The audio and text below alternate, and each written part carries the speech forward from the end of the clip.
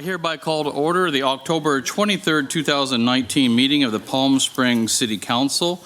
Will everyone please rise and join me in the Pledge of Allegiance? Please place your hand over your heart and repeat with me. I pledge allegiance to the flag of the United States of America and to the republic for which it stands, one nation, under God, indivisible, with liberty and justice for all. Okay, thank you. You may be seated. City Clerk, roll call, please. Councilmember Halstage. Here. Councilmember Middleton. Present.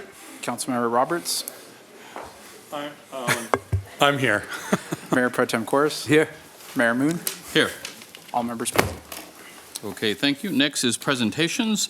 And the first presentation we have this evening is a presentation from Southern California Edison on wildfire mitigation plan, and Jennifer Cusack from SC&E.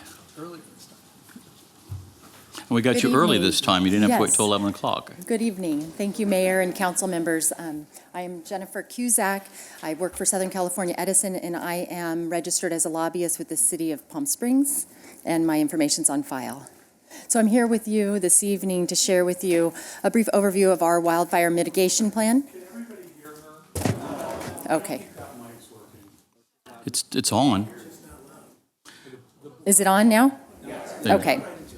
So my name is Jennifer Cusack. I work for Southern California Edison, and I am a registered lobbyist with the City of Palm Springs. I'm here with you this evening to share with you a little bit about our wildfire mitigation plan. Of course, as you can imagine, wildfire prevention has been our top priority this year, and we are working very hard on a number of initiatives to reduce the risk related to wildfire in our system. So we are hardening our grid in these high fire risk areas. This is a map that's developed by the California Public Utility Commission. The yellow is tier 2 and the red is tier 3. That's the highest risk. This is where we are targeting most of our efforts. You can see this is just of the Riverside, East Riverside, San Bernardino County, and there are high fire risk areas in the Coachella Valley along the mountain ranges and into the pass, and then of course up into Joshua Tree National Park. And we have been inspecting every piece of equipment in that high fire risk area and making upgrades to that system. And this includes high definition cameras, corona scanning, LiDAR scanning, both by the ground and by air. And we've inspected every piece of equipment, some multiple times, and done remediation work. And all that work was completed by June of this year. And so we continue on to harden our system, replace poles, wood poles with composite poles, replace some of the conductor in the highest fire risk area with covered conductor, faster acting fuses, composite cross arms, and current limiting fuses.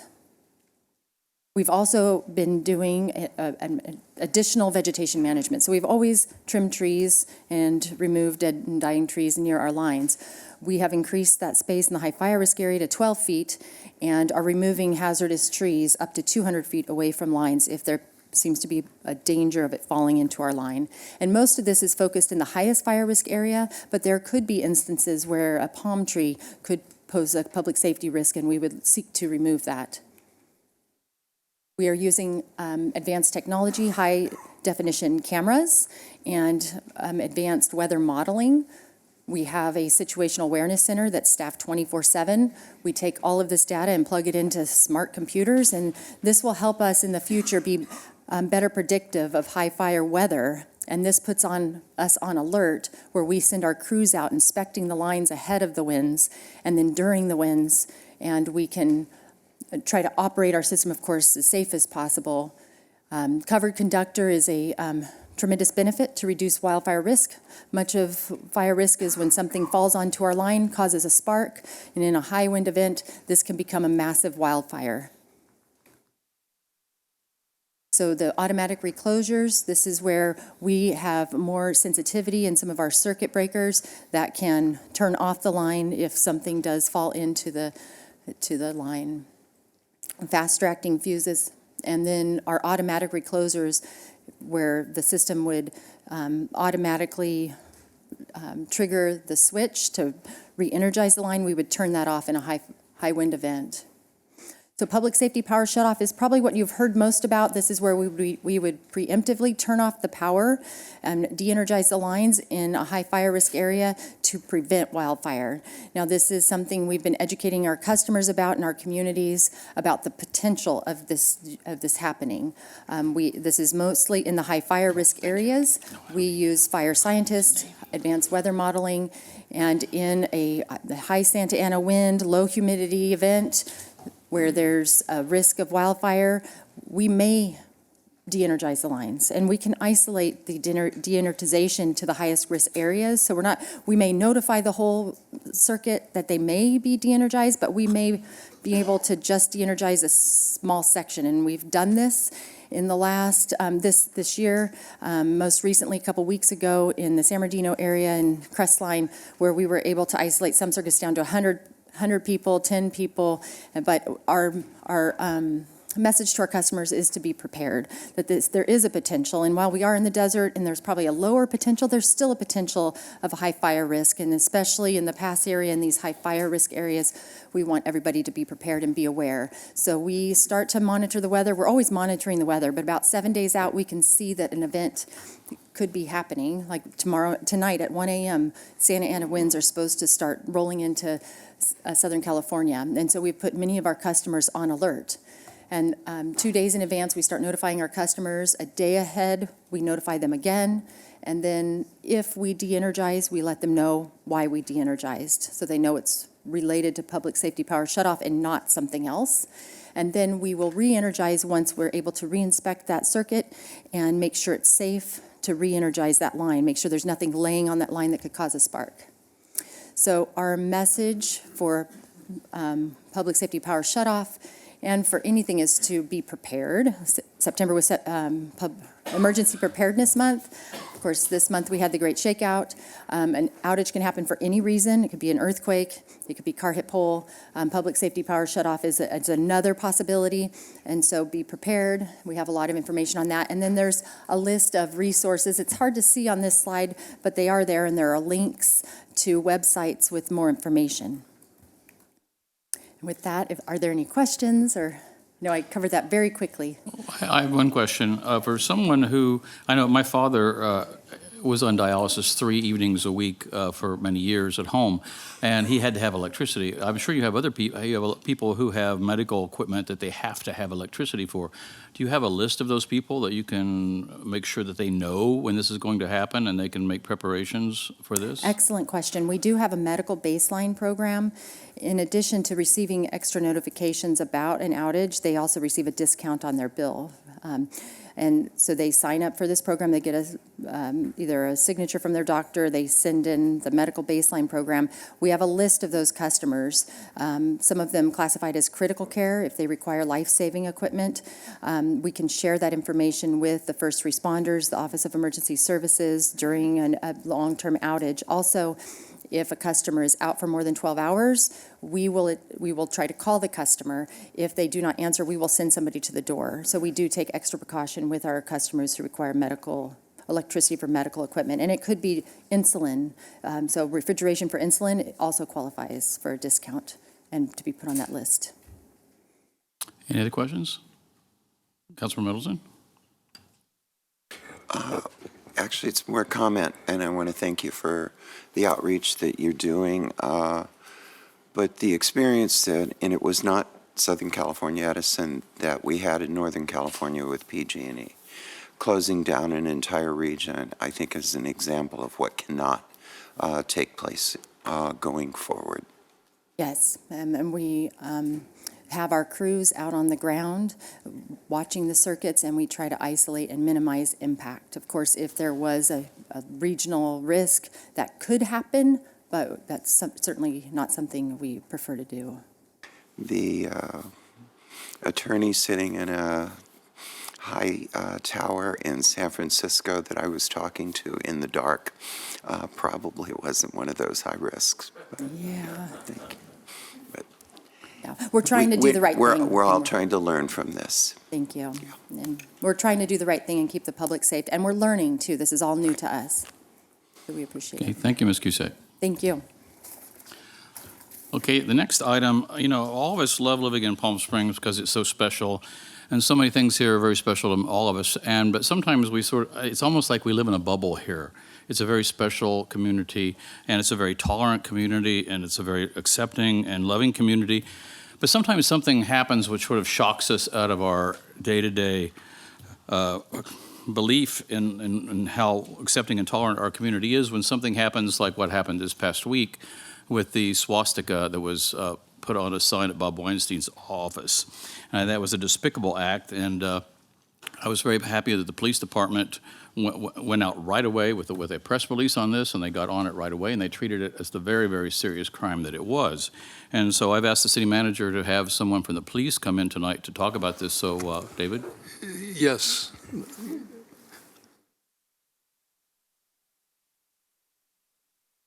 Lieutenant Hutchison, thank you, sir. Thank you, Mr. City Manager. Mr. Mayor, City Council members, thank you very much. My name is Lieutenant William Hutchinson. I oversee our support services, also our media relations. I've been in contact with our investigations bureau, and I did want to give an update on this investigation. So this past Saturday, we did have a report of a swastika that was spray painted on a building. What was more concerning about that was the victim was Jewish. So this obviously raised our senses. It was very concerning as a police department and for our community. And we started an immediate investigation into a hate crime. Prior to our arrival, however, the swastika was wiped off, but there were pictures that were sustained.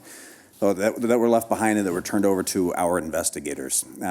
Our investigative unit and our patrol team immediately hit the streets trying to locate any potential evidence at the scene, any potential cameras, any potential witnesses that were there. We have questioned to date somebody of interest. However, that is not panning out. We did have potential evidence that is also not panning out. We've scoured the area for security footage to help us. That also has not panned out, and there is nothing that is helping us in this investigation. Unfortunately, shortly after we put out a press release that we were investigating a hate crime, a member of my media team put out that we were investigating simply a hate incident. That was a mistake. We quickly corrected that the following day, that this is a hate incident. That never changed. It's always been investigated as a hate crime, and the case is still very active to this date. We are asking members of the community who may have seen this, may have information to come forward and provide any information that could assist us. Again, right now, the case has gone cold. We have put numerous close patrols to the tune of 6 times throughout the day and night at the location because it is still very serious. I know some people may look at it and say it's just a swastika painted, but that symbol sends significant messages to the Jewish community, and that impact it can be very severe, and we have to treat that very seriously. So with that, we appreciate the public support and the help, and anybody that does have information, provide that. I'm here to answer any questions if there are any. Okay, Mayor Pro Tem? Great. Thank you, Mayor. Thank you for sharing that.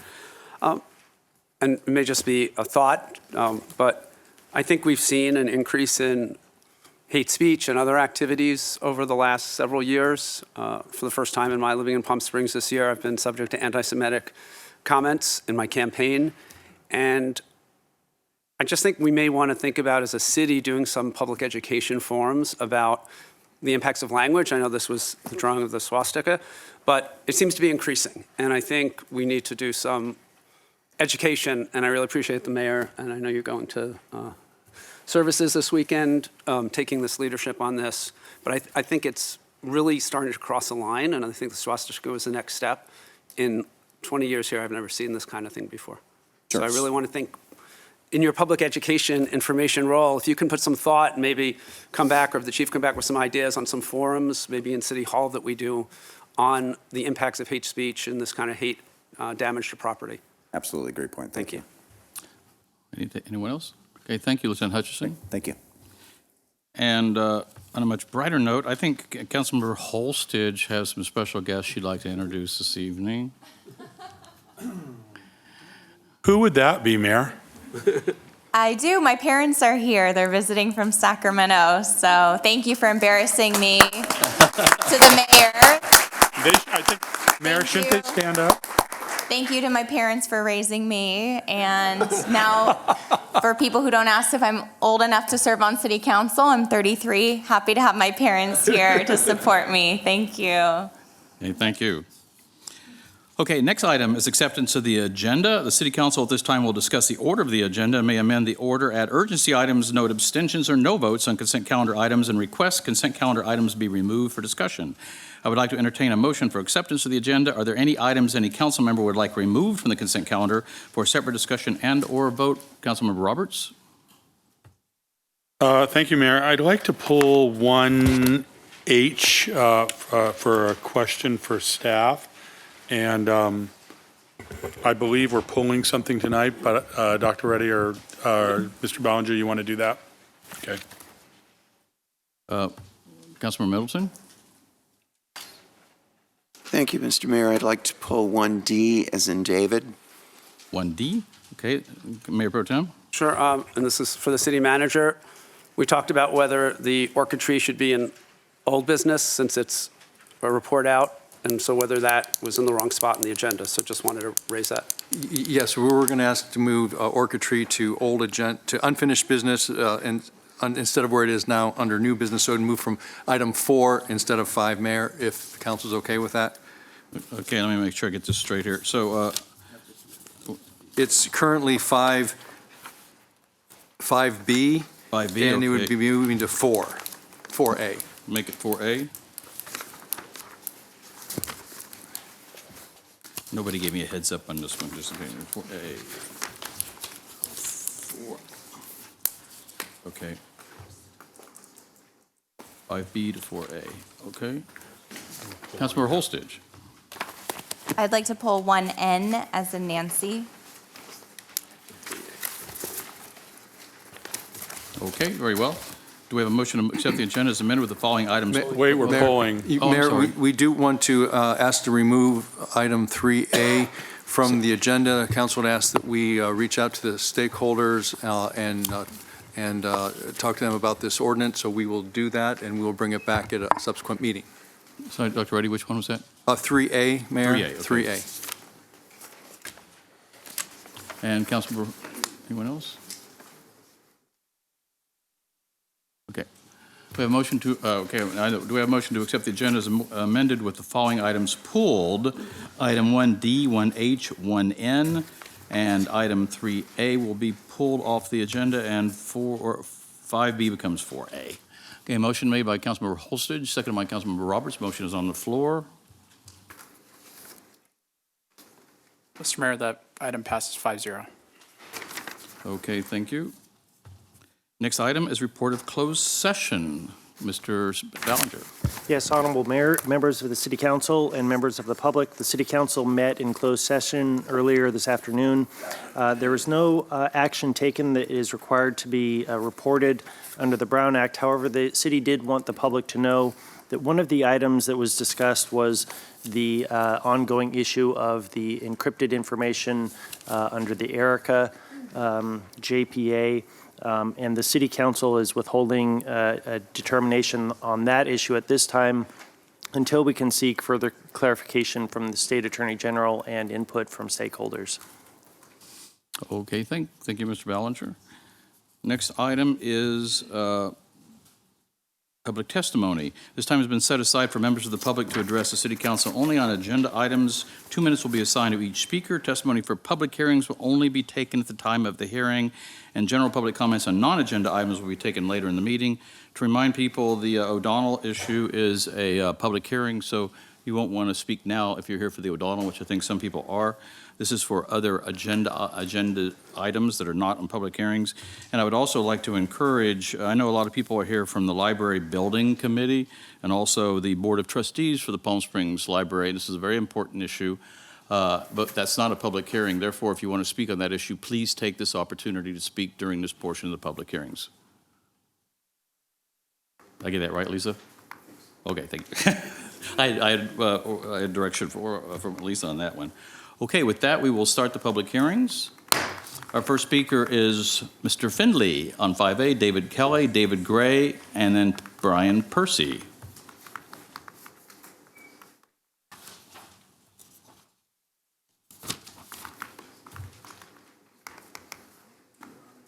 You caught me a bit unexpected here. I didn't figure I was going to be number one. And I'm going to read this real quick. My name is Robert Findley. I'm speaking on item 5A. My wife and I attended all of the subcommittee meetings and the special library trustee meeting and visited the proposed sites. I sincerely hope the City Council gives more weight to the findings of the library location subcommittee excuse me, than the individual opinions of the library trustees. The subcommittee spent a lot of time researching the pros and cons of the different available locations and listening to the wants and needs of the public. Their conclusions were based on facts, not just opinions of a small group or the followers of Facebook postings. The library trustees demanded to see the subcommittee report before it was presented to the City Council, and their meeting soon became clear, the purpose. The trustees didn't want to see the subcommittee report, they wanted to attach their own opinions to it. The subcommittee had previously been told, don't consider cost as part of your report. Yet when the trustees met, they spent the first half, over 45 minutes of their meeting, arguing about whether they could change the way they spent Measure J funds, even though a Measure J commissioner assured them at least 4 different times they didn't need to do that. The trustees said thank you to the subcommittee for all their hard work, and then proceeded to basically tell them in so many words, you don't know what you're talking about. One of the trustees said, being a person of color, I am more comfortable going to a library downtown. The one person of color on the subcommittee said exactly the opposite. One of the trustees even said, now this blew me away. I'm sorry, but let me just read this. Take a second. A new building is sexier than a remodeled building. And these are library trustees. Okay, thank you, Mr. Findley. Okay, our next speaker is David Kelly, then David Gray, and then Brian Percy, then Ed McBride. Hi, my name is David Kelly, and I am a trustee of the library board, and I was one of the people who actually was in support of having the new library being at Lot G, and I do have my comments appended to this report that you're considering, but I'll have a couple of other comments I want to read into the record, and I've also given you copies of in a letter. So the critique of Lot G in the deliberation and site selection section of the report may be excessively subjective. The evaluation in 4 sentences describes Lot G as inferior, not easily accessible, and unworthy of the title Crown Jewel. However, among other favorable ratings in the site evaluation of Lot G, the site received a 6-3 vote asserting easy entry to and exit from the library parking lot to main roads and side streets leading to main roads. The committee also acknowledged that Lot G is enhanced by surrounding environment. Although the committee declined to recommend an alternative site in the final tally on the site evaluation, both option 4, Palm Canyon, and option 5, Tribal Site, scored lower than Lot G, making its inferiority arguable. I'd like to point out a few positive findings about Lot G from the subcommittee site evaluation. By an 8-1 vote, Lot G was found to have adjacent uses that complement a library in terms of function, peak use times, and so on. Lot G has a lot size large enough to accommodate outdoor library uses, reading garden, porch, program amphitheater, etc. Lot G has potential for partnerships with other cultural and educational organizations. That's 3 out of 10 comments I'd like to put into the record, but you have it there.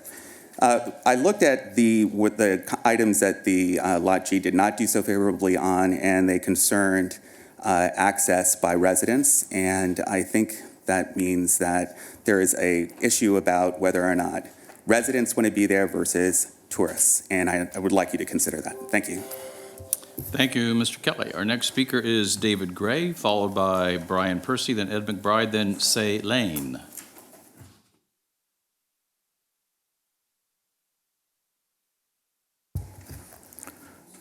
Hi, I realize I have 2 minutes, but I'm speaking on items 1B and 5A. So, good evening. My name is David Gray, and I am speaking in favor of items 1B and 5A. And for the record, I served several terms as a trustee of the Palm Springs Public Library and currently am a commissioner on the Measure J Commission. It has been 5 years since the Wellwood Murray Memorial Library was renovated and reopened to the public, and 10 years since the city and trustees first began to envision its rebirth. At that time, various plans have been discussed by the trustees and the Historic Site Preservation Board, and now a beautiful and sensible landscaping plan for the courtyard and frontscape is before you this evening. Not only will this provide a safe and compliant ADA access to the building from Palm Canyon Drive, it will also be another usable space for library service and community gatherings downtown. I urge you to approve item 1B to complete the renovation and restoration of the Wellwood Murray Memorial Library. Now, for an even longer period of time, the renovation and/or an addition to the main Palm Springs Public Library in Sunrise Park that opened in 1975 has been discussed. In 2013, while I served on the Board of Trustees, a sensible renovation of the current building was presented to the community. Once again, circumstances delaying its implementation took place, but the time has come where we can no longer delay. I applaud the City Council Library Subcommittee of Councilors Holstage and Middleton, along with the Board of Library Trustees, for the community forum that was held earlier this year, as well as the appointment of Library Building Committee. Some people said, well, there should have been more librarians, but really they're looking for a site, and that's what the residents should decide, not just trustees. So after many visits, lots of community input at all the meetings, I wholeheartedly endorse their unanimous decision to have the main Palm Springs Public Library remain at the corner of Sunrise Way and Baristo Park and Sunrise Park. Thank you, Mr. Gray. Your time's up. Thank you very much. Our next speaker is Brian Percy, then Ed McBride, then Sate Lane, then Donald Morgan.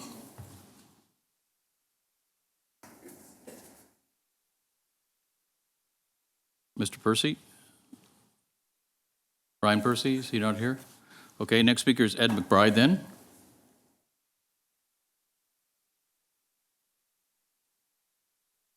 Your honors and staff, I'm Ed McBride. I'm president of the Palm Springs Public Library Board of Trustees, vice president of the Palm Springs Public Library Foundation, chair and of the City Council Library Subcommittee, also a Palm Springs business owner and a citizen. I'm here to speak on 1B and 5A. 1B for the approval of the plans of the Wellwood Library. The Library Board of Trustees is very pleased with these final plans. We urge you to approve those. In January 2019, over 70 individuals representing many stakeholder groups from the Palm Springs community came together at the Palm Springs Convention Center to give input and frame the Palm Springs Library's next strategic plan. The dominant message that resounded in this process was the city wants and deserves a new or renovated library. The vision of this new library is that we will be a premier information, archival, and cultural institution, part of the rich fabric of buildings and spaces that make Palm Springs a unique architectural city. This board nominated and placed a library subcommittee that I had the honor of chairing, and I'm here tonight to recognize those members of that committee and tell them what an honor it was to serve on such a blue ribbon committee. Starting with David Brinkman from the Desert AIDS Project, Tracy Conrad from the Library Foundation, the Palm Springs Historical Society, Juanita Garner, library customer and community activist, Michael Hirschbein, friend of the library, Palm Springs Planning Commission, Dr. Sandra Lyons, superintendent of the Palm Springs Unified School District, who had to step down, and Dr. Michael Swice, assistant superintendent, took her place, Donald Morgan, a community member, Maria Song from the Planning Commission, Naomi Soto from Measure J, and Kathy Wermick, and also a trustee. I have to tell you, it was an honor. We met 8 times, sometimes twice a week, thanks to the assignment that we received from council members Holstage and Middleton.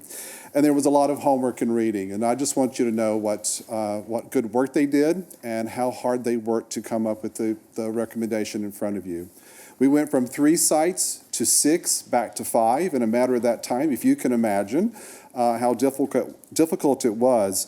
But at the end, we all became aware, listening to the public and listening to the process, that it was a unanimous decision that's in front of you tonight. And I just wanted to tell you what an honor it was to serve on that committee. Thank you.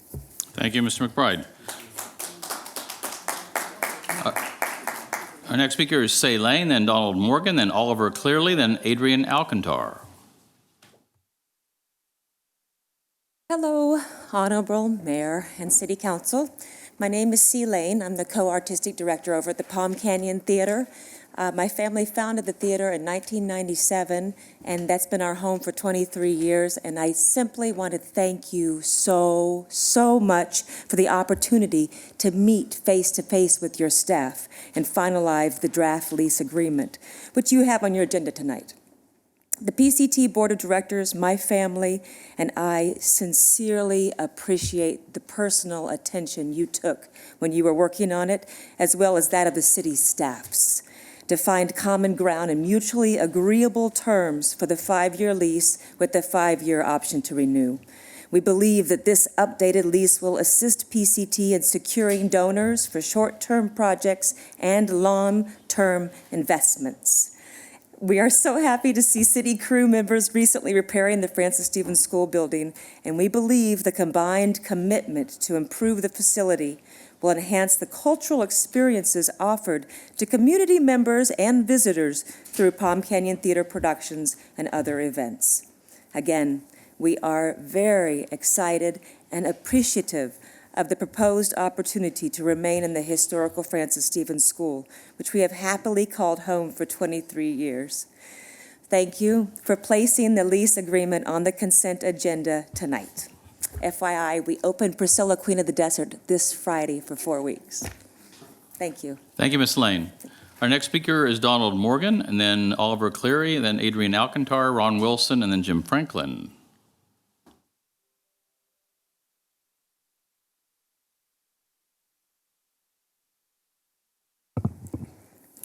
Good evening, Mr. Mayor and council members. My name is Donald Morgan. I served on the subcommittee. It was very exciting and very rewarding to work with such a highly motivated group of professionals. As I worked on the library subcommittee, I approached it with 3 items in heart. First, to approach the sites without bias. Second, to objectively look at the criteria and use it and weigh it fairly. Third was to ensure that we picked a site that met the needs of the library today, as well as being able to expand and meet the future requirements of the library, because we know that Palm Springs will always have a future that will grow. The existing library was selected as our site after much work and deliberation, and it clearly came out head and shoulders above the other sites. I sincerely hope that the council will accept our site and allow the next step in the process to begin. Palm Springs deserves the very best, and I wish nothing but the best for Palm Springs. Thank you, Mr. Morgan. Our next speaker is Oliver Clearly, and then Adrian Alcantar, Ron Wilson, Jim Franklin, and Dick Burkett. Thank you very much, Mr. Mayor, members of the City Council. My name is Oliver Cleary. I spoke last time on behalf of dogs. I'm back one more time. I appreciate the further study that the city did regarding whether or not dogs should be banned from the trails. And I really just appreciate it. I felt heard that I came with my dog's complaint that he wanted to hike on the trails and that you guys actually studied it. I did get the report back. It did say there's about 200 miles of trails. There are no designated dog areas on any of the trails in Palm Springs. We'd have to go to other cities in the desert to walk our dogs on trails. Cathedral City, Palm Desert, Rancho Mirage. We cannot, if you live in Palm Springs, you can't hike on the trails. There are U.S. forest lands up at higher elevations that allow dogs on trails, but if the city enacts this ban, if we try to engage in lawful dog ownership on those trails, we would have to pass through the banned areas, and that wouldn't be allowed. So essentially, where there are areas where the dogs are allowed, but we can't get there if this bans. But it does propose under the Coachella Valley Plan to preserve the sheep.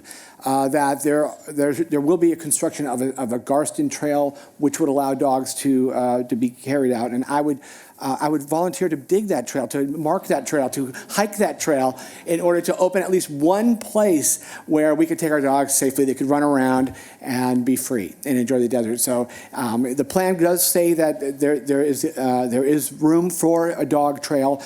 It just hasn't been constructed. But I'd ask the city if they're going to pass this to designate that this area will be constructed and there will be a place for our dogs to run free. Thank you very much. Thank you, Mr. Clearly. Our next speaker is Adrian Alcantar, then Ron Wilson, Jim Franklin, Dick Burkett, and Barbara Mattis.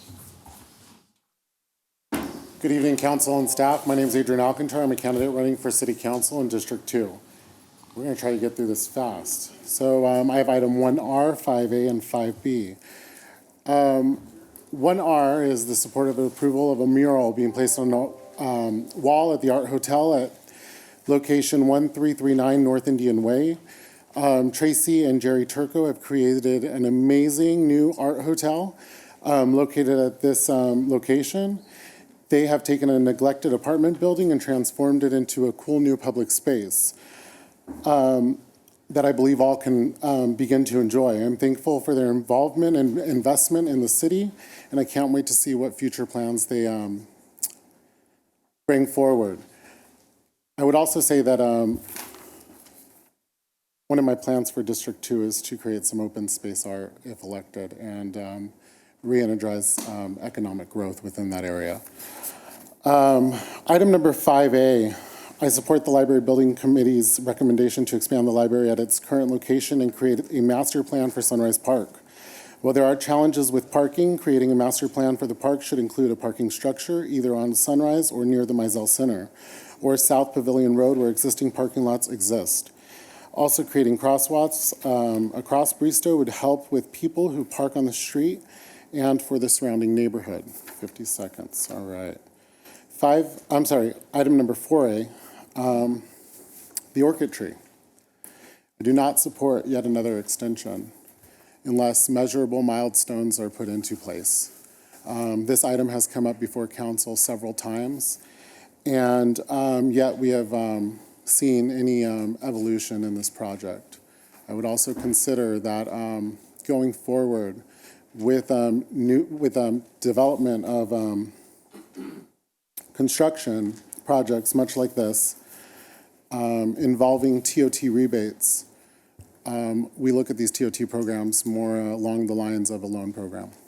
And with that, I will leave. I made it. One second. Thank you, Mr. Alcantar. Next speaker is Ron Wilson, then Jim Franklin, Dick Burkett, Barbara Mattis, and Nikki McLaughlin. Good evening, Mayor and Council. I'm here to speak on the 2 library items on the agenda tonight. As background, I served 4 terms on the library board and 4 as its president. I served on the renovation subcommittee for the Wellwood Murray Library for 8 long years and many meetings, and I think finally we have an excellent plan with everybody from HSPB to HCC agreeing that we could have a perfect frame for that building, which really may not be the most architecturally significant, but is the most historically significant building in the city of Palm Springs, and has been sadly ignored. And now I think we have the chance to really frame that building beautifully to tie in with the new downtown development.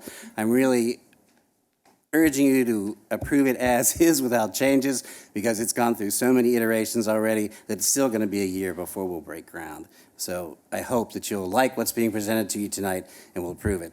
As far as the main library, I think you all know that I really wasn't in favor of the building committee. I didn't think it was necessary.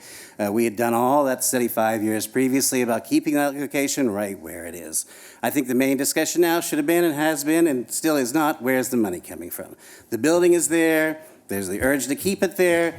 The issue should now be, where is the money coming from? I think we've done a lot of PR nonsense about moving the building and doing all that.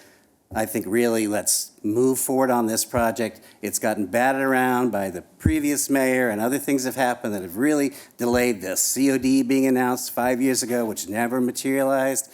These things have delayed projects. We spent hundreds of thousands of dollars to come up with plans to do this, and each time we've been interrupted, and it's only been interrupted by the city. So I think at this point, if the 2 will get together, we really have a fabulous project. We complete these 2 projects and have something really the city can be proud of in both instances. Thank you. Thank you, Mr. Wilson. Next speaker is Jim Franklin, then Dick Burkett, Barbara Mattis, and Nikki McLaughlin, and Russell Cowarp.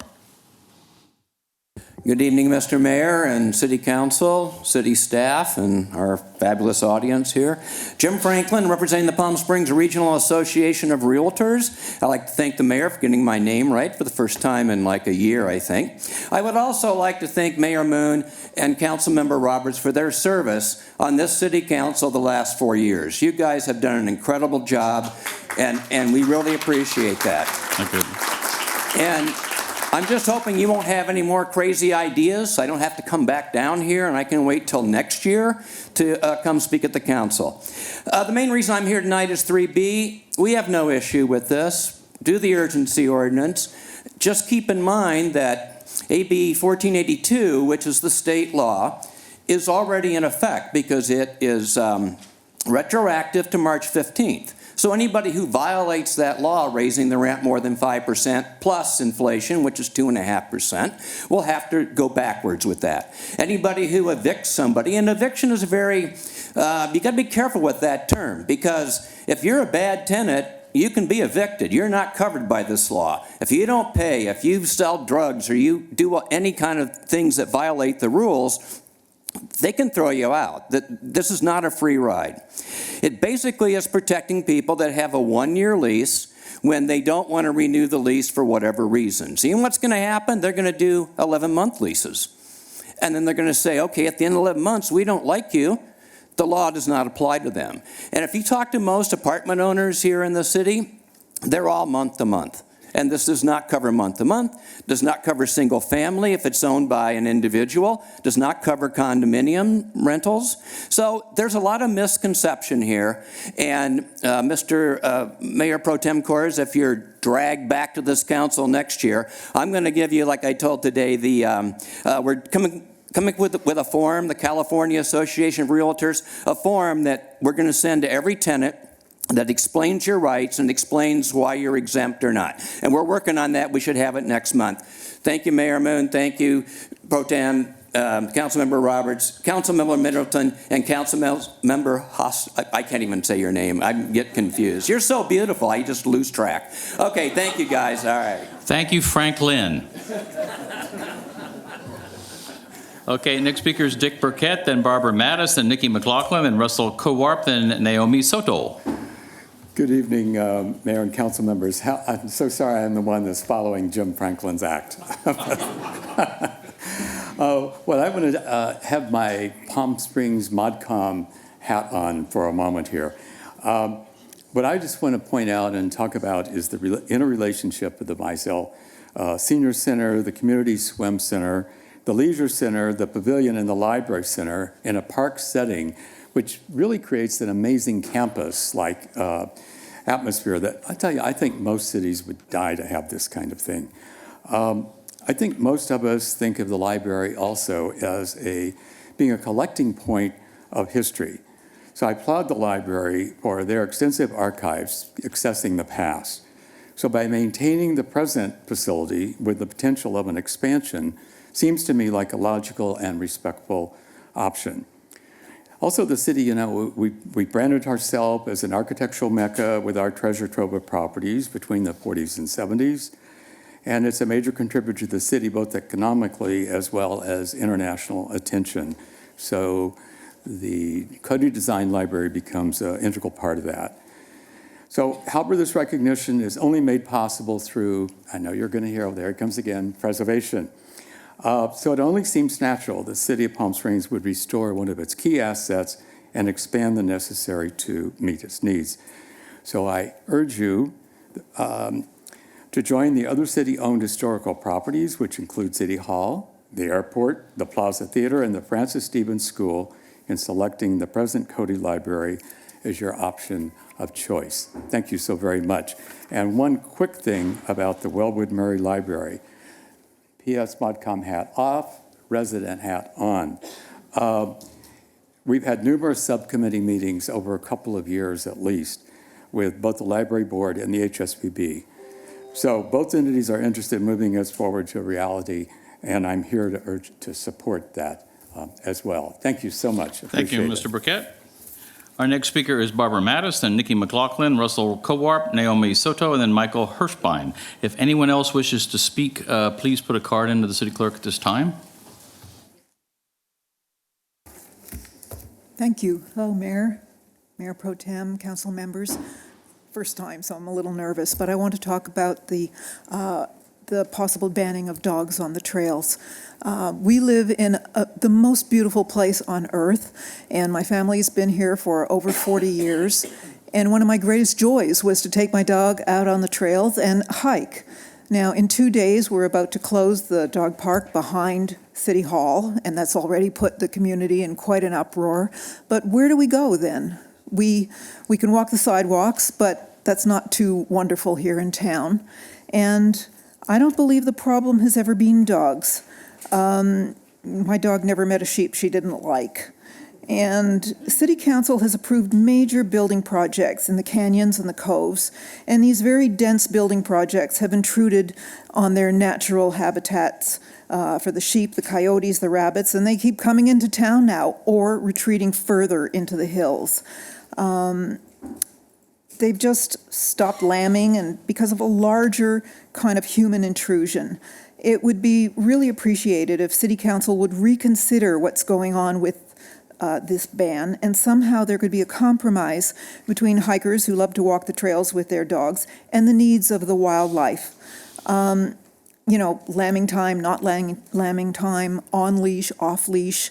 We're very quickly losing our small town feel and the ability to just plain enjoy the nature that we have here. And I just want to say it again, I don't think it's to do with dogs, and I think it has to do with concrete. Thank you.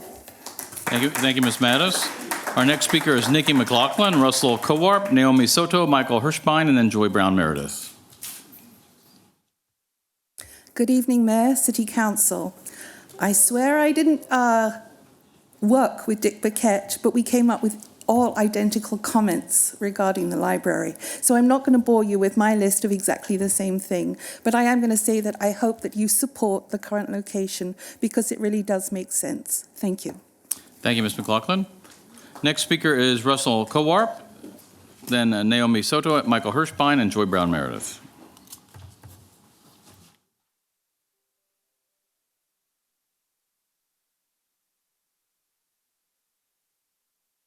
Russell Cowarp, are they still here? Guess not. Naomi Soto.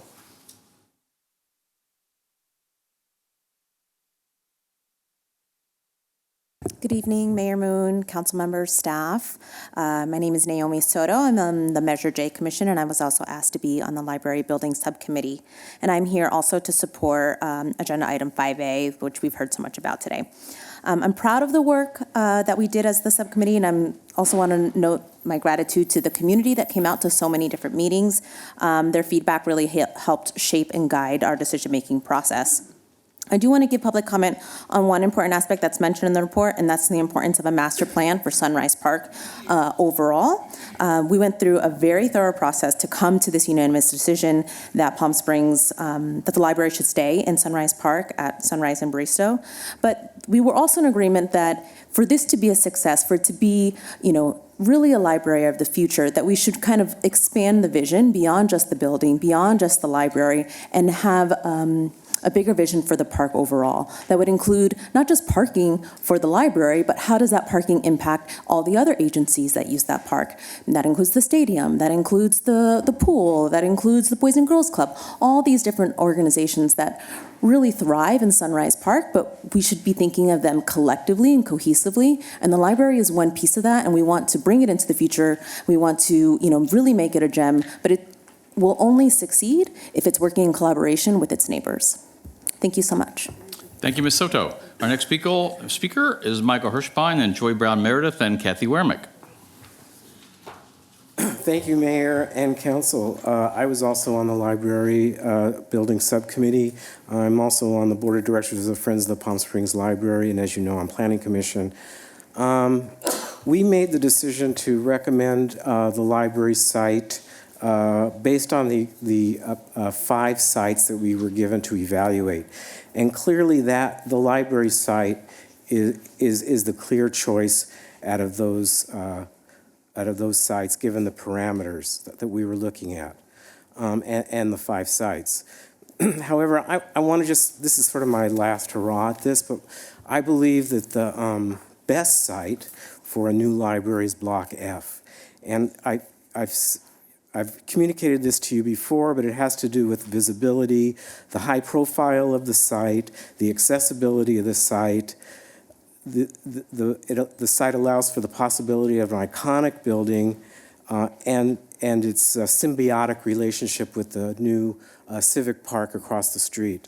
And further to that, we've been led to believe, as part of the work we've done, that remodeling a building might actually be more expensive than building a new building.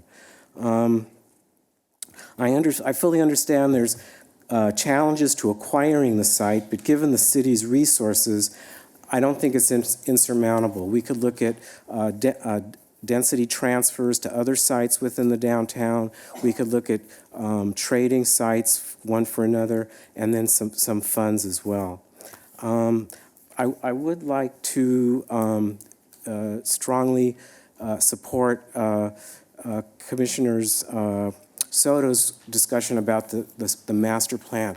We have all these buildings in the park now, but they don't really communicate with each other. They don't really talk to each other. We need somebody that can develop a master plan for the park that allows these buildings to exist in concert with each other. Thank you. Thank you, Mr. Hirschbein. Next speaker is Joy Brown Meredith and Kathy Wermick.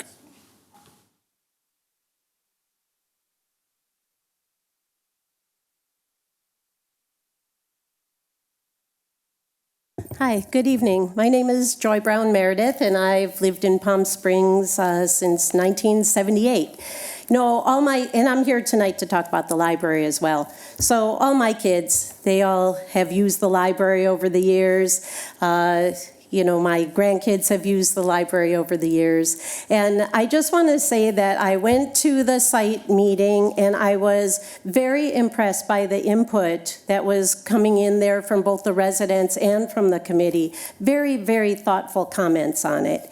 And I think that, really when you think about it, there's the two things that I've heard here a lot tonight, so I'm not going to waste your time by repeating a lot of it. But I support keeping the library in the same location, maybe doing an addition to it, adding parking there. And really the most important thing there, I think, is a master plan of the whole area there. Nothing really works together. Everything is separate from each other. And that's something that should have been considered probably a long time ago, that would just make each of those entities, Boys and Girls Club and the Mizell Center, the library, the stadium. Obviously, there isn't enough parking there, but maybe there's too much grass, so maybe there's room for parking there. So I think that, really it seems that that is what people would like to see. It's a lovely building. I don't really see that a downtown location. We already have so many parking issues happening and coming up even more so. I think to add any more density right there at this time might not be the best idea. And I just want to say thank you for having input from the community here and just compliment everybody involved for all of their work on this for a long time. Thank you. Thank you, Ms. Meredith. Next is Kathy Wermick. Ms. Wermick will be our last speaker if no one else puts in a card. If anyone else wishes to speak, please put a card in at this time. Mayor Moon, City Council members, I'm a member of the of the Library Board of Trustees, and also served on the building committee. I voted for and supported the choice of the site of the existing library and the existing park as our future library. There were, I think, some problems with the selection process.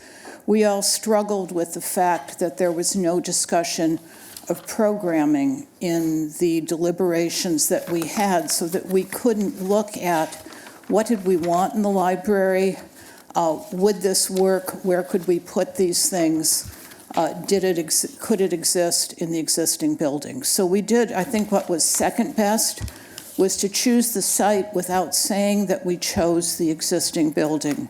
We all said, I think all of us said, that without a master plan, this will fail. So that's an important component of it. I don't think we had very good choices for alternates. So when we looked at the alternates, none of them were persuasive. Even the people who wanted something downtown couldn't rally around Lot G downtown. The other problem is that the existing building has problems. And we walked into that meeting with, except for anecdotal information from 2013, 2005, 95, 08, all the time. I'm not sure those dates are right, but all the times people attempted in the community to fix the library, we actually don't have costs. And unless we have costs in terms of both programming and costs, we will not know what we can do with the existing building or if we need a new building on that site. It's a historic building, it's important. I'm in complete sympathy with that, but my first priority as a member of the trustees is that we have a really good library. Thank you. Thank you, Ms. Wermick. City Clerk, do we have anyone else who wishes to speak at this point? Mr. Mayor, no further speakers. Seeing none, we will close the first portion of the public comments. The next item is City Council, Subcommittee, and City Manager's comments and reports. Dr. Reddy? Thank you, Mayor. A couple things. I just wanted to note on the consent calendar, you're going to approve that in a moment. I just wanted to highlight a couple items that I think are important to note, that obviously you're going to be purchasing some new stop traffic signs that we're going to be putting in throughout the city is one, and 2J is the new traffic signal on Tockwitz and Civic Drive. That is being paid for by a developer that's not going to be at a city cost. That's a light that's been a long time in coming. On 2L, we are renewing our agreement with the Drug Enforcement Administration to join the task force that's housed in the police department, and that's very good news for us. And to N, I would just note that we're receiving a $100,000 grant from the state. It's an equity grant for cannabis to help us social equity. So that's an important part of this agenda. So those things I wanted to highlight, Mayor, and also I would like to now ask Patrick, our sustainability manager, to come forward. He has a brief presentation on a new state law that's going to be affecting some pretty significant waste issues. Patrick? Right. Thank you. Good evening, council members. I'm always excited to come to you to talk about programs that are easy to implement and don't cost any money. Unfortunately, this is not one of them. So I just wanted to give you a little update on SB 1383, which is a new proposed regulation that's being developed at the state level. And its primary focus is on organic waste management to reduce methane emissions from landfills. And so we expect this bill to be finalized later this year. It's designed to address two things. One is food waste and food insecurity. So taking food that is no longer wanted by certain entities and trying to provide it to those in need, but also trying to limit methane emissions and reduce methane emissions from landfills by reducing the amount of organics that go there. This regulation is going to be sweeping and highly prescriptive, so we're not going to have a lot of flexibility in terms of how it's implemented, and it covers a lot of ground. And it's going to impact everybody, so citizens, businesses, also government operations are going to be affected as well. So just a few things to keep in mind. We are talking to you about this here in 2019. Our first real deadline is 2022, which is when we have to have all of these regulations and requirements in place for the city. The next big date for us is 2024, which is when we have to start enforcing all of these things throughout the residential community as well as the business community. So we're looking ahead to this, and partly because it is so comprehensive in its nature. Here are a few things that are going to be included in those regulations when we develop them.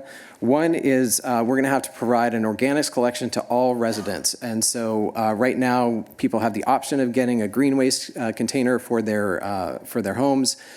For their yard waste, but now we're going to be collecting food waste and yard waste and making sure that that gets handled separately. We're going to have to establish edible food recovery programs. I think we've got some of these things in place already, but we're going to have to expand them to cover really all the food that we can capture. Conduct significant education and outreach efforts to both the business community as well as residents. It will affect our procurement activities, so we're going to need to procure things a little differently in terms of buying organic materials that have been reclaimed, as well as organic production of natural gas, things like that. So it's going to affect the way that we operate. And then we're also going to have to be looking down the road in terms of how we manage this in the future. One of the big faults of this particular regulation, or the challenges with it, is that the infrastructure does not exist at this time to manage the organic materials that are coming from cities that are going to have to comply with this. So we really need to be forward-looking in terms of how we're going to manage all that down the road. Just a few examples of things you can expect. First of all, there are going to be universal cart colors, both in terms of the lids and the containers. We're going to have to label all the containers for residential, commercial, industrial waste. This is primarily going to fall on the shoulders of Palm Springs Disposal. We're going to have to conduct waste evaluations for residential, commercial, and industrial generators. So that's going to be probably a mix of PSDS and us. And then certainly a lot of reporting that's going to have to happen with CalRecycle. Finally, just in preparation for this, I would just note a couple of things that we're working on. There's a lot of things that we're working on, but two things to keep in mind. One is we're working closely with PSDS on this because a lot of these things are going to require changes to their contract. So that's going to be coming before you in probably the next year or so. It's also going to affect staffing at both PSDS and probably internally as well. And then certainly a whole cadre of ordinances that we're going to have to develop around these things to get everything implemented in the proper time frame. So that's what's coming, and look forward to working with you guys more on this as we go forward. Thank you, Patrick. Sure. And Mayor, I would just like to note two other quick things. One is we'd like to invite everyone to our new downtown park ground opening. It's on, we have a slide. Can we put the slide up, please? Our new downtown park opening. No, well, that's the dog park. They switched them, but this is two. The dog park will be closed October 25th through the 19th for overseeing and maintenance. Now, in the meantime, there is the large and small dog park at Demuth Park, so we would encourage people to do that in the interim. But I do also want to invite you to the new downtown park. The new downtown park groundbreaking, ribbon cutting, groundbreaking it is there it is. Thursday, October 31st at 9 a.m., and everyone's invited. It's a very exciting project. Thank you, Mayor. Okay, thank you, Dr. Reddy. Councilmember Middleton. Thank you, Mr. Mayor. It's been a busy few weeks since we last met. Attended Southern California Association of Governments Transportation Committee meeting. I'll spare all of the various conversation and go to the area that I think is going to be getting the greatest amount of attention in the coming future, and that is identifying alternatives to our current methods for calculating gas taxes. As we find more electric vehicles coming online, and as we find automobiles that have significantly improved gas mileage, the amount of revenue that is coming in collected by gas taxes has been going down significantly, yet the number of miles that are being driven is increasing significantly. There are no specific proposals that are out, but this will affect all of us across the country as we start to look for alternatives to a gas tax based on the purchase of gasoline as a primary focus for purchasing new or maintaining our roads. I want to, along with all of my colleagues who attended the swearing in of the new Palm Springs police officers, thank all of them for their commitment and their service that's coming to our city. League of California Cities met last week. There were nearly 2,000 people in attendance in Long Beach. I had the opportunity to give presentations at the mayor's and city council's department meeting and city managers on what's become my favorite topic, CalPERS. Also was involved in presentations to the LGBTQ caucus. One of the most interesting presentations, though, was on vacation rentals. And we had a national expert come in and talk about vacation rentals, as well as someone from the city of Truckee to give specific information. There are currently now 1,800 cities in the United States that have more than 100 registered vacation rentals in their cities. Airbnb, VRBO, each individually get more hits per year than any hotel site gets. It is by far the most common.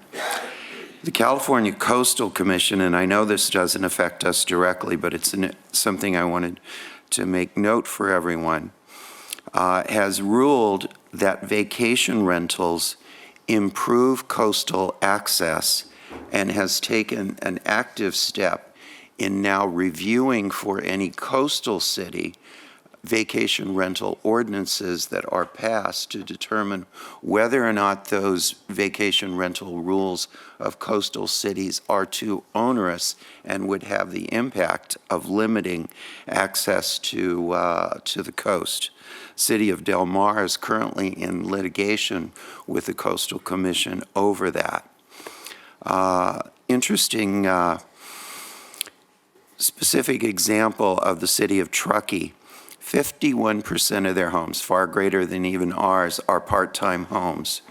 Up until a few years ago, it was all of their rules were covered by the county. They took, as they became a city, and tried to step up not only their regulation, but their active involvement in vacation rentals. They have seen an increase in over 50% of TOT revenue. What is interesting that at the time that vacation rentals, which now account for 2/3 of their TOT, they've not built any new hotels, yet hotel TOT has also increased by 50%, because as people come to see it as a more attractive to community to visit, they're not only renting in homes, they're coming and staying in the hotels. This has been a boom for their city. But I came away from all of that discussion thinking that Veronica could do a much better job, but we're going to keep her here in regulating. And there was nothing that was presented that did anything but reinforce that what we have done under the leadership of Councilmember Roberts and Mayor Pro Tem Coors has been an outstanding step forward. We are still well ahead of anything I heard that's going on anywhere else. Very informative session put on by legal experts on pension benefits and the question of whether or not the California rule applies to work that has not yet been performed. That's an issue that we'll lay out in the future as reforms of the CalPERS system are evaluated. Zero Traffic Fatalities Task Force had another meeting yesterday. Lots of conversation about the 85th percentile. Most of that conversation has been around people in municipalities wanting to make changes. What we heard yesterday is the leading transportation experts in the country are now concluding that the 85th percentile needs to be changed as a foundation for setting our speed laws. Last thing I would like to make note is I've received a number of phone calls and emails as we are approaching fire season concerned about brush in vacant lots. And I believe we need to take a very aggressive effort to make sure that all of our vacant lots are cleared of brush wherever they can be, and that we are identifying a strategy moving forward to make sure that we are reducing fire risk as much as we possibly can. Thank you, Mr. Mayor. Mayor Pro Tem Coors. Great. Thank you, Mayor. A couple things. First, on Monday, I attended the Desert Community Energy meeting. At the meeting, I was elected chair of Desert Community Energy for the next year, which I'm really thrilled to do, because Palm Springs will be the first city to be implementing the plan and moving to 100% carbon-free power next year. We've reported before that due to Edison changing their billing systems, they were going to be unable to let us start in the spring as we had planned, and the earliest we could start in September. As it turns out, they're way behind, even getting it started, so they think we will be able to start in April. So we're waiting for final word on that. Once we do, there's a very intensive community education process about the plan, but I did want to let people know that. In the meantime, Palm Springs, along with the two other cities who are part of Desert Community Energy, Cathedral City and Palm Desert, have entered into a contract to work to get the estimated 5,000 low-income residents in our three cities who are entitled to up to a 30% discount on their utilities enrolled. There's a lot of people who are eligible to get these significant discounts who are not enrolled and are unaware that they can be enrolled. It's sort of in a utility bill to the extent anyone ever goes through all the paperwork you get, and if you get it online, it's even less likely. So we are starting a whole process with a contractor to enroll 50% of those people over the next 2 years. And so those residents, most of whom, of course, are going to be rent burdened, and the second biggest expense they have are usually their utilities, will save them $2 million a year. So it's an incredibly significant amount of money that these folks are paying that they do not have to pay the utilities. So as we're gearing up to start the rest of the program, we thought it was really a high priority to use money that has already been generated to really work to get those low-income residents on board. Also on Monday, it was a busy day, I went to a convening that Lift to Rise had on their plan to build 10,000 affordable housing units over the next 10 years in the Coachella Valley. And this was a convening with investors statewide, elected officials from throughout the valley and other parts of the state, staff, and it was just a great meeting, and it's a very ambitious goal, but you really walked away seeing how this could happen. And you know, the Affordable Housing and Homelessness Subcommittee, which Councilmember Holstage was there as well, and I are going to be continuing to work on this. And of course, more units not only helps those people who get them, but also will help keep housing costs down for everyone, because more supply, as I remember from economics, the little bit I remember, more supply, demand, they go, you know, how that all works. So excited about that. The last thing I want to share is on Thursday, we had our homelessness task force meeting, and the city issued an update on what's been achieved in the last year. I'm not going to go through it. It's a really long report, but it's available on the website through all the various programs that we're helping fund since we started actually doing that 3 years ago. But I do want to share just cumulative data from the last 3 years that was put in looking at all the different programs we're doing just on housing alone. So over those 3 years, 232 formerly homeless residents are now in permanent housing as a result of these new programs, which is really incredible and a great success from the different programs that we're part of. Over 700 different people have received temporary housing. 368 people have taken advantage of the overnight cooling shelters that we put in place this summer, and 37 people or families through rent assistance were able to forestall becoming homeless because they were able to get rent assistance. So that's just a little snapshot. That doesn't count all the people who've gotten into mental health and rehab and other programs through this effort.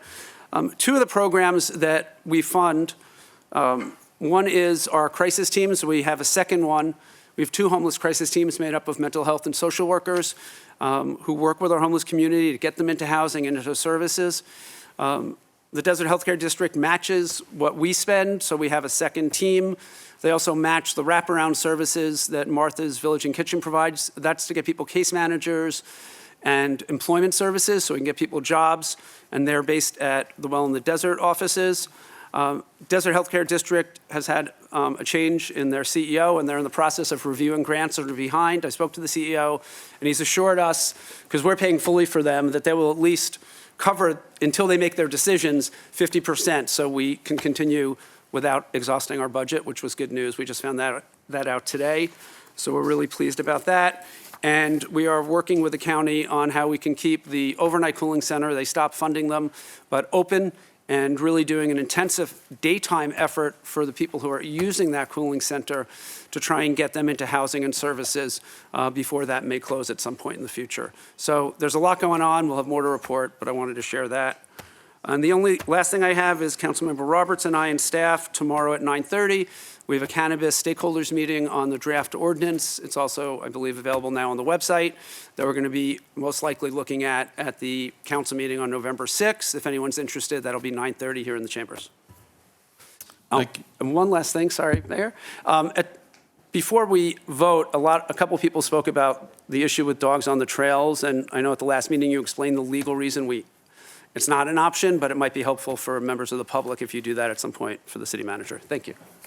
Thank you. Councilmember Holstage. Thank you, Mr. Mayor. The only thing I want to add about our affordable housing and homelessness task force or subcommittee is that we held our task force meeting last week. We hosted Assemblymember Chad Mays, who represents our district and who really fought in Sacramento to get $10 million of state funding to the city of Palm Springs. So we had a full room. I'd say there were about 50 people. There was standing room only in our fire training center. And the assembly member told me he was really surprised by the turnout, and we said, welcome to Palm Springs.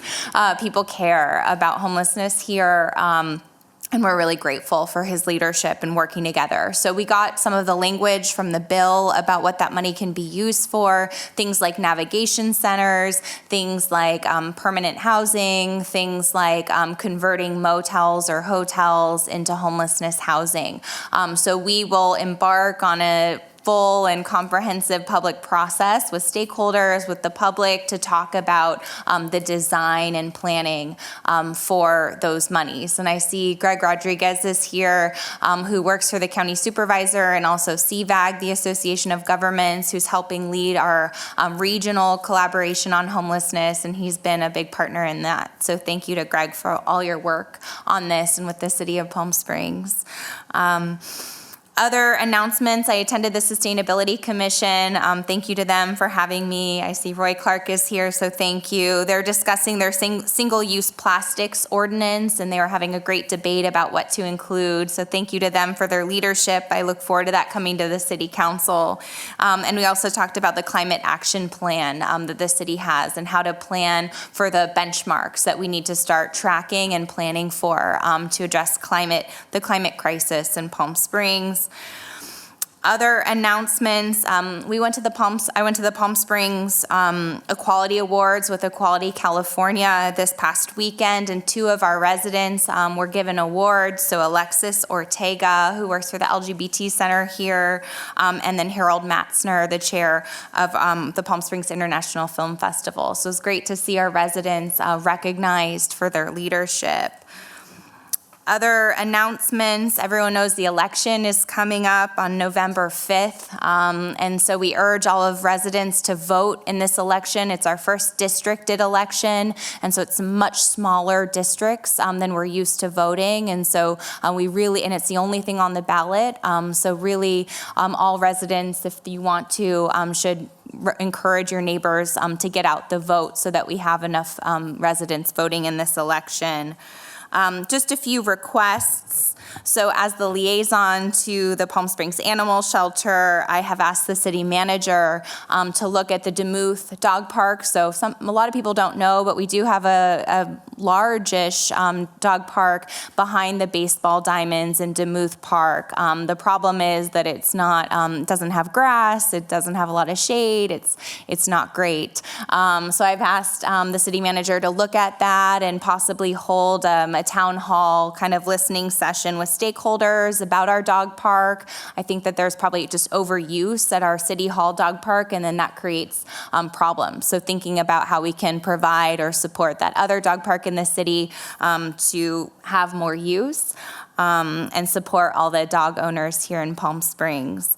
I wanted to lift up Oliver Cleary's request I think it's clearly about designating a trail that's dog-friendly in Palm Springs. I thought that was a fantastic idea, and I'd love for us to bring that back and see what we can do to provide options for people. I heard the clapping. People really want to hike in Palm Springs, but we also have to comply with the multi-species habitat plan, which requires us to take this action. So we can talk about that.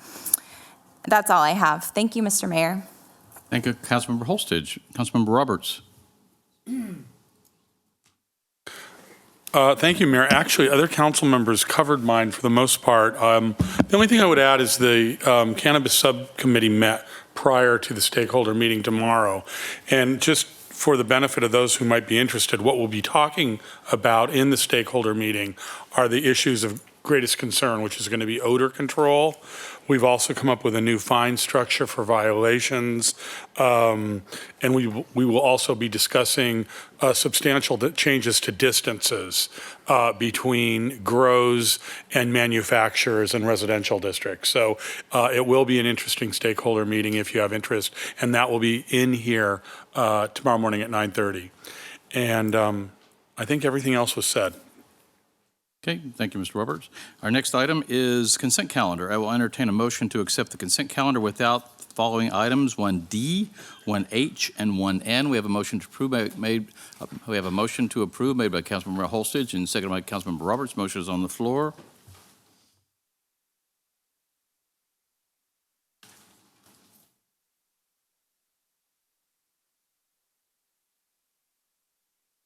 Motion passes 5-0. Okay, item 1D, approval of First Amendment assignment and assumption to cooperative agreement A6877 by and among Riverside County Flood Control and Water Conservation District, the City of Palm Springs, RREF2-DC Cameron LLC, a Delaware Limited Liability Corporation, and Toll West Inc., a Delaware corporation related to construction of Palm Springs Master Drainage Plan Line 29 associated with Tract Map 33575. Councilmember Middleton. Thank you, Mr. Mayor. This will be very short. I'm supportive of this. I simply wanted to make note that since this project has been one that has been stalled for so very long, that Toll Brothers actually is making progress on this project and moving forward, and we are thrilled to see that. I also want to remind them of the Tahquitz Creek Master Plan and its application, and encourage the individuals from Toll to work with the neighborhood and with the city to ensure that everything that they do adheres to the Tahquitz Creek Master Plan. Thank you. Thank you. Do we have a motion to approve? Motion to approve is made by Councilmember Holstage, seconded by Councilmember Middleton. Motion is on the floor. That item passes 5-0, Mr. Mayor. Thank you. Our next item is item 1H, authorization to reduce subdivision improvement securities for the Icon, track number 3625. Councilmember Roberts. Thank you. I just wanted to voice my concern mostly to our Assistant City Manager, Mr. Fuller. It always makes me a little bit uneasy when we get these requests from developers to dramatically reduce our security deposits. And if I'm reading this one correctly, we are reducing their security from $4.5 million to $150,000 essentially. Is that a correct read, Marcus? You already reduced it by half, and so basically this is to secure the cost of the public improvements. So they've actually completed everything but for the isolated improvements along the frontage on Palm Canyon Drive, which is Highway 111. So would we be able to easily cover those costs if for any reason they didn't come through? Well, we have two forms of security. So they have the bonds, but we also have certificates of occupancy. So before we ever release a final certificate of occupancy, we always ensure that everything is completed in accordance with the conditions of approval. It's funny how things happen quickly when they want those C of Os. That's true. Okay, thank you. I just wanted to question that. That's all I have, Mayor. Okay, we have a motion to approve made by Councilmember Holstage and seconded by Councilmember Roberts. Motion is on the floor. That item passes 5-0, Mr. Mayor. Our last agenda item, number 1N, adoption of a resolution authorizing the City of Palm Springs to enter into an agreement with the Bureau of Cannabis Control to receive state equity grant funding. Councilmember Holstage? Thank you. I just wanted to give a thank you to city staff, especially Veronica, who identified this opportunity for the city, and just say that only 10 local governments receive state funding for this equity program, and we were one of those 10. So this is a huge accomplishment. We've been talking about social equity in cannabis, and we got this done. So really exciting. I know our partner in Coachella also got the funding as well. So the purpose of the funding is to support minority ownership of cannabis businesses and people who are affected by the criminalization of cannabis. I'm really excited to see how this moves forward and think about how possibly we can look at what the city of Coachella is doing and ways that we might be able to partner or leverage our joint funding to think about how to make a bigger impact on social equity in cannabis. So thank you very much. Thank you to staff. Okay, thank you. We have a motion to approve made by Councilmember Coors, seconded by Councilmember Middleton. Motion is on the floor. Item passes 5-0. Okay, thank you. Next is item 2, public hearings. Item 2A, an appeal by Sunquist EMC LLC of the Planning Commission decision to deny a major architectural application to construct a 35,000 square foot medical office building pad site for future building and other related on and off-site improvements on a 3.76 acre site located at the northwest corner of North Sunrise Way and East Hawkins Canyon Way, NC zone of the Section 14 specific plan. Staff report, please. Mr. Mayor and members of council, what you have before you is an appeal of a project that was denied recently at the Planning Commission. The applicant proposed to construct a 35,000 square foot medical office building and also identified a small pad site as part of the project. The project was reviewed by the Architectural Advisory Committee on September the 3rd. The Architectural Advisory Committee denied their request at that point in time, requesting minor changes to the site plan, but primarily focusing on the east elevation of the building that faces Sunrise Way. The applicant responded to those requests, provided revised drawings to the Architectural Advisory Committee, and they recommended approval of the project on September the 16th. The project then went to the Planning Commission, who reviewed it and voted to deny the project. And these were some of the key issues that the Planning Commission identified in terms of their denial of the project. Number one was relative to the location of the building.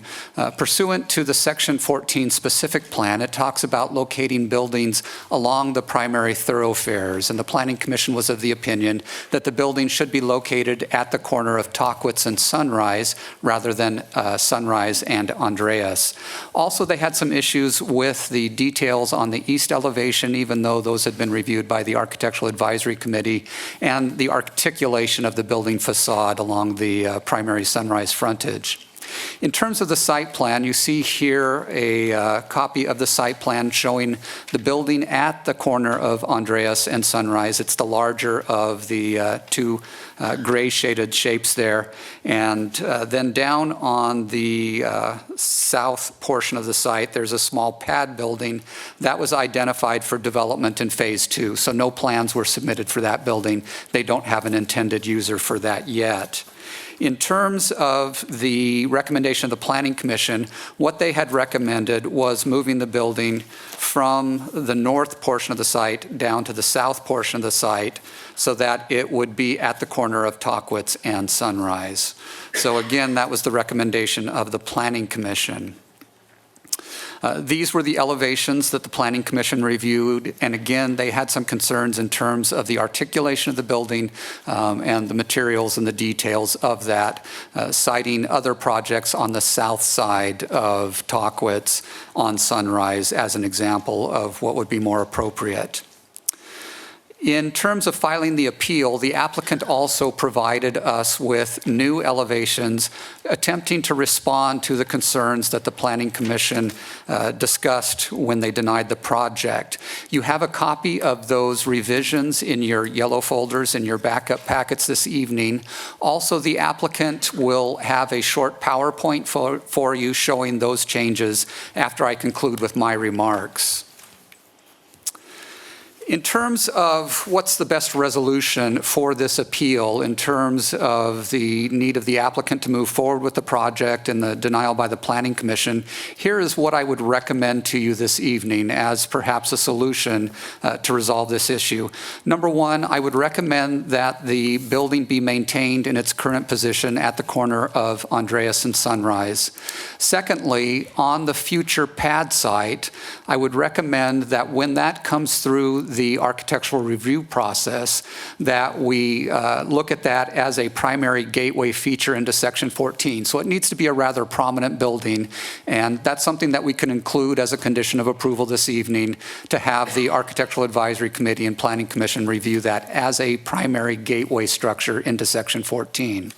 And then finally, what I'd recommend, because we just received these revised elevations from the applicant on Monday, if you would approve, what we'd like to do is use an administrative process. We would use an AAC, Architectural Advisory Committee subcommittee of 2 or 3 members to review the elevations with staff, take any input they might have. So that way we can do that administratively, we can do it quickly, and still keep the applicant moving. So those are my recommendations in terms of how we deal with this appeal. They have, again, provided us with revised drawings, and the applicant will walk you through those revised drawings as part of their presentation to you. That concludes my presentation to you. Happy to answer any questions. And again, the applicant does have a presentation as well. Okay, thank you, Flynn. Did you want the applicant to do this presentation separate from their remark period? No, they can do that as part of their thank you. remarks. Okay, do we have any questions of staff before we open the public hearing, and we'll also hear from the applicant? No questions? Okay, Councilmember Holstage?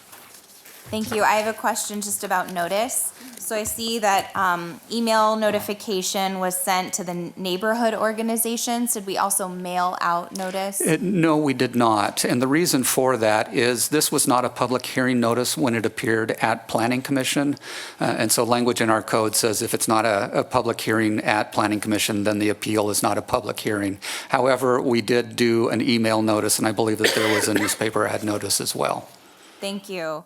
So I can comment, it's not related quite to the public hearing item, but just thinking about how we email notification, because not all residents are included in those neighborhood organizations, especially as we can control English and Spanish and language access, just thinking more what the city can do to notify residents as opposed to just relying on email notification, I think might leave some people out. Certainly. Thank you. Councilmember Middleton? Okay, thank you, Mr. Mayor. Just want to confirm, we have not only the ability to accept the appeal and overturn the Planning Commission or to sustain the Planning Commission, we have the ability to impose, accept with conditions and refer back to either AAC or to the Planning Commission. Yes, that is correct. Okay, thank you. Any other, Mayor Pro Tem Coors? Sure. So just following up on that, because it goes to something I was thinking about, and I don't know if we've done this before, I think we have, but if we wanted it to go back or to go to a subcommittee, as you're suggesting, it could be a subcommittee made up of members of both the AAC and Planning Commission? Yes, it could, as long as we don't have a majority of either board. Okay, thank you. Okay, any more questions of staff? Seeing none, we will open the public hearing. And the applicant has up to 5 minutes to present their case, and if requested, we'll have 2 minutes available at the end for rebuttal. So the applicant, good evening.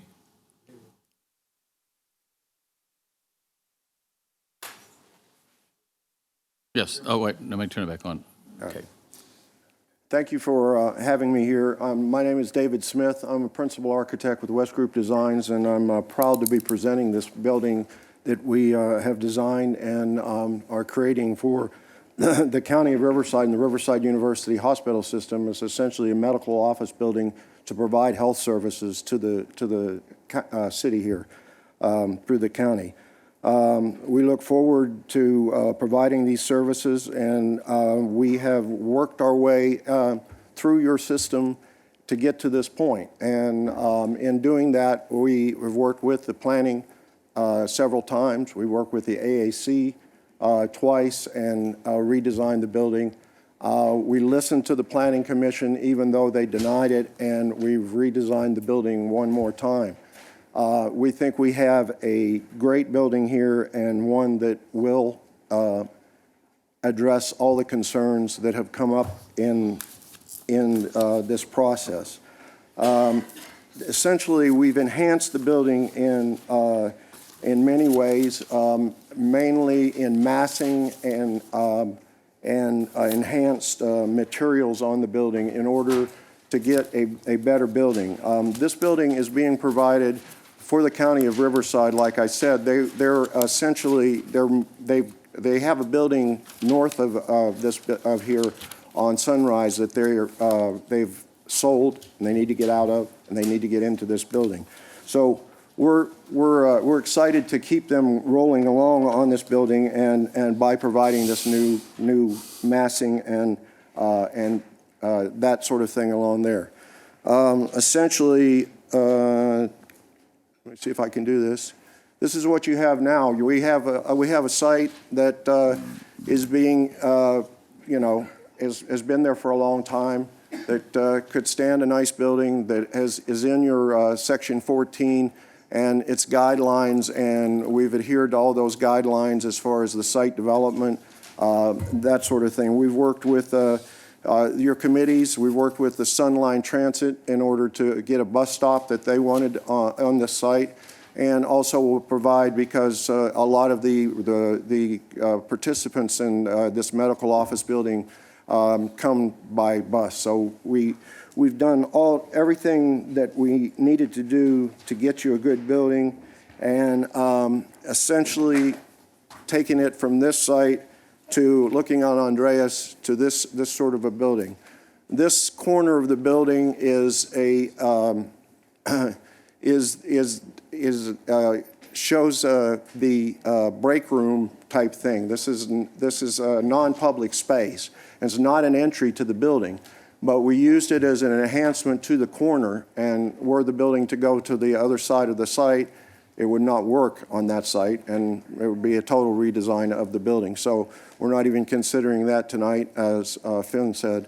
So, what we've done is we've created better massing plans by taking the parapets up and working with your roof screening requirements, making the parapets higher in order to screen the mechanical units, which was something that we were just going to put the regular roof screens around. So now we have the parapets that are working with that type. So this is the southeast corner as you come down that.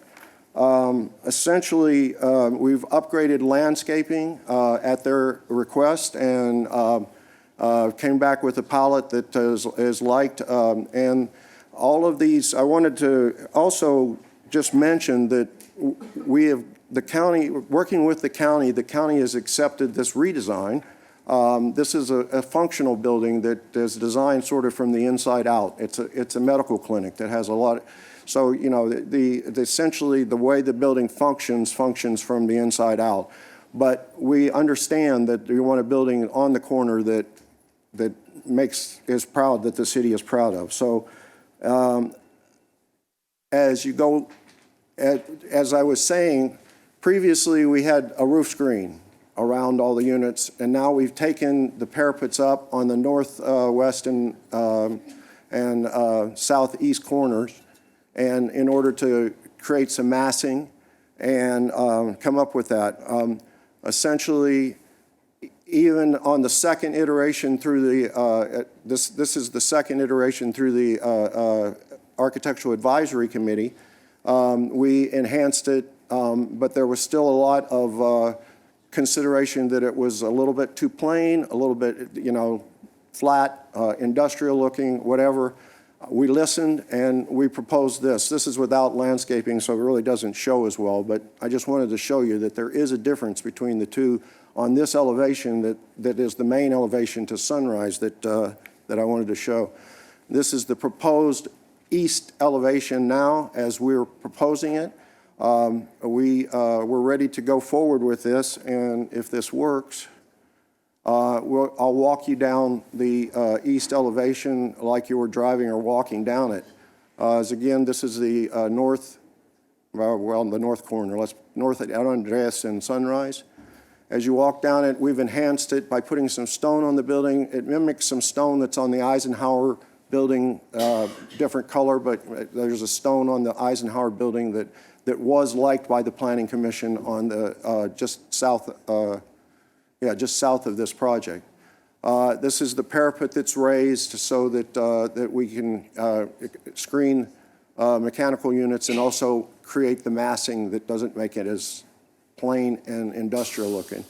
And the entry remains as you go around the building to the parking lot because that's the main access to this building. It always has been the access. The access didn't make any sense to come off of Sunrise. So as you come on around the building, you'll get a little glance at the main entry. We're really talking about the Sunrise elevation, so we kept the animation to that. In short, I just wanted to say we've listened and we responded to all your concerns from many agencies, and we stand ready to provide the county with a building they can be proud of and that the county can be proud of and provide the services that are much needed to the community. Having said that, and maybe not my 5 minutes, I have representatives from the county and the developer here for questions, and I'll be glad to answer any of your questions. Okay, thank you. After the public speaks, you'll have 2 minutes for rebuttal for any comments you have from the public. I gave you a few extra minutes there, but you went. That was a great presentation, though. Thank you very much. Thank you. Okay, we have 4 people. Mr. Mayor? Yes. I'm Hank Gordon, and I'm one of the developers with Mr. Borston, and I wanted to make one important point that was not brought up, and that is, this is not a multi-tenant medical office building. This is one tenant, which is the County of Riverside. Okay. I also developed the southwest corner, which we still own. Thank you, Mr. Gordon. Okay, our next speaker is David Smith, then Greg Rodriguez, then Brad Anderson. Oh, I'm sorry. Okay. Then Greg Rodriguez. Good morning. Good morning. It's been that kind of day. Good evening, Mayor and Council and staff. As Christy mentioned, I am with Supervisor Manuel Perez from the County of Riverside. I also sit as a board member on the Federally Qualified Health Center Board for the county. Additionally, I'm an actual patient of the current Palm Springs Clinic, so can't wait for this new facility. I want to point out a couple things that weren't highlighted, that this is a federally qualified health center. So this is a much needed facility within the Palm Springs Cathedral City area that serves some of our most low income and most vulnerable clients. This project actually started back in 2015 and has taken this long to get to this point for various reasons, and that's not just the city, it's the planning and county process and BIA, et cetera, et cetera. This state-of-the-art facility is a model that the county is doing now that has fully integrated healthcare services. So we're talking about behavioral health, substance use treatment, specialty care, dental equipment. So it will be a state-of-the-art facility.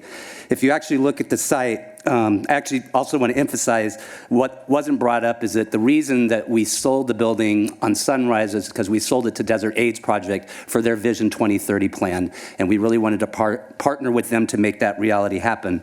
As we've been going through the final processes over the last 2 years, we've really made a commitment as a county to get out of that building as fast as we can so that they can complete their renovations. Currently, we are cramped in a very small space in what was our full space before. So we are actually not providing the full level of care, especially around behavioral health services or other services that we could be doing. So timing really is essential that we access this plan. I also want to point out, too, that our FQ system actually is an access point for homelessness. I know how important that is for members of the City Council. It really, truly can provide a really good access point, not only for primary health care, but again, for substance use and behavioral treatment. Just want to address the site a little bit, too, because from what I understand, the corner pad was viewed by the Planning Commission to be another fast food restaurant, which is not what the developer was intending. Personally, I don't care if there's a fast food restaurant there, but I understand the concerns of others. But I think not to deny this main project, make sure we keep this moving forward. I would strongly recommend that you take staff's recommendation. Thank you. Thank you, Mr. Rodriguez. The next speaker is Brad Anderson and Adrian Alcantar.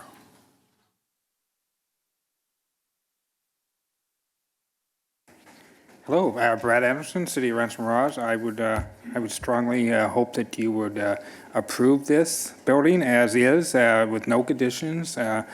It's going to be a benefit to the city, and it's muchly needed, just like Mr. Work said. And I would just strongly recommend that you do that with no conditions, and especially for the fast food, because you got a Del Taco and a gas station right across the street. So anyway, thank you. Thank you, Mr. Anderson. Next speaker is Adrian Alcantar.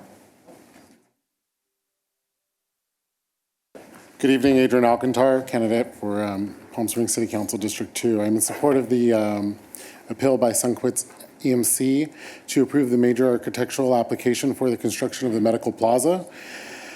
That will be occupied by the County of Riverside and provide much needed high-quality medical care services and the high-quality employment opportunities and economic development for our community.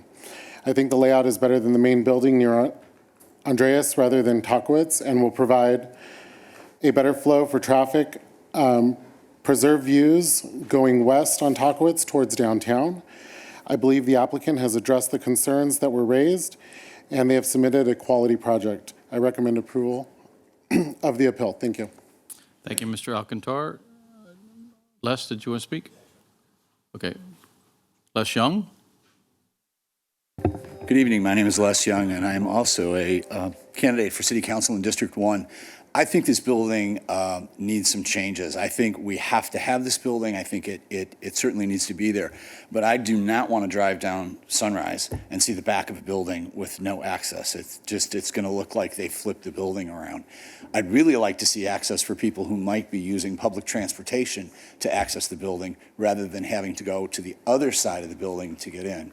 So while I support the building, I really do think we need to look at that corridor of Sunrise and not be looking at the back side of a structure with just some windows on it.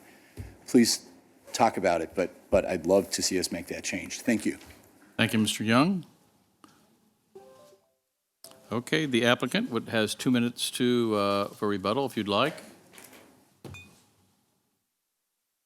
My name's Rich Borston. I'm one of the developers, and what I would like to say is we really appreciate you looking at the project and the elevations that we've tried to change. We've tried to do everything that along the line of going to see the planning commission, planning department, planning commission, architectural committee, and we've tried to do what we've heard from the city. The one thing that the last gentleman just brought up of switching the entrance in coming off of Sunrise, that will not work. This is a medical office building. And the medical office building is designed because what goes inside, as my architect said. There are certain functions inside, and they're in the way it is how it has to be. So if you want to change that, that is not going to work for this project. Thank you very much. Okay, thank you, sir. One more minute. Okay. I want to say something about the access from public transportation. We actually worked with Sunline to get a bus stop exactly where they wanted it to, and enhance people that use public transportation to get into the building, to get them closer to the front door. The original thing was to put a bus stop on Tockwitz. And we worked with Sunline and their proposed thing. So we have thought out exactly how people are going to get into this building and that sort of thing. It's designed as from county standards to work with the site. Okay, thank you. That will close the public hearing portion. Right, for council members, Councilmember Roberts. Thank you, Mayor. From the applicants group, who represents design? Who can speak to me? Will you come up, sir? Sure. I have a few questions for you, if you don't mind. So specifically, why this orientation? The orientation is the building, the way that people get into this building, you can orientate it a couple different ways. You could orientate it into the back of the lot and essentially have parking in front of it. We didn't want to see that, number one. That's a visual type thing. But essentially, everybody that gets to this building and parks needs to come into a front lobby, which will be a multi-story or a higher lobby type area, and then it becomes a functional thing along there. So the way we orientated the building was based on the pods and the essentially the medical pods of dental, mental health, all of that sort of thing that we needed to get within the building. It did not make any sense to put it anywhere else on this lot. And believe me, we tried it everywhere on this lot, and this was the best place to put it. Sir, if you flipped the building to the southeast corner of that property, couldn't you just simply flip the building as it is, and you would still access in much the same way you're describing for a pedestrian? As well, if you flip the building and you said you flipped the building, essentially just mirrored it to the other side, what I mentioned in my presentation is that the corner of that building, which is an enhanced architectural element, is also a break room and a private security type break room. So we're taking a break room for the public, the staff, and putting it on the corner of Deckwitz and Sunrise. That doesn't make any sense. Any kind of a flip would be a complete redesign of this building. We've worked with the county for 2 years, as people have said, in order to, describe every space in this building so it works as they want it to work. Okay, thank you for that. Another question I have for you is, what is your intention for use of the 2 pads that are designed into this? I will have to the developer say, but right now there is no. Go ahead. Thank you. Hank Gordon again. It's really not 2 pads. We just drew a 5,000 square foot area for a future pad. We have no immediate use of the property yet. We've given an exclusive leasing to a local broker here, and we have to be pretty careful not to adversely affect our major investment, which is 35,000-foot, one-story office medical building. So, sir, if I'm hearing you correctly, you're saying you're looking for a tenant for that space? I'm sorry, the what? You're looking for a tenant for that pad, is that correct? Yes, we are. And okay. Bear in mind, 12 or 13 years ago, we developed the southwest corner with Rite Aid and Eisenhower Medical Center, and so I'm pretty sensitive to what we want to put there as well. If you're concerned about having a fast food drive-through restaurant, as the Planning Commission, one commissioner brought up, we certainly will agree to a condition that we won't have a fast food drive-through restaurant if it's a concern. Okay, thank you so much. That concludes my questions for you. Thank you, sir. I'm just going to make my comments brief. I spent some time today with Flynn on this because I know that, with the Planning Commission denying this, I wanted to pay close attention to it. So this is a large building, and I think it needs some design work. But with respect to its orientation, I don't really have a problem either way. I think an argument can be made that if the corner is not fully developed, it creates a nice view corridor when you're at the light at the intersection of Tockwitz. I would certainly argue that the Rite Aid is not, by pushing buildings to the corners, the Rite Aid isn't anything pretty to look at. In the case of that building, I would have rather just looked at the parking lot. With respect to buildings opening up right onto Sunrise, the Eisenhower facility that's next to Rite Aid is a very successful building, and its pedestrian access is in the back where people pull into park. With this building that's proposed, if I understand it correctly, Flynn, there is pedestrian access both on the south end and the north end of Sunrise, essentially. Is that correct? Or is it just on the south end inside? There is an entrance on the south end, but the primary entrance is on the west side of the building. On the west side. So right. If you were to stand at Sunrise at the corner of Sunrise and Tockwitz, you would simply walk across the parking lot to the entrance on the west side. Correct. Okay, so I think that staff made a good recommendation on this. I think that we could heavily condition the pads to make sure that they're of a very high standard of what comes in the future. You know, I don't necessarily have anything against drive-throughs, but that we could ask for a higher standard, since this is sort of an important intersection for our city. My concerns with the building, I think that the north elevation, Flynn, are you able to pull up elevations for me, or is anyone able to do that, or? If we could have IT pull the PowerPoint back up again. As I talk about it, I wanted my colleagues to understand what I'm thinking. So I think this elevation, which is the interior elevation, I think is a good looking elevation. My only problem with it is the colors. I think the colors of this building look dated and not very inviting. Could you go to the east elevation now? Okay, so okay, stop right there if you would. I think that this elevation with the fins works a lot better. One of the things I wanted to ask of this project is that it grow a little bit of character. Right now it looks a little cold. In fact, could you go to the other end of the east elevation? Yeah, that one, and then maybe go to the comparison sheet that you just ran past. Their form, that's it. So when I look at that, what they're proposing on the right side of the east elevation there, I think it looks somewhat like the back of a Costco. And I think that they can do a lot of work on that elevation to make it look better. I think the stone is fine, but the gaps in it with the small windows looks weak. It's just weak design. On the left side there, or what would essentially be the southeast elevation, again, some paint changes. The white looks bad. Maybe make those fins taller. Give those fins some life, and maybe carry some color on other elevations of this building to make it look a little warmer and a little less like a warehouse, because that's sort of the vibe I get when I look at it.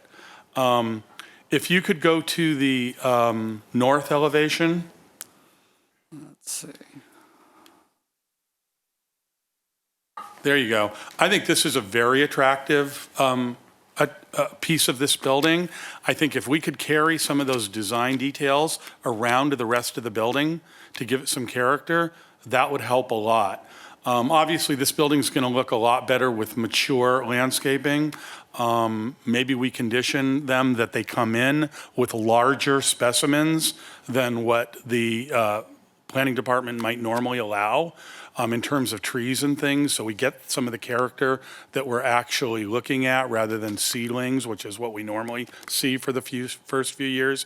So again, I pretty much go with what the planning department is recommending. I don't see that we need to deny this or flip the building. We just need to give the building a little more character and then heavily condition the pad that it be something of a higher standard in terms of design, whatever it is. And I think those were my notes. And really move toward that colored fin detail. That's the one thing that added some character. And then the blades on this north elevation that we're looking at added some character.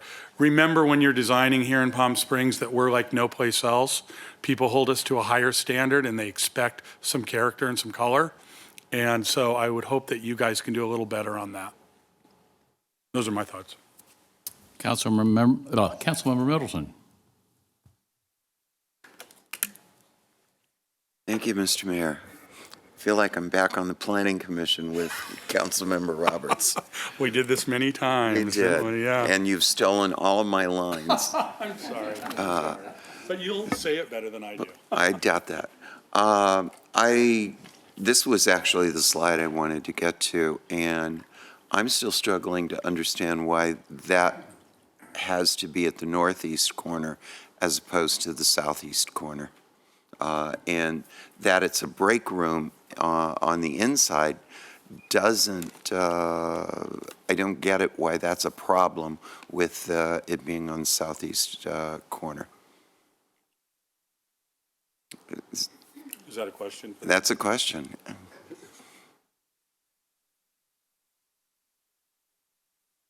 Once again, this is a break room. It's a privacy type break room. You put it on the other corner where you're suggesting to put it on the corner, you're putting it on the public access type thing, and everybody's walking by the break room. And once again, switching our internal from one way to the other is we're going to have to redesign the whole building. This was designed from the inside out. So, yeah. Pete, there is a little patio kind of area here, but it's got a wall around it. It's still a privacy thing. We've enhanced landscaping to keep the privacy of this thing. We take it to the other corner of that building, and it becomes right on the public access way into from the bus stop, etc. Okay. Does that explain it? I mean, it helps. Yes.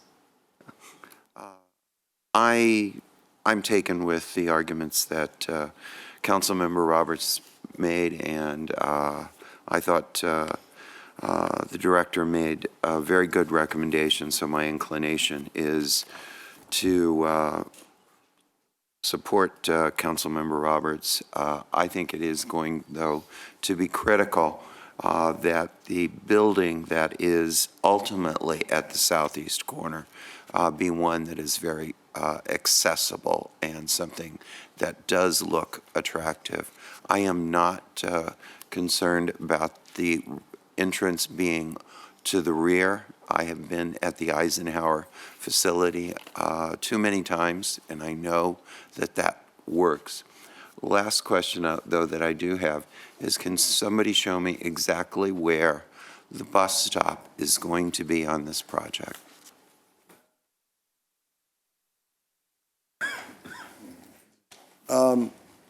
Just past, right there. Yeah, essentially the bus stop, it becomes both the driveway and the bus stop. There's a storm drain there, so that kind of stops where we can do the bus stop.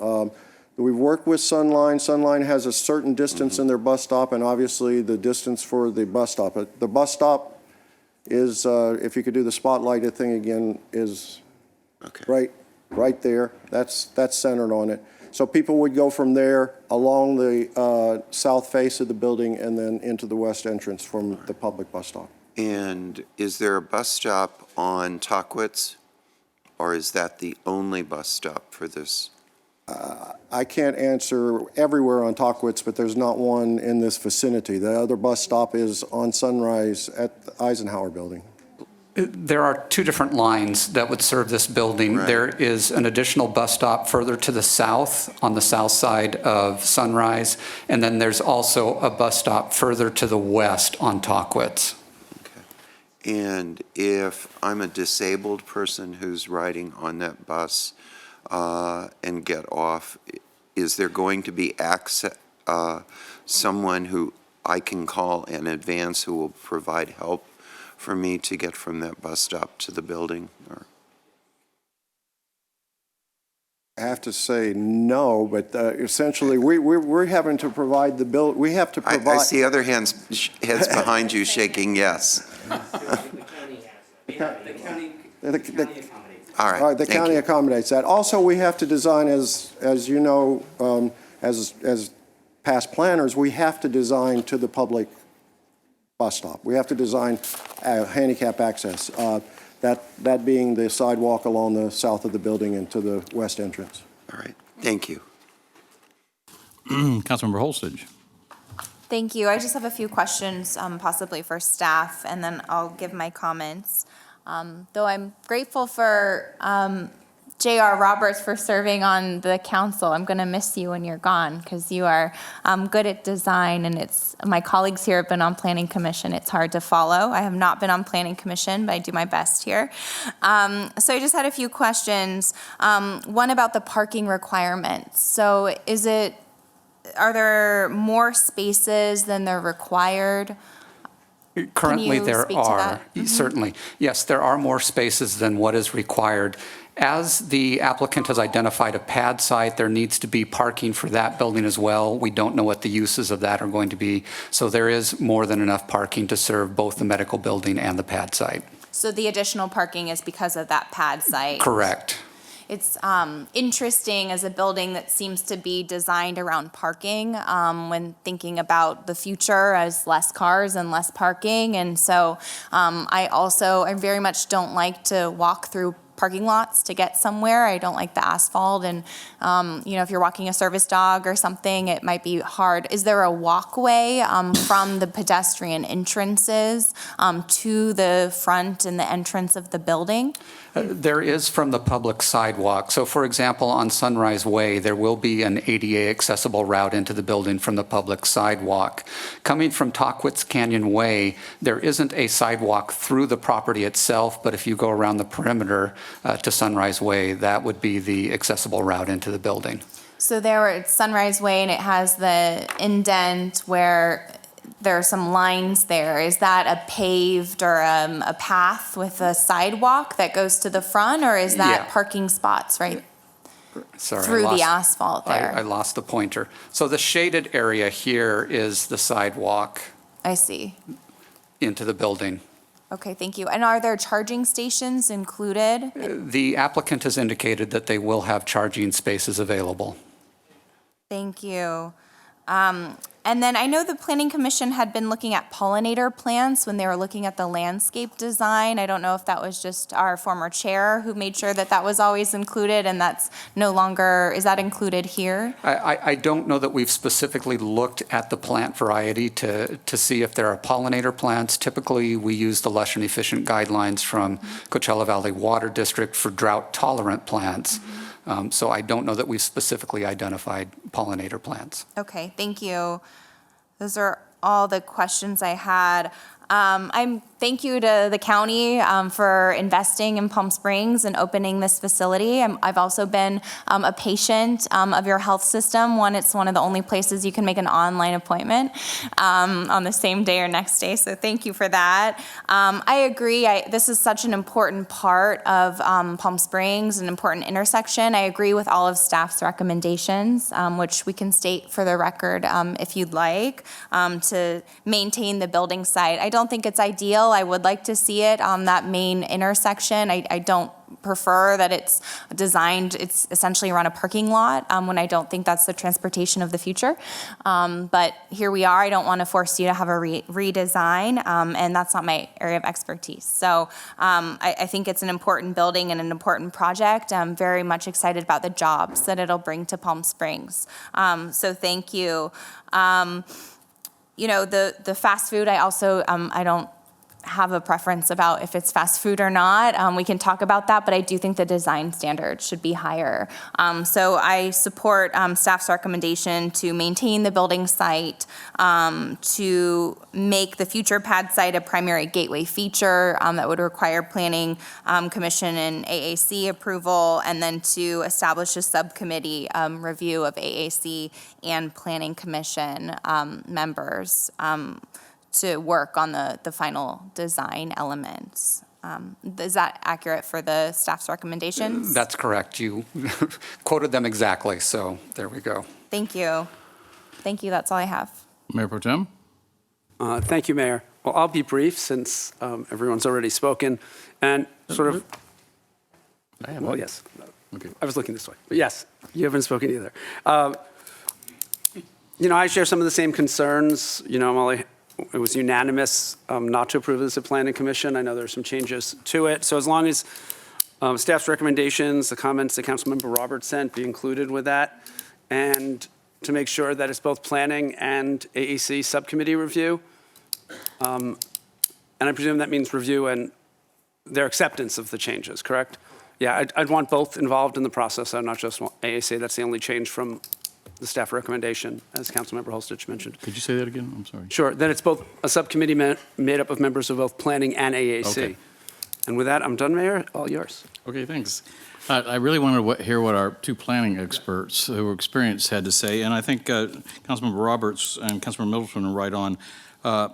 This is, it meets the requirements of Section 14, the design guidelines. It's also unanimously approved by the AAC, and the tribe has also approved it, which is important because this is Section 14. It's their land.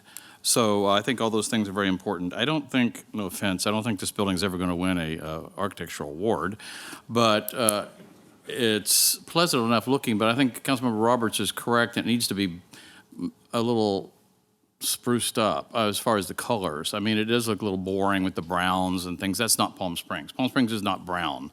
So hopefully that the AAC and the Planning Commission, when they work with the architect and the developer, they can put a little that Palm Springs life into this building and make it look a little more like it belongs on that corner.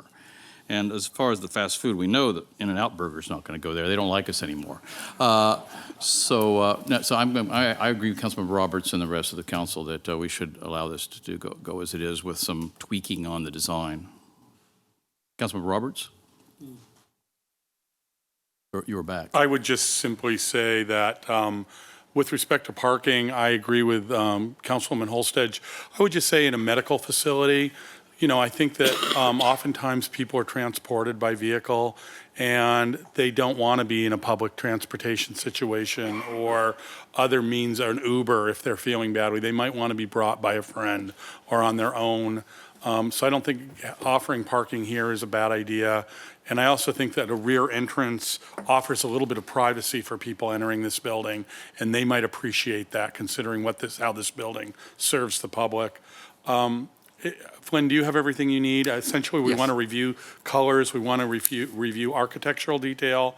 We want to review and ensure that the landscape is of a size that will fit the scale of the building. And I think all your other recommendations make sense, and the council's there. Okay, great. And I don't think it needs to come back to us. We're just saying subcommittee and back to you? Correct. Okay. Okay, do we have a motion? I can't see the screen. Okay, we have a motion to approve made by to approve item 2A, approve the appeal and reject the Planning Commission decision by adopting a resolution entitled, et cetera, et cetera. So it'd be item 2A.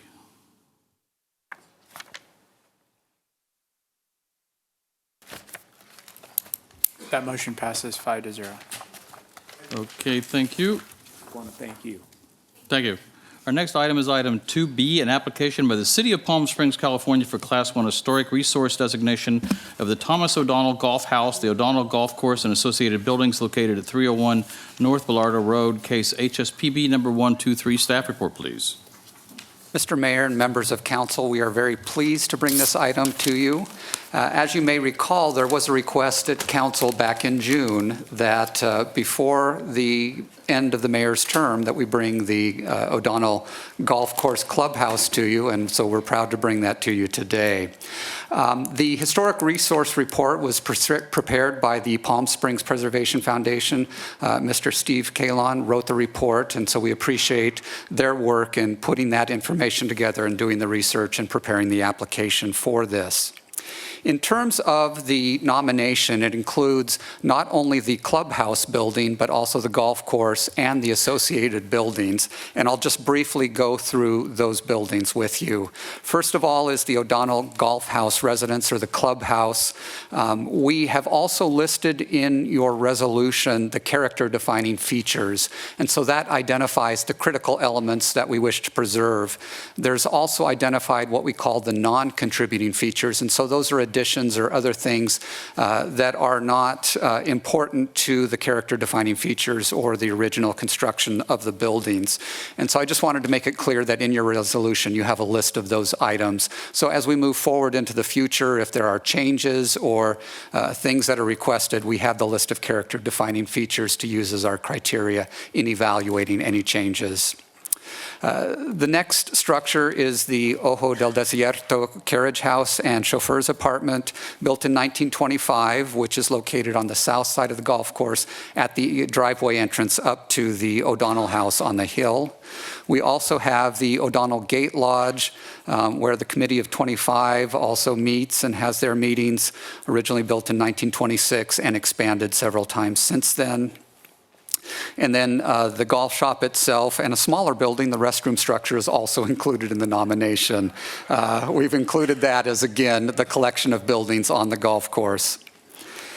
The golf course is being included in this proposed designation. This is a little bit different in that you, as a city council, haven't really considered landscapes before in terms of designation. And particularly what is important on the golf course is the trees that are used to designate the fairways and define the fairways, as well as the windbreak trees that are around the perimeter of the property. And so again, in your resolution, we have a list of what are the character-defining features for the golf course itself and those that are non-contributing features. Can I ask a question? What page is that list of non-contributing factors? Or can you, sorry to interrupt your presentation. No worries. Or can you provide it at the end? Yes, it's in the resolution, and starting on page 23 in your backup materials and page 24 are the list of contributing and non-contributing features. The application was reviewed by our Historic Site Preservation Board. They found that it met criteria number 2, 3, 4, and 6 relative to its significance, and recommended approval of the clubhouse, the associated buildings, and the golf course itself. So that concludes my presentation. I'm happy to answer any questions about the proposed designation. And then Mr. Kalon is also here. If we could go ahead and give him time under the public hearing portion to discuss further the findings that he made and the research that he did on the golf course and the associated buildings. Okay, thank you, Director Fagg. Do we have any questions of staff before we start the public hearing? Councilmember Middleton? Thank you, Flynn. I want to go to the golf course and landscape. And I'm very supportive of maintaining this and maintaining it as open space. My concern is I don't want to do something that would bar a future city council before this becomes a public property in 2043 when the lease expires. There are many ways this could be a public park in addition to conceivably continuing as a public golf course at the end of the lease, or we could even, a future council could even consider renewing the lease in some form or another. By taking this action, are we making a decision that this must, in perpetuity, be a golf course? The answer is no. You are not requiring it to be a golf course in perpetuity.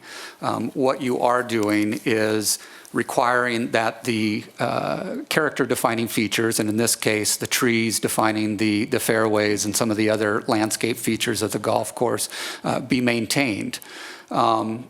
One of the key things about historic preservation that is often misunderstood is that even though a building or a site may have started out for one use, that it can be repurposed while still maintaining the character-defining features. So oftentimes we see civic buildings that no longer serve their purpose that have been converted to commercial uses.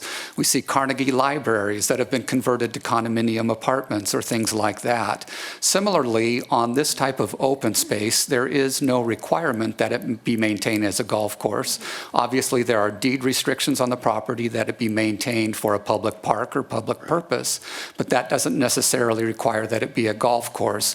And so we could see things such as the landscaping being maintained, the rows of trees, etc., but there could be walking paths through it if it were to be a passive open space. It's possible that we could add something such as an amphitheater in the middle of what was one of the fairways, going through our normal process of being reviewed by the Historic Site Preservation Board, etc. So there are opportunities for a future council to look at other uses. Okay. And I'm very supportive of those conversations, and I think they need to take place closer to 2043. But preservation of this as open space is something I feel very strongly about. My other question, and I've heard some differing reports on this. The history talks about the Committee of 25 as being a club that is restricted to men only. And I have heard that that's no longer the case. Do we have any accurate information? Excuse me, can I answer that? I'm a member. Okay. Yes, they obviously accept gay members now.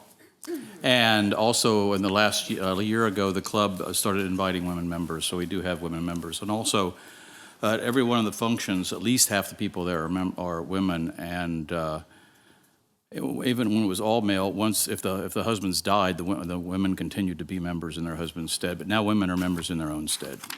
So that has been changed. All right. And that has been changed in the bylaws? I don't know about the bylaws, but I know in the last year we've voted and accepted 2 women members. All right.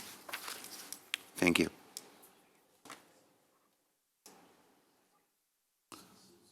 I'm sorry, Councilmember Holstage. Thank you, Mr. Mayor. So I'm just recovering from that information. Okay, so I also had questions about the golf course. And so just for the benefit of my colleagues and the public, I spoke to Flynn about the impact on future use, and I asked those questions about the impact on future use for a different use other than the golf course, and you just answered that.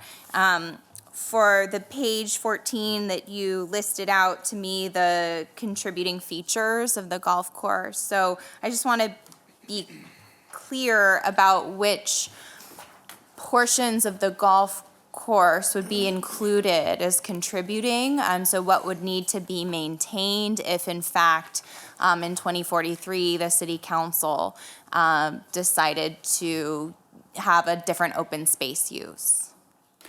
So in terms of the features that would be required, you have the list there in your resolution. It talks about the historic configuration of the fairways. And so looking at the fairways and how they're defined by the rows of trees, it does get into detail in terms of the putting greens, but looking primarily at the long rows of single species trees, which define the fairways, the perimeter planted windbreak, the clusters of date palms, the groupings of palms and cypress on the course. There's a rock with O'Donnell's memorial marker. So those are the things that are identified as the character-defining features. Now, one of the things that the Historic Site Preservation Board talked about is wanting to preserve the turf. And there was a discussion about that. I think I was rather unpopular when I said that in 2043 we might have water issues, that the turf might not be something that we can maintain at that point in time. We don't know exactly what our resources will be in the future. And so while I would say that the trees are definitely something that we need to maintain, the rows of trees, because that's really what gives us the sense of the golf course itself and the vistas down those fairways, I would say that the turf is less important. I will also mention the tamarisk trees are another concern from a sustainability standpoint, and I've noted that in the resolution that the windbreak and the purpose that they serve as a windbreak is very important in terms of a character-defining feature. But in the future, I don't know that the tamarisk trees would be such a good choice from a water use standpoint. So that's a concern, but I think, again, there needs to be that windbreak around the property that defines the boundary of the golf course itself. So when it says that the configuration of holes, tees, fairways, the fourth hole tee, so would those be included in terms? And that was the recommendation of the Historic Site Preservation Board. If you wanted to give yourself some flexibility, you might say perhaps not necessarily the holes and the tees themselves, but again, preserving the fairways. I think there needs to be some recognition that if it is repurposed in the future, you have a sense of how the course was laid out, where the fairways existed, where the tees were. But that doesn't necessarily that you need to preserve them as they are currently to have that understanding of how the course was laid out. And when you, I don't play golf, so when you say preserve the fairways, what do you actually mean we're preserving? I'm the talking tree locations. Yeah, the definition of the fairways in terms of their width and their length. So we couldn't build an amphitheater in any place where there would be the fairways. You could propose to build an amphitheater there, but it's something that would go through the Historic Site Preservation Board for a certificate of approval, and that what they would evaluate is what is the impact on the overall character-defining features. Thank you. And then you probably don't have this information, but we had a whole incident about tamarisk trees being possibly intentionally, though possibly not, probably not, planted to have exclusive use or to keep people out. So I understand also a windbreak for the golf course, but because this was an exclusive club, do we have any information about the history, about why those rows of trees were planted? I don't, and maybe Mr. Keelan can go into that in terms of his presentation, talk a little bit more about that.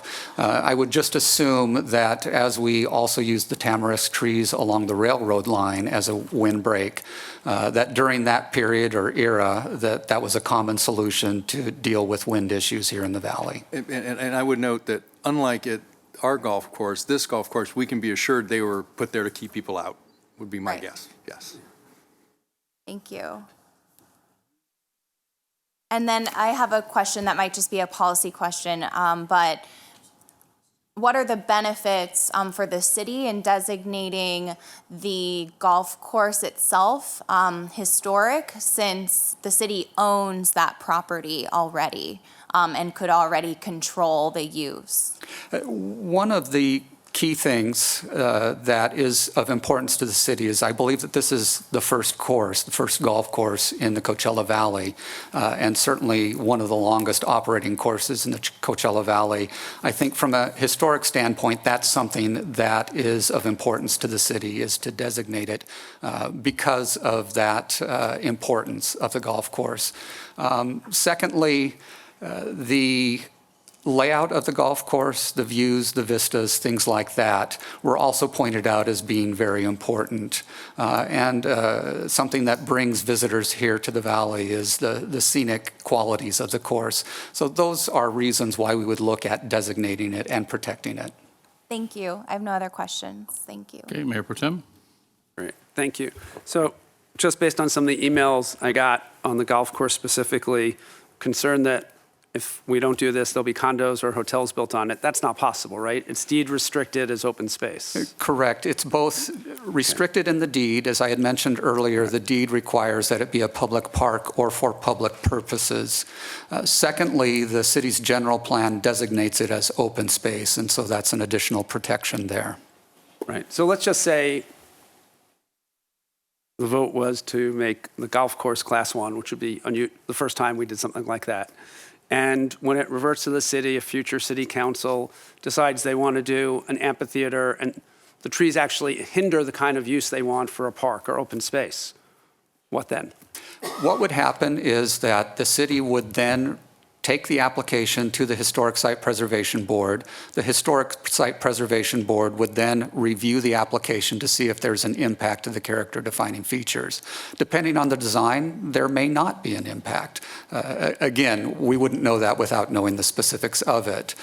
Should the Historic Site Preservation Board deny the application to build an amphitheater and the City Council felt it was important, keep in mind that the City Council ultimately is the final authority on matters of historic preservation at the local level. Okay, and my last question is, and we brought it up with the tamarisk trees, but in general, whether it's the turf, whatever trees, whatever plantings are there, 25 years from now, water, other factors, excessive heat may lead to many of these plantings are not appropriate for the city to be owning in a city open space park type setting. So how does that, is there a condition that the city can change it for environmental reasons? We don't have that language specifically in the resolution now. We could do that. What would happen, similarly to building new structures in the golf course area, changing the trees out, for example, if they're defined as character-defining features, we would take the application to the Historic Site Preservation Board, look at substituting materials, see if it maintains the same character that was there previously, and have them evaluate that application. But if we wanted to put something in that says due to environmental factors, landscaping can be changed, we could do that. I'm not saying I want to do it, just a question. Yes, that's something that the city council could impose as a condition of approval of the designation. Okay, thank you. That's all, Mayor. Okay.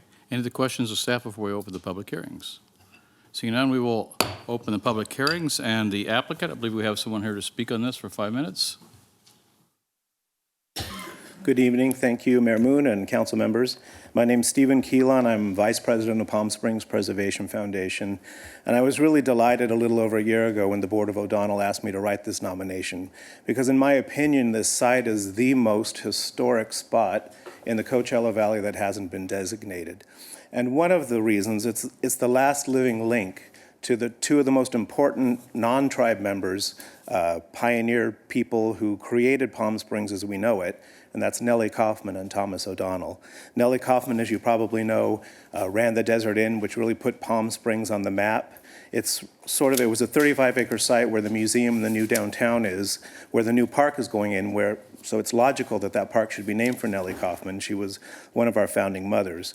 But Thomas O'Donnell began staying at the Desert Inn around the time of World War I. They hit it off. When she wanted to make it a world-class site with great architecture, he loaned her the money to do that. And then one stipulation was that he could build an estate house overlooking Palm Springs, the highest site that there ever was a building, the Thomas O'Donnell House, which is now on the National Register. His front yard, he wanted to have a private nine-hole golf course. He was a fiend about golf. So he laid that out as his private course. It was his front yard, but people who were staying at the Desert Inn began playing. He opened it to the public in 1932. He and Nellie Kaufman were the two people who really did more for this city early on than anyone else. He's the one who funded the Wellwood Murray Library. So to have this as the last limit, the Desert Inn is long gone, but here we have one of the most beautiful historic open spaces. He ingeniously designed the course around the foot of the mountain. I'm primarily a landscape historian, so I'm hearing a lot of what you're saying. There are Secretary of the Interior standards for historic landscapes, and they do talk about all the issues that you've mentioned. Sometimes trees aren't viable because of drought or pest, and you do have to replace them, and they have guidelines for what you would look at. Same sort of habit, character. You want to give the same kind of feeling. It doesn't mean you have to stick to that species. O'Donnell did use native species for his trees, though, with the exception of the tamarisk, which lately has gotten a terrible reputation as a racist, sexist, classist tree. The poor tamarisk did none of those things.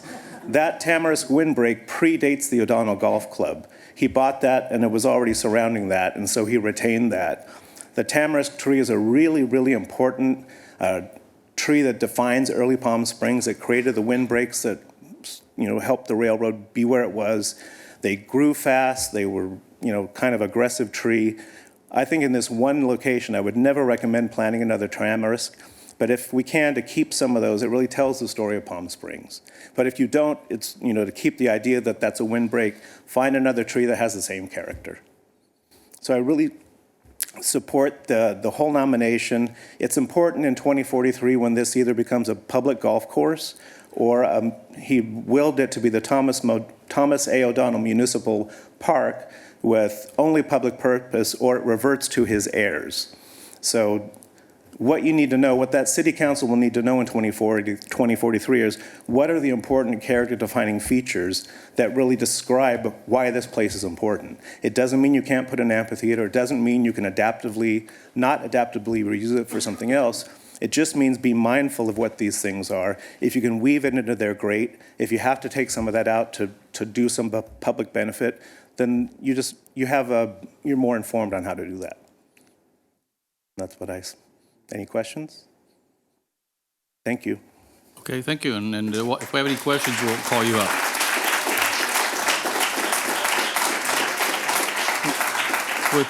With that, we will open it up to the public. The first speaker is Jan Harper, followed by Tom Jackway, then Stephen Keelan, then Hugh Capter, and then Dick Burkett. Good evening, Mayor Moon and council members and staff. My name is Jan Harper. I am a board member of the Palm Springs Preservation Foundation and a trustee of the O'Donnell Club. There are many members that are here tonight, but there are a lot of members who are not here. And I received many letters, and I think that you've received some letters from some of our members. But one letter that I received specifically spoke to me because it was the first person who really talked to me about the real history of the people who played at the O'Donnell Club. And so I read this from him in his words. When I first drove into the O'Donnell Club, I fell in love, starting as a caddy and golf at a very young age. The world of golf has been very important to me. I knew this course and this club needed to be nurtured and cherished. O'Donnell has a world-class golf history. Here are a few of the historical moments. The great Walter Hagen played an exhibition in 1935 at O'Donnell. O'Donnell started the very first tournament for amateur players in 1936. It was called the Palm Springs Desert Invitational. The tagline read, "It's the world's biggest tournament on the world's smallest course." This tournament lasted annually until 1960. Dr. Bud Taylor, an O'Donnell member, won the first O'Donnell golf tournament, winning over a record 6 times. He also won the Walker Cup 3 times and was later inducted into the Southern California Golf Hall of Fame. There have been many other famous golfers that have played there. Bob Hope and his wife, Dolores Hope, were longtime members of the club. William Powell and his wife, Mousie, were members. Mousie started the very first women's golf group in the California area called the Desert Mice. So I believe that the O'Donnell Club deserves to become a Class 1 historic site so that the important history will be remembered and honored. Respectfully submitted, Jim Toma. Thank you, Ms. Harper. Your Thank time's you. up. Thank you. Our next speaker is Tom Jackway, then Stephen Keelan, then Hugh Capter, and then Nick Burkett. Hello, Mayor and Council. My name is Tom Jackway, and I am on the Board of Directors of O'Donnell Golf Course. And I'm here to tell you that our entire Board of Directors is in unanimous support of this designation. We all really recognize the historical significance of the golf course. It was responsible for bringing so many movie people and industry people into the desert. Our Board of Directors has been clearly cognizant of the importance of the club, and for that particular reason, we have not done remodeling to the clubhouse. We've had members wanting to update the clubhouse or to revise some of the landscaping on the golf course, and we have not agreed to do any of that because we do respect the historical significance of the club and want to be a good steward and a good shepherd of the club until it passes to the city in 2043. Also, there's a lot of our club members here today. I don't think we want to have to listen to every one of us speak. So if the club members could please just stand up and signify your support of this.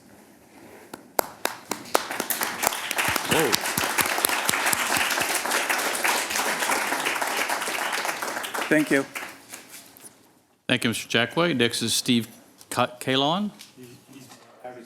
Oh, I'm sorry. It's Hugh Capter.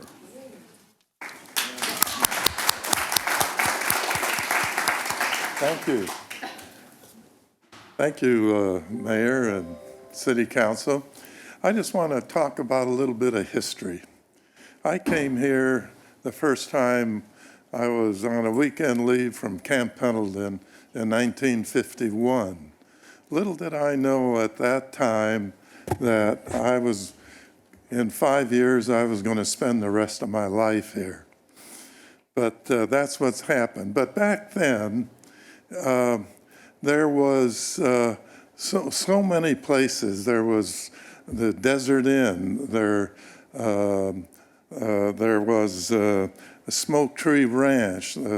O'Donnell, the Racquet Club. There were so many places that we had. It was quite a cowboy town back then. There was Rasmussen's cowboy clothing store.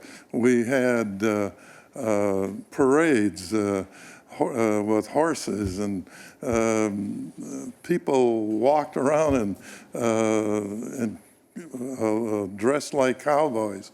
All of that over the years seems to have disappeared. And we have now, out of all of those places, we have two places. We still have Smoke Tree, and we have the O'Donnell Golf Club. And these are the only two places in this whole valley that you can go and still feel like you're back in 1920 or 1930. I think it's a historical part of the valley that has to be preserved, and I totally support the nomination. Thank you, Mr. Capter.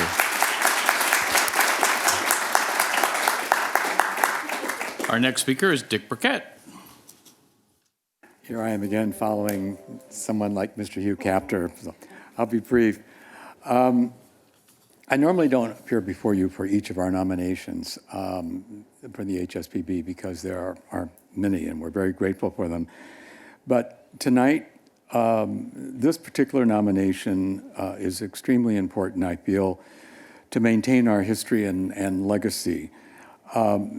We felt, yes, that the entire site of the O'Donnell is a very, very special one.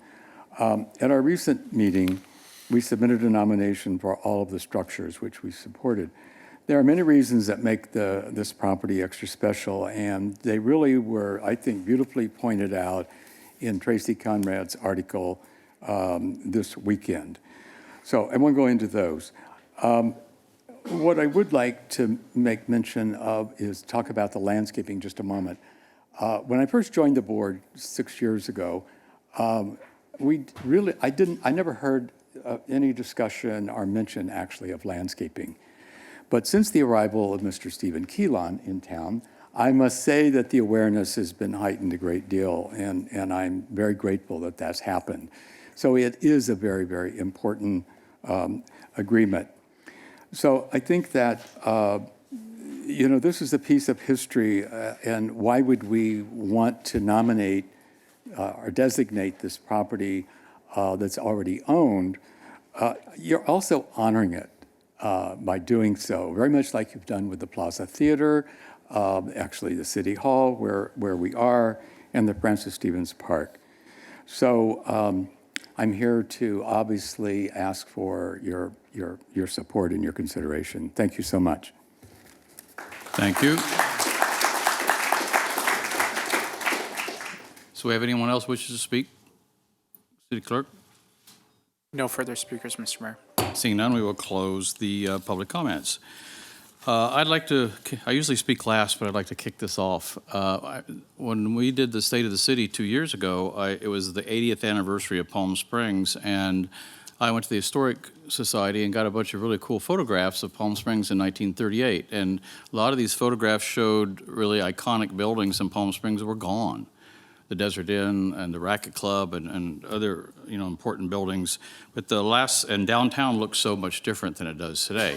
But when I showed the slide of the O'Donnell Club from 1938 from the Historic Society, except for the umbrellas out in front, it looked almost identical to what it was. And that's when I found out at that time that it wasn't historic. And I was a little bit shocked about that. And that's why I asked staff if they would start looking into this to see if they could do it, particularly if we could do it before, JR and I are still here, because we've sort of always been preservationist romantics.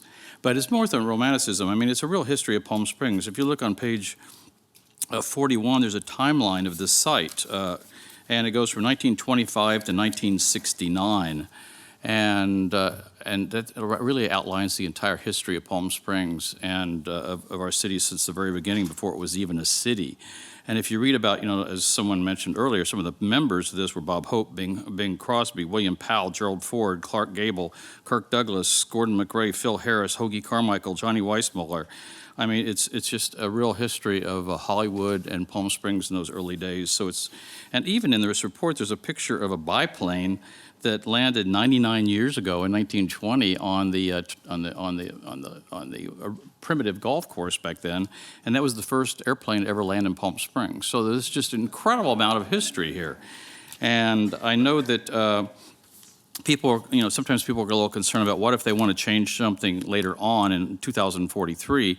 I think it's important we have these protections on there, even so that if there are any changes made, like Director Fagg described, they would be looked at very carefully by the HSPB and the City Council, because the only real damage that's been done to the O'Donnell House, not the O'Donnell House, but the clubhouse, golf clubhouse, was done by the city in 1969 when they tore off the southern section of the building for a parking lot. So we want to make sure that even going forward, the city doesn't do anything without going through a very careful consideration of what they're doing.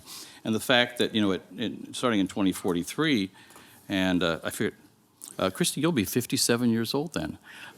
In 2043, if the city, it can be a public park, and if in a public park, there would be a reason to look at it and see if there's repurposing of it. And it actually says that to be adaptively reused as a public park, which means there would have to be changes made to it. So I think for us to, as the applicant said, to honor it with the historic designation, I think is very important, and to keep it intact until it does revert to the city's control, and the city then in 2043 decides just exactly what they want to do with this building and its grounds. And again, I'd like to thank the Preservation Foundation for what I think is a really, really, really good report. Oh, I meant to say this at the very beginning. In full disclosure, I have been a member of the O'Donnell for 10 years, but I'm not on any boards, no subcommittees, nothing. I'm just a member.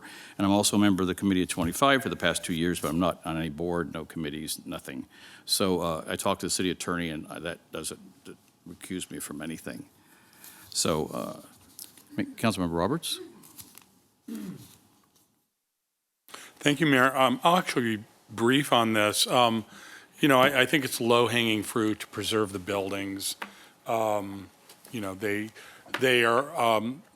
all have a great significance to our history, and they would all be they could all be adapted to new use with respect to it becoming a park in the future. I have to admit that when I first saw this, historic designations are not a new concept for me. And as a bleeding heart preservationist, I tend to lean toward them, particularly for Palm Springs. It's been a big part of my life here. But I had never been faced with looking for a historic designation for grass before. That was new for me. And so I had to think long and hard about that, grass and trees. But, and I also feel that, 20 years from now, I think this is going to be a very different place, and probably with different people. And the way we use water and whether we have golf courses the way we do now will be decidedly different as well. The city already owns a golf course that we lose a lot of money on, and it has a declining use. And from everything that I've read and studied looking at these golf courses, most golf courses are declining in use. They're expensive to maintain, and they're not a great use of resources. But having said that, the important thing is that this is already protected. It's open space. It'll be a great opportunity for recreational use and for more open space for Palm Springs' future. So coming back to preserving it as a golf course as it is now, I instinctively wanted to kind of designate around that. But as I often am, I was swayed by Mr. Keelan's comments and Hugh Capter's comments about the importance of keeping it intact, and that it has the footprint and feel, and what you said, Mayor, as well, about there are very few things that you can stand and just look at in Palm Springs, and they looked like they did in 1938. And I think that's probably why I have a strong connection to the Plaza Theater. It looked much like it did in 1938 as well. And, you and I have made that commitment to keep it that way. So I think it wasn't my intention when I walked in here tonight, but I think I feel pretty good about taking the recommendation.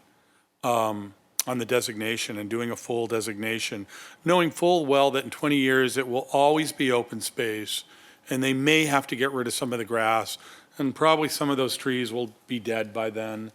But we should preserve it in its current condition as long as we can. And so I'm ready to support it as it is. That's all I have.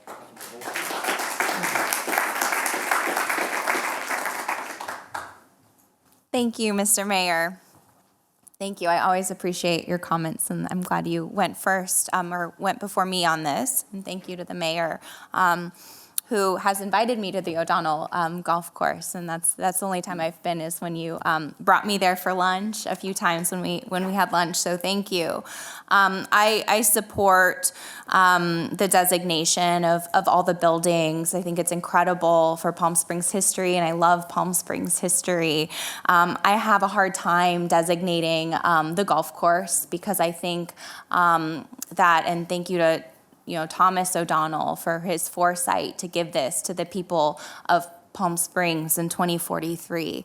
And I think that is a long way off, and we don't know what that will look like. My prediction is that there will no longer be golf courses for lack of or a need for a golf course in the city of Palm Springs. We have one. We've talked about other uses for that.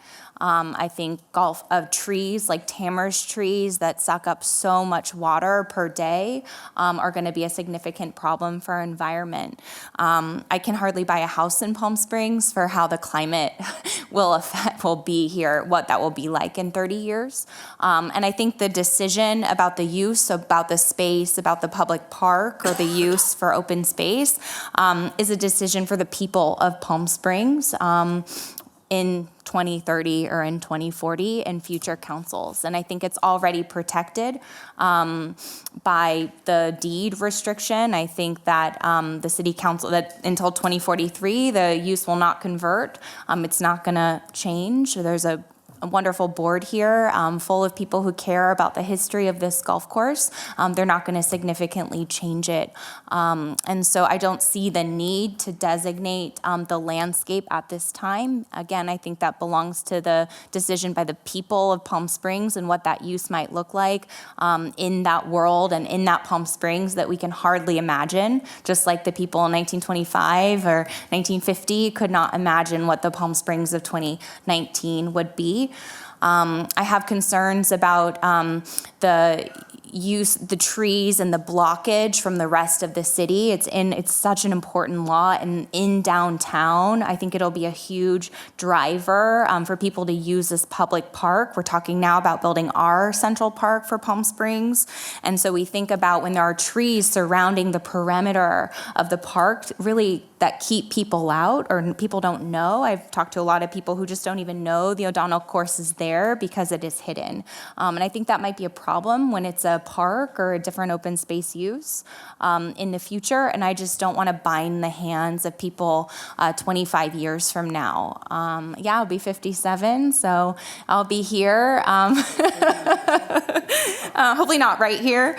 And I just think it's a decision for the future and it's protected in the meantime, and we don't need to make that decision. But for all other aspects, I'm so proud to designate all of the buildings, including the restroom, and all of the buildings and the historical structures. Thank you. I didn't get claps like you did.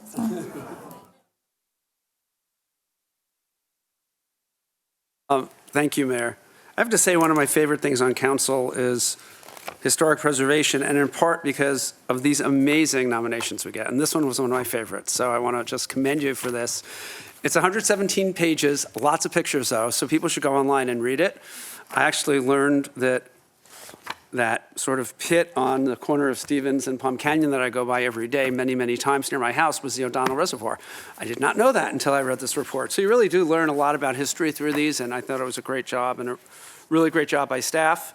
You know, I came in always open to discussion, leaning towards everything and questioning the golf course, which is why I brought it up before people spoke.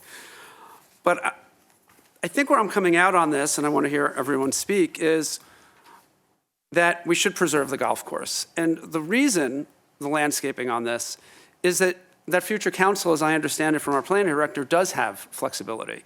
If they want a different use, they can go to HSPB, go through a process, agree with it or not. And if they didn't, if we're really tying their hands, I would feel differently. So I just wanted to confirm that if they come back and they say we want to get rid of all the landscaping and turn this into a different kind of park, they can. Correct, going through a process, Right. but yes, they can. And I just think that process will help it not be a rash decision and give time for people to give input. And that, to me, is very important. So I agree with you, Councilmember Holstage, on wanting to let that council make those decisions, but I like that extra step that they'd have to go through before they could make that change. So with that in mind, I also want to just note that I'm in agreement with the staff report that this meets the criteria 2, 3, 4, and 6. So we have that in our findings as a council when the motion is made. And with that, I'm done, Mr. Mayor. Thank you. Councilmember Middleton. All right. Thank you, Mr. Mayor. I get to go last this time. And most everything has been said, but there's a couple of things I want to say. And first, I want to thank Mr. Keelan for his report. I got to this late in an evening when I wanted to go to bed, and you kept me up until I had finished it, and I learned some things, things that I thought I knew. So thank you. Very persuasive and very well done.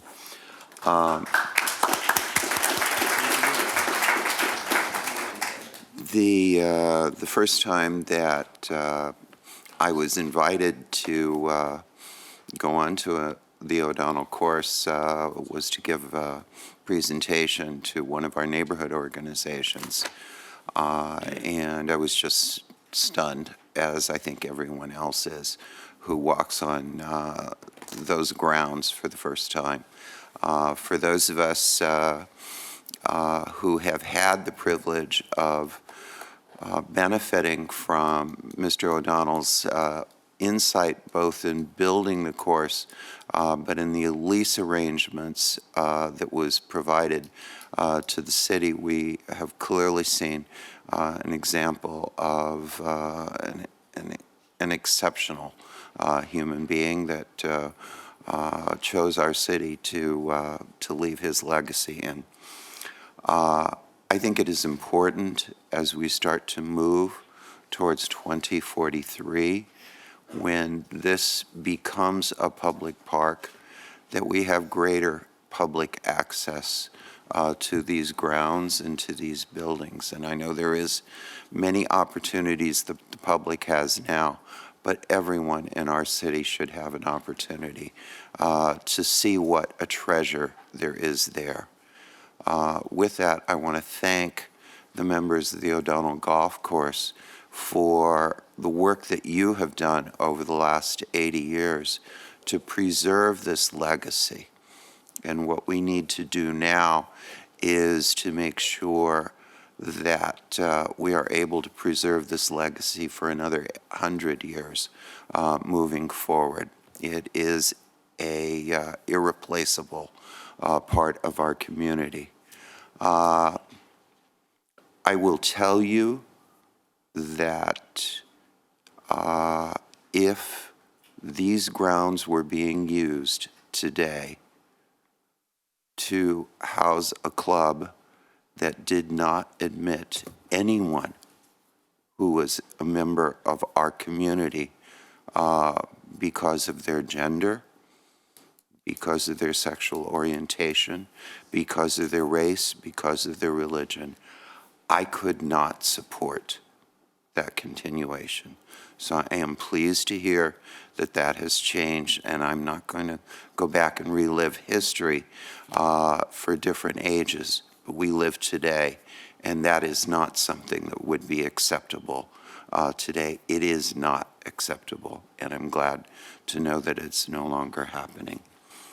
I'm going to support this in large part with the reasoning that Mayor Pro Tem Coors said and the Councilmember Holstage, that the city councils, as we get closer to 2043, will have the ability, working through a process to make a decision as to what's the best way to preserve this legacy of open space for the future.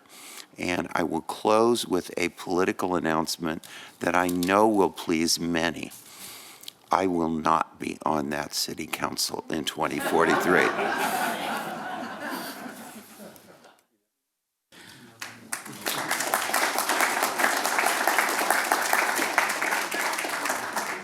I'd like to add one more thing. One, Councilmember Middleton, I'm sorry, I didn't mean to interrupt you all ago when you first mentioned the Committee 25, but I get a little sensitive about that because I know that was when I became a member, that was one of the things I sort of pushed with the board, was that be changed, and it has been changed.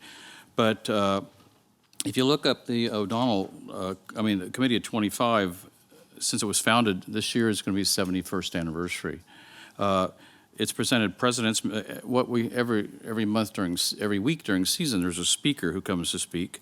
And the club has had presidents, military leaders, business professionals, astronauts, journalists, celebrities, and athletes such as President Eisenhower, General Jimmy Doolittle, Walter Cronkite, Dinah Shore, and other speakers like that over the years. And I would like to point out that when I was invited, the head of the membership committee, Kenny Cohen, is Jewish, and he invited me to come as to meet the membership and to be vetted for membership. And I went with my husband, introduced my husband to everyone, and now the club now has women members. So I'm looking forward, as the season starts, I would love to have both of our Councilmember Middleton and Councilmember Holstage come to lunch one day and hear one of our speakers. And hopefully you'll accept that invitation. And also, I would also point out that, that Committee of 25 building is also interesting. There's been a couple small additions to it, but they were done by E. Stewart Williams, Clark and Frey, and Jim Coffey, who are all amazing architects. And the interior, when you come, you'll see it, was also done by Arthur Elrod. So it still has those fixtures, those Arthur Elrod touches. I don't think anybody looked at that as far as the preservation, but we might want to look at that also, because it's got a beautiful coffered ceiling, all done by Arthur Elrod. Okay, do we have a motion to approve? Motion approved by Mayor Pro Tem Corr, seconded by Councilmember Roberts. Motion is on the floor.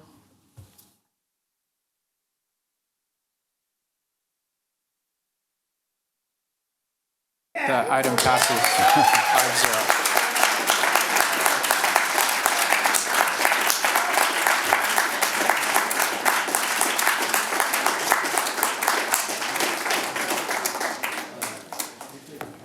I was just going to suggest, it's 9 o'clock. You guys want to take a 5-minute break? Yeah, 10. It'll be fine. Say 5. 5-minute break.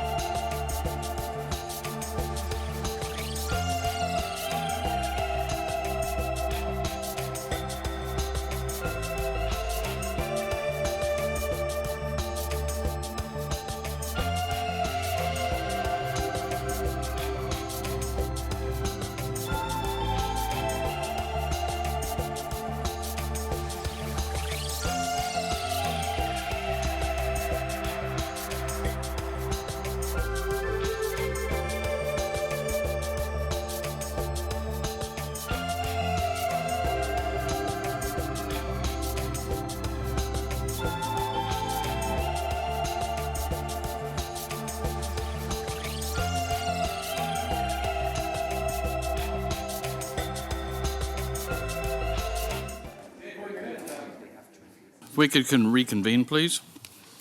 Next item is public hearing item number 2C, conducting a Tax and Equity Fiscal Responsibility Act hearing for the proposed issuance of California Statewide Communities Development Authority bonds in an amount not to exceed $23 million for the purpose of assisting Spira Equity Partners acquire and rehabilitate the Pacific Palms Apartments at 410 South Calle and Celia. Staff report, please. Good evening, Mr. Mayor, Mayor Pro Tem, and Council. The Pacific Palms Apartments is a 139-unit affordable housing complex located at 410 South Calle and Celia. Spira Equity Partners is planning to purchase the Pacific Palms Apartments here in Palm Springs. And as part of their acquisition plan, they will also renovate the units and extend the affordability on this property by 21 years. To finance the project, Spira is working with California Statewide Communities Development Authority, CSCDA, which I may refer to later, which is authorized to issue tax-exempt bonds for projects that contribute to social and economic growth and improve the overall quality of life in the community, such as renovations to affordable housing and preservation of affordability. In order for the bonds to qualify as tax-exempt bonds, the jurisdiction where the tax-exempt bonds will be invested must conduct a Tax Equity and Fiscal Responsibility Act, or TEFRA, public hearing to provide members of the community an opportunity to speak in favor or against the use of tax-exempt bonds to finance a particular project. CSCDA has requested the City of Palm Springs conduct a public hearing to issue up to $23 million of tax-exempt bonds on behalf of Spira. Details of the planned acquisition and renovation are in your staff report. Staff would recommend the City Council open the public hearing and receive public testimony for this item and adopt the resolution approving issuance of the bonds for Pacific Palms Apartments. Mr. Stephen Ho, Managing Partner for Spira Equity Partners, and James Hamill from CSCDA are available to make some comments.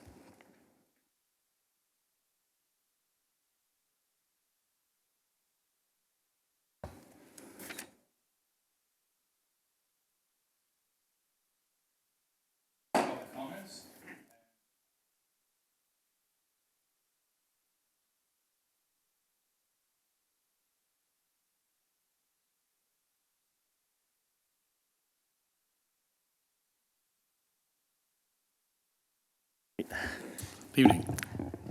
Great. Good evening, Mayor and council members and staff as well too. I'm really pleased to be here from Spira with this project here on Pacific Palms Apartments that way. Our goal here is to preserve this project. Right now, this project was built in 1972 that way. It has gone through one rehabilitation back in early 2000s, and right now it's definitely overdue for a real need in renovations that way. So we'll be spending about $4.5 million on this project for renovations. Construction timeline is expected to start in this coming March 2020 and last for 18 months. We will not be having any we won't be hassling any tenants for relocation that way. We'll be doing an in-place rehab as we have done with other projects.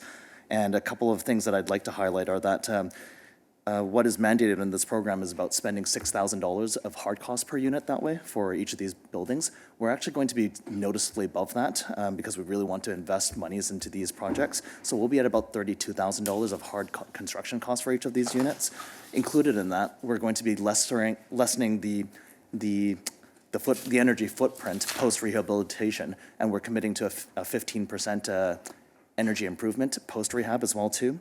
One of the big items for us as well too, we have a significant ADA compliancy that we want to meet as well for this building. Right now there are currently 0 out of the 139 units that are ADA units, and we're going to convert 14 of our existing units to ADA, including all of the community rooms that way, laundry facilities, and also path of travel and along with parking. So that's also part of all the plans and specs that we'll be sending to the city in about mid-December here for us. We're also including one more additional unit that's converting from market rate to affordable, And this project right now houses 60% low-income tenants and very low-income tenants that way. So, thank you for your time. Thank you, Mr. Ho. City Clerk, do we have anyone who wishes to speak from the public? There are no speakers, Mr. Mayor. Okay, seeing none, we will close the public comments. Council? Councilman Mayor Pro Tem Coors? Yeah, and I'll be brief. I'm really glad to see this. Building new affordable housing units is a lot more expensive than rehabilitating. These will have 55-year deed restrictions on them, keeping them very low and low income. I was really thrilled because the majority of these are 2-bedroom units, and some are 3-bedroom units as well. So that provides housing for folks in those settings, which we don't always see. So really important that we preserve the affordable housing we do, and this, I agree with you, really needs a renovation. I'm sure the tenants will be thrilled by that, and their rents basically stay the same since they're on the same low income levels they are now. So really great, really appreciate that this is moving forward. That's it, Mayor. Councilmember Holstage? Thank you. I agree. I just have a question. If you could tell me about your company. There's no information in my packet about who you are and what you do, and I would love to hear that. I'm sure the public would as well.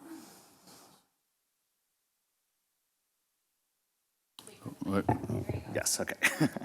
Great. We'll have about 7 projects. At the end of this year, we'll have about 7 projects that will be in total over 1,000 units of affordable housing. For us, Spira specifically is focused solely on affordable housing and ACT rehab projects that way. This is really kind of part of our social impact and environmental, social, and governance initiative from kind of more of our related companies that way that have focused on luxury condo development. I'm the main founder for Spira that way, and I think having to do with looking at different affordable housing that way, we really fell in love with this product. One of my quick anecdote, but my first 100-unit project over in Los Angeles, when I finished renovations that way, and someone came up to me and I said, I happen to be one of the owners that way, but I didn't give you 48-hour notice, so I don't want to disturb you. And he very welcomed me to his home, showed me all the renovations, told me he's been there for 10 years, and we didn't even increase rents on him. It kind of brought him and his family to tears. And I said, wow, if we can do housing that actually moves people that really needs it that way, and the economics kind of support that, and that we can kind of make do with such as things like private activity bonds, it's really exciting for me. So. We're kind of a younger company that way, but we've got offices in Vancouver and Seattle that way, and looking to expand and really make a difference here and having positive social impact for these communities. Thank you. Can you tell me about the energy efficiency that you're doing on the building? Yeah, I'd be most happy to. So the energy efficiency is where they mostly come from. We're going to be replacing a lot of the appliances in the building that way. Specifically, the HVAC units are really dated. So just from the HVAC units, we almost kind of scored 10% energy improvement already. But hot water heaters as well as part of our scope that way. And replacing a lot of so you can imagine, the windows haven't really been replaced since for about 30 plus years now that way. You're starting to get a lot of leaks and also the roofing as well. So you're going to be going through a complete, part of the scope is a complete roofing replacement along with all exterior windows as well, just to make sure that the building envelope is there, that people can stop complaining about leaks. Thank you, and thank you for not displacing the current tenants. Thank you for investing in this building. Thank you. Quick question. I'm sure you have this figured out, but just curious, while you're doing the renovation, where do the current tenants go? No, this is a fantastic question. Jay asked the same question. So we actually have budgeted $105,000 for tenant relocation. When we say tenant relocation, that's not overnight that way for us. So about $78,000 of that is going for food and beverage, just when the contractors are there. The way that we schedule it is really kind of from the 9 to 5 that way. So we leave open the community rooms in the complex we kind of buy televisions, have food and beverage vouchers as well too, just kind of have areas for storage, a lot of packing boxes where they're doing their interior work that way. But we schedule it that no one actually has to be, if someone forgets something at their place, they're not locked out of their place because someone is doing, continuous work that way. So the way that we've done in-place rehabs has been buildings by buildings that way. And it's been, with this scope, we don't expect to displace anyone for overnight at all. Okay, just wondering. Thank you. Okay, motion made by Councilmember Roberts, seconded by Mayor Pro Tem Coors. Motion is on the floor.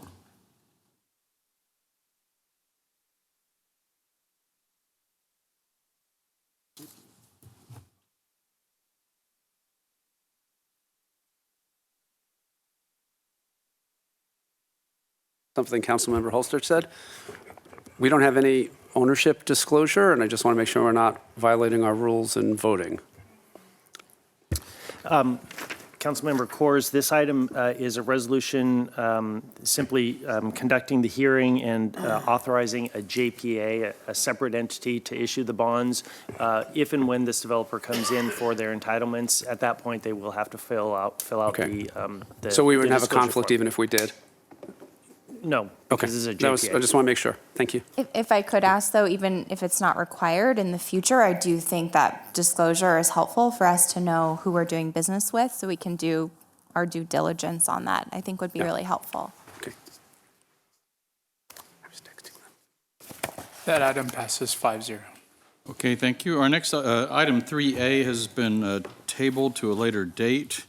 Item 4A is now, item 5B is now 4A. 3B.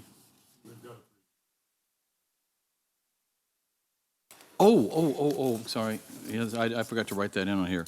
Okay, item 3B. Thank you. I have it somewhere here. Adoption of an urgency ordinance entitled an urgency ordinance adding Chapter 5.87 to Title 5 of the Palm Springs Municipal Code to temporarily prohibit no-fault evictions through December 31st, 2019 for residential real property built prior to January 1st, 2005. Staff report, please. Yes, Honorable Mayor, members of the City Council, the proposed ordinance before you would amend the Palm Springs Municipal Code in order to protect renters of residential property within the city from the immediate threat of being evicted on a no-fault basis. At this last legislative session, the California legislature adopted Assembly Bill 1482, which was signed by the governor in early October.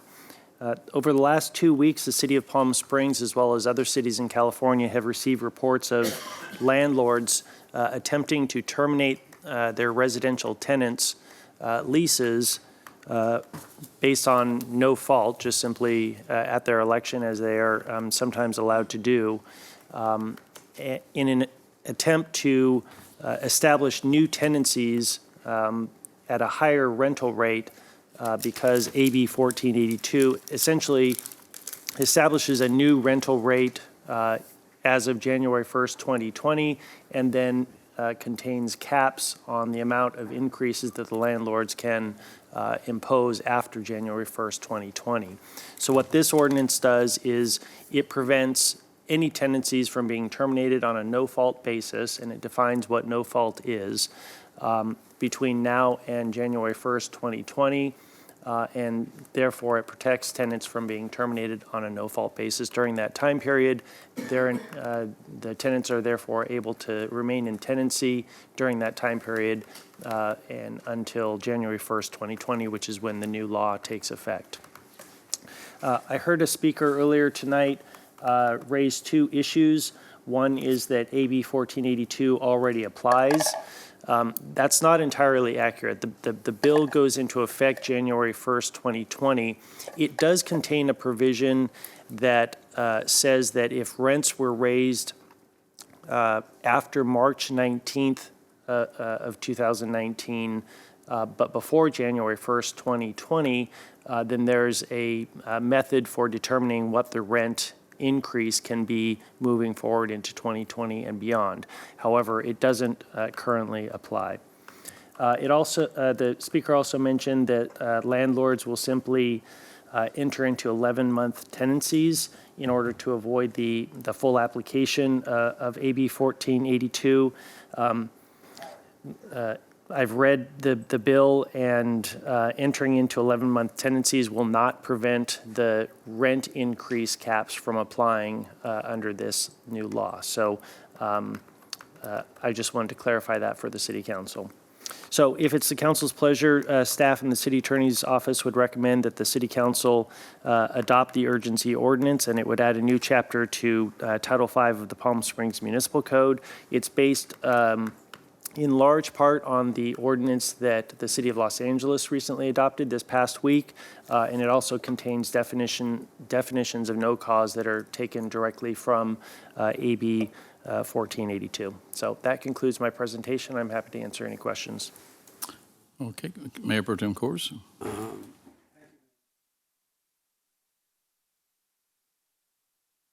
Thank the city attorney for turning this around so quickly. Just a couple questions and then a couple comments. So in addition to the 11-month tenancies, month to month, as long as someone has lived there a full year, the new state law applies to them, whether they're month to month, 11 months, a year.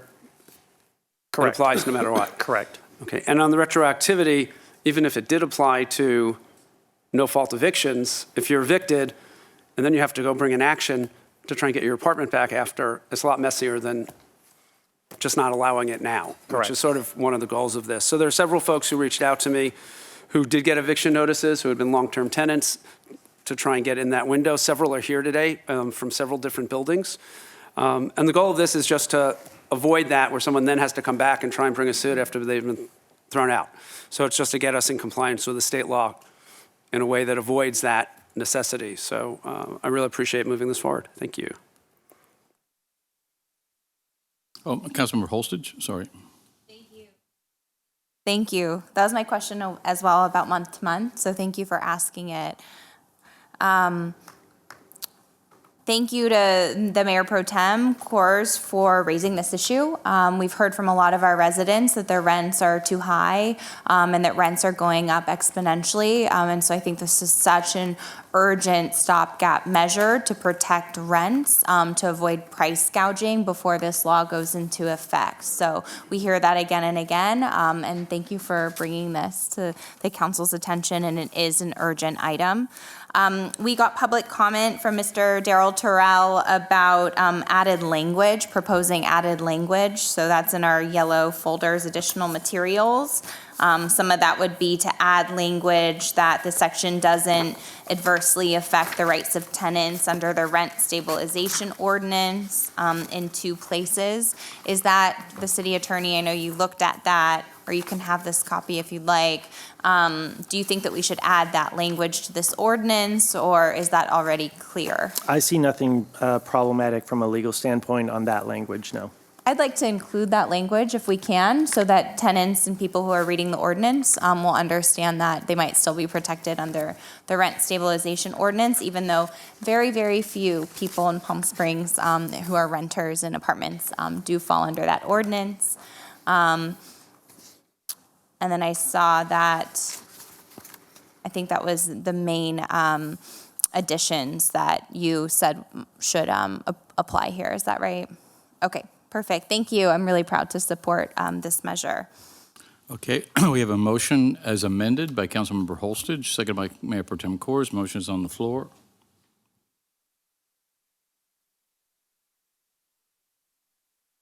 What? I thought I pushed it. Motion passes 5-0. And Mr. Mayor, I do need to read the ordinance text in its entirety, if I may. Okay. An urgency ordinance adding The title. Adoption of an ordinance entitled an urgency ordinance adding chapter 5.87 to title 5 of the Palm Springs Municipal Code to temporarily prohibit no-fault evictions through December 31st, 2019 for residential real property built prior to January 1st, 2005. Okay, thank you. Okay, our next item is item 4A, which was called item 5B before, under unfinished business, a status report on the Orchid Tree Inn development at 222 South Cahuilla Road, Zone R3, Section 15. Staff report, please. Mr. Mayor and members of council, the item you have before you is a status report on the Orchid Tree Inn project. As you'll recall, the project was originally approved back in November of 2016, and then last year the entitlements for the project were extended for one additional year. As part of the extension of the entitlements, there were a number of conditions imposed by the Planning Commission and also the City Council. I have a list of those conditions in the staff report. I won't go through those now. One of the things that I wanted to share with you is that the applicant has submitted a new site plan, which will incorporate some additional parcels. I'd just like to remind you of the development. First of all, this was the 2016 site plan that was approved, or the plan that's currently approved and in place, relative to the development of 59 hotel units, restoration of the community church, and then the restoration of the bungalow court down at the lower left-hand corner of the image there. The applicant has submitted a new site plan which will then incorporate 3 parcels immediately north of the development site, and they're highlighted there with the red dotted line. The new proposal will include a total of 74 hotel units in addition to the restoration of the church and the bungalow court. While there were some initial issues in terms of density and in terms of the number of parking spaces, the applicant has been able to work through those issues, and we now have a site plan that can go forward through an approval process. So in terms of revising or approving the new site plan, much like the previous plan, it will need to go to the Historic Site Preservation Board because we do have those 2 Class 1 structures, the community church, the bungalow court. It would also need to go to the Architectural Advisory Committee, the Planning Commission, and because there is the need for a general plan amendment relative to the street width adjacent to the project, it will also need a general plan amendment that needs to be approved by the City Council. One of the questions that has come up in this process as we get ready to take it forward through the approval process is whether or not the operations covenant could be extended or transferred to the new site plan. And so staff is seeking direction from you all as the City Council in terms of what your preference would be relative to the new site plan for the project. That concludes my presentation, and again, we are here to take your direction. We also have the applicant here who can respond to any questions you might have about either the existing site or the proposed site plan. Okay, Council, who wants to kick this off?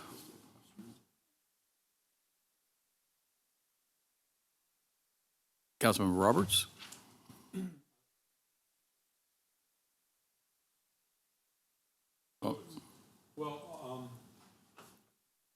You know, we've seen this project a few too many times, and I think we're at a breaking point with it.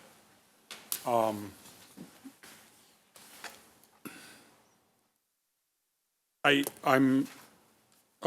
inclined to allow the covenant to go forward and the transfer of the TOT benefit, but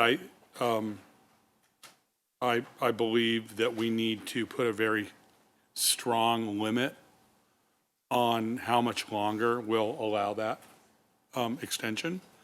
And I think that that would also include some very strict milestones in the process, and that we can't just keep extending this project. It's become a blight in our city, and it's time for this to be cleaned up and developed by somebody. My instinct is that we move it forward for one more year to allow the developer to get his building permit based on the plan that we have right now. If the developer does not have the permit in hand and by this day in 2020, his approvals on all levels will pretty much sunset. And then I think we would need to put in some other milestones. Maybe 6 months after that, the developer would need to be into construction, not into demo, but into construction. And I think that we should set milestones every 6 months after that. And if the developer is not able to meet those milestones, the approvals will pretty much evaporate. I think it sounds harsh, but we've been dragging out for way too many years on this project. And I think I personally lost faith in it. I think that I sense that I'm not alone. We've been at this place too many times where we've given you one more year, one more year, one more year to solve your problems. And I understand the staff basically had to shoehorn in just to make your parking work to even make this project work. And so, I don't know that my colleagues agree with this. I'm inclined to do that, or I'm open to just letting this project go once and for all, and letting someone else come in and do this project who can do it effectively and do it somewhat quickly. I'll leave it there for now. Councilmember Holstage? Oh, Councilmember Middleton. Okay. Well, I am still hopeful on this project, and I want to see it completed, but I share the frustration that I think all of my colleagues have. So I'm supportive with very strict milestones of moving forward. And that first milestone is that in 12 months, there's a building permit in hand.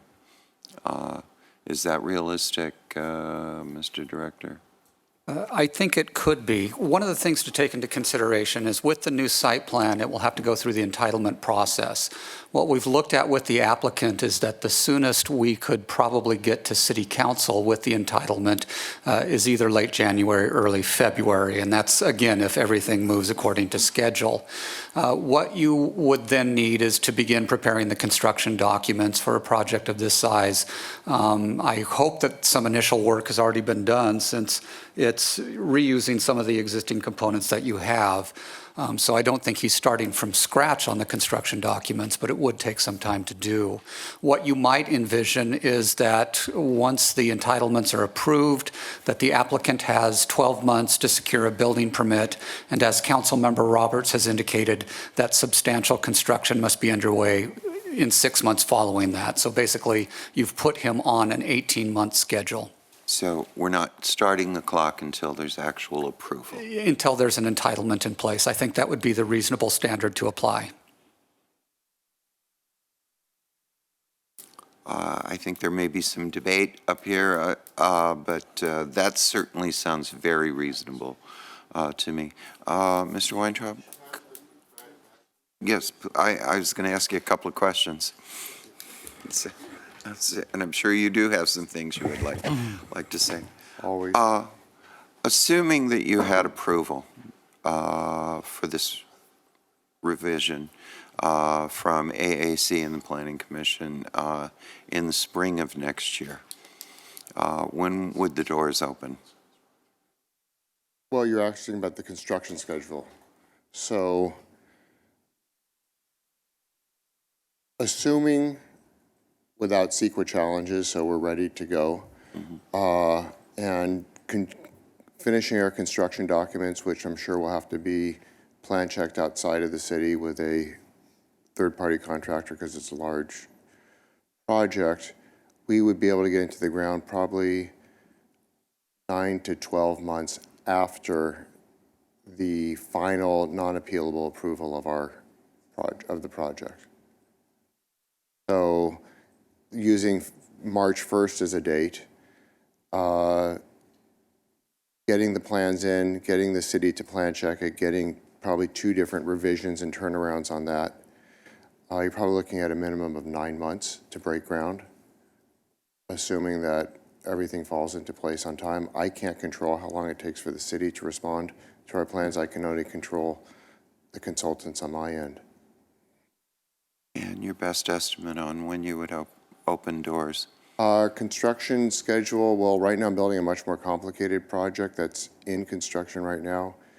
That's a 16-month schedule. I think that we would live to the same schedule from construction to people staying in the hotel.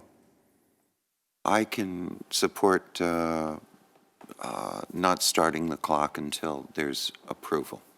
But then I think there has to be a building permit, within 12 months from that. Sure. And construction has to begin within 6 months after that. Well, I appreciate that. May I make some comments to what you and Councilman Roberts has said? So when I came here on April 17th of this year, the purpose was to tie the TOT rebate to the entitlements. And I've watched the council hearing 6 or 7 times, and I've asked council people to watch it and others. At that hearing, there was very clear direction from all 5 council people unanimously. Each person weighed in at about 1 hour and 46 minutes into the council hearing or the council meeting of that date. The direction was that I was, because I just acquired the last property, which was at the corner of Arenas and Bilardo, which was the 8-unit apartment building. So that was acquired in late 2018, early 2019, was to, now that I had these 3 and we went to the full block on each side, was to come back and the first action that the council took was that by the entitlements and the TOT could run together because they were not running together at that time. The second was the council, and strongly very much from Councilmember Roberts, was when will you come back with your revised site plan? So we submitted our initial revised site plan in June of this year. So less than 2 months after the meeting, it was given to the city. The city deemed it an incomplete application. We got feedback on that application. We turned it around relatively quickly. Again, there was further questions on that having to do with some of the things that Flynn brought up tonight: parking, circulation, density, parking on a secondary street. We then turned around our whole package again. And when we had the hearing on April 17th, it was made very clear and strongly supported by all 5 council members that if there was a new project, that there, and it was said by Flynn and the city attorney, that there could be a 1-year extension from that time, which was November of next month. So I've done everything that council directed me to. I am not saying that this project has not taken an unbelievably long time, and I am very frustrated, but probably less frustrated than you and the community are with the lack of progress on this project at this point. But we have been moving forward as per council's direction since April 17th. To get a building permit in hand, there's several different permits that will be necessary for the construction on this property, because we have commercial uses, we have liquor license, we have Class 1 historical renovation on 2 portions of the property. We have to get a general plan amendment and everything. So I will take any milestone that you want to give me that I can control the timing of when I need to give you my deliverables. I can't control the city's turnaround. Like, for example, if something's incomplete, that happens in the most complete package. And I'm willing to be under the gun, throw everything you can at me, but to say that I need a final building permit, which means that plans have been, I have all my approvals, I've gone through historic, I've gone through planning commission, I've gone through council, and then to be able to do the construction drawings and get those all turned around within a year, I don't think that's necessarily possible, but if it is, that's what will happen. So I'm happy to come back to council as often as you want for an update. I'm sure that the planning department can give you updates to how we're progressing, but I don't want to set myself or the city up for failure. That's what I have to say about the project. I brought site plans and imagery, but you have that up on the board, and I don't think that's necessary. I did hear from Flynn and from David that this site plan does work and conform with what the city needs, except for the general plan amendment to be able to park on Arenas, which the city seems to think is something that should happen. So there was some differences of opinion as to what was the conduct of the meetings that previously were held, and I know you've watched the tape and others have watched the tape. Where we're at now is trying to identify some very fixed milestones moving forward. Absolutely. So that we can move forward. Sure. Just one last thing. When I met with the city last week, it was contemplated that by the first or second week of November, we would have our final package in for the city to start processing so that they could get it ready for public hearing and to be able to go in front of the historic board in hopefully potentially December. Was that the idea? And then January to Planning Commission? Yeah. Mayor Pro Tem. Thank you, Mayor. Hi, Richard. I did watch the tape, although it was a while ago now, but my recollection, right, last time we extended it, it was construction had to commence by November 9th, 2019. We all accepted that probably wasn't going to happen. So there was a willingness to extend that a year, but what you're coming to us now will not even get you doing construction within a year, right? Because you're not even sure you can get a building permit within a year.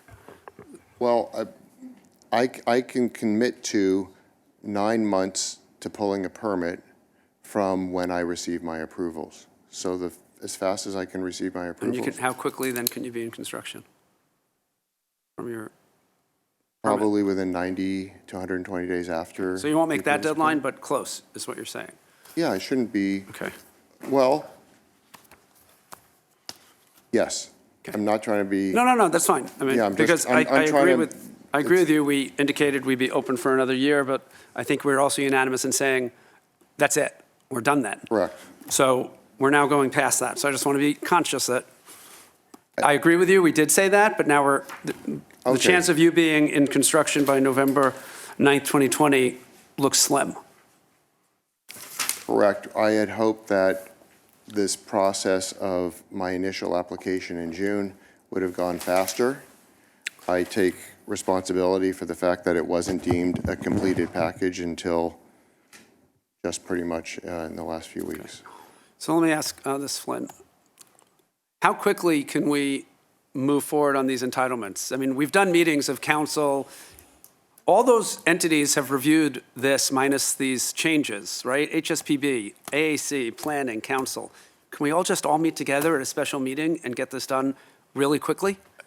I think we can for the most part, with the exception of the general plan amendment.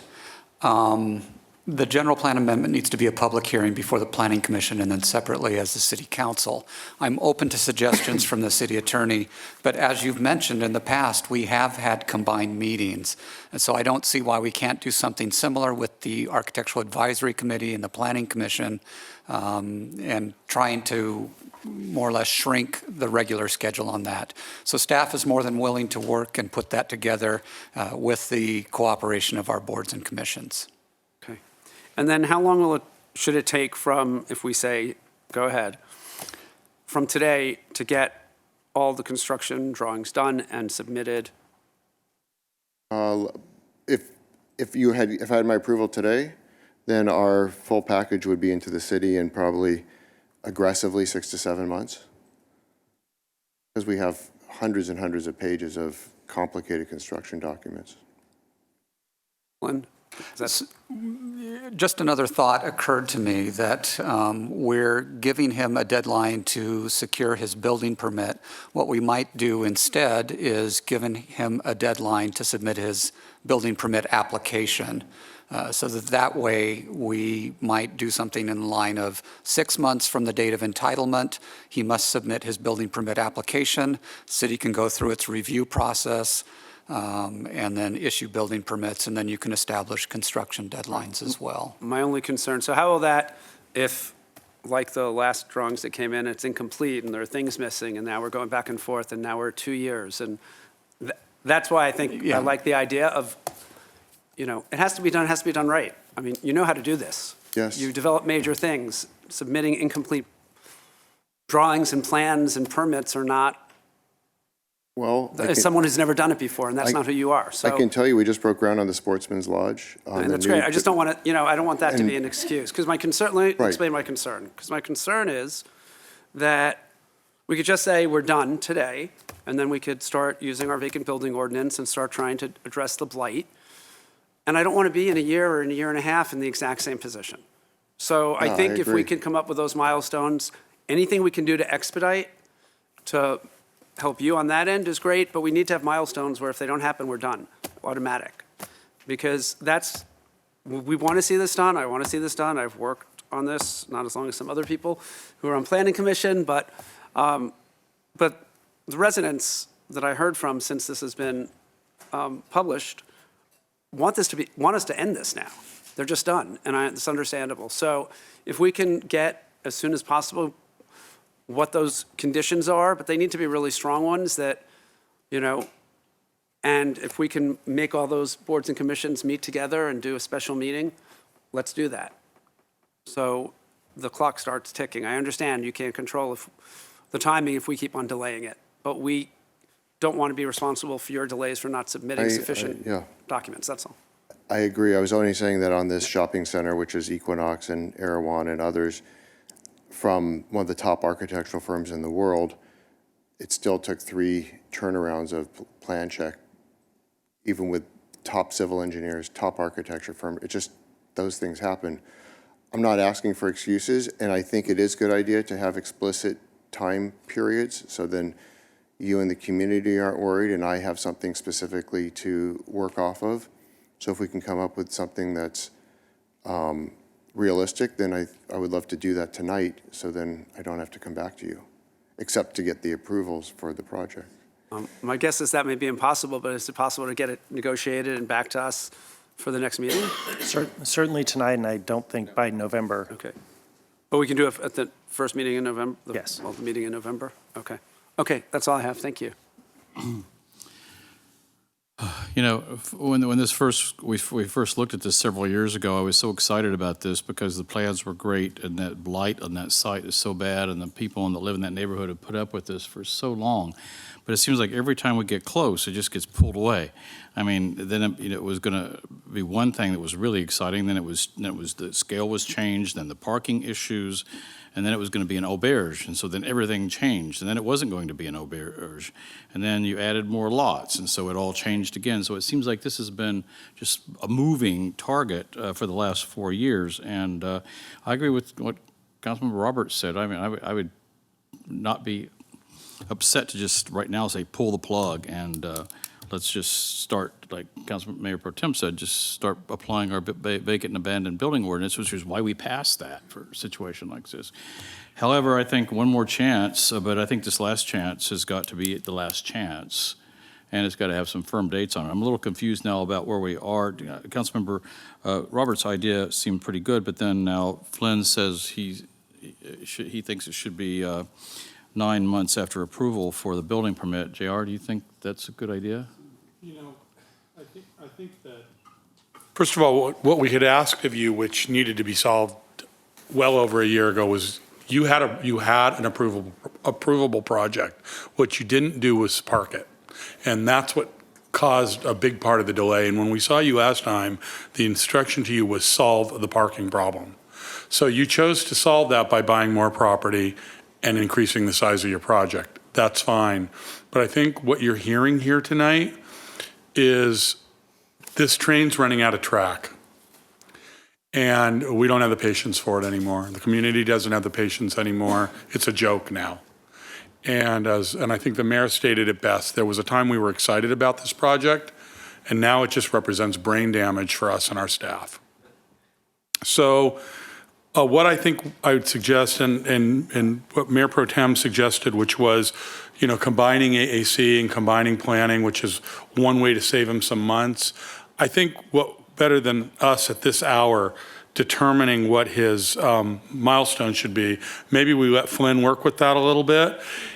It's one thing to extend it a month or two to give you a little more time on something if we see substantial progress. But I think what I'm hearing from everybody is that we want to set the tone that if we don't see substantial progress, or we see sloppy work or we see changes to the design, it ends. It's over. Consider yourself very fortunate that we're even willing to do this tonight, because I wasn't prepared to walk in and even do that. I was prepared to pull the plug. Nothing personal, but we're a city and we need to move forward, and we can't have entire city blocks sitting there rotting for 10 years. It doesn't work in Palm Springs anymore. That was the old Palm Springs. You're the last piece of that. So I suggest we give it back to Flynn to put together a tight schedule that could be potentially extended by a month or two at each milestone if you feel that you are seeing substantial progress. If we see sloppiness, foot dragging, anything, have it come right back to us, and we'll pull the plug on it. So we'd be happy to do that. We'll come back to City Council with a schedule, both for the entitlements and then the progress milestones after that. Okay. You guys good with that? Yep. Sounds fine. Is that a motion? Just some clarification when you look at the calendar, because this. So in essence, we're going to come up with these milestones and talking with the developer, come up with what we believe to be milestones on the direction you've given us, aggressive, strict milestones, and put that in an agreement. Now, that may be an amendment to the TOT covenant or a new covenant, probably an amendment. So we certainly couldn't do it for the first meeting in November. Then our next meeting really is going to be that second meeting in December. So we actually would bring back the covenant. We can't get that done in a week-ish, 8 days? It's an amendment to an existing document. And remember, this is not a new project. There's just a new piece of it. Everybody has seen this project, right, Flynn? It's gone through. Yeah, it's just the timelines. We've literally added a new piece. That's all we've done. We're actually reducing the scale and scope of it as well, so it's going to have less intensity on the environment and under CEQA because we're lowering the heights of several buildings. But that's not what we were even worried about. Okay, well, let me offer this. Let me offer this. timeline. There's a path, I think, to get it to the next meeting. That the agenda is due basically a week from tomorrow. So we could put together the basis of an agreement with some blanks that goes out next Thursday. And between then Thursday and the following Wednesday, there may be a few of the blanks to fill in. And then obviously you'd be able to comment on them at the actual meeting. So particularly if we're going to be able to take some of those cannabis hearings off, I think we could do that. And also with the subcommittee. I don't want to wait, because then we wait till the first meeting in December, which is really a ceremonial meeting, and that it just makes no sense. Okay. I think we just have to figure out how to get it done. Working with the developer, we'll try to come up with the basis of it at least by next Thursday. There may be some blanks that we'd have to fill in before the following council meeting. I think another issue too is, if you go past the first meeting in November, it's going to be a new council.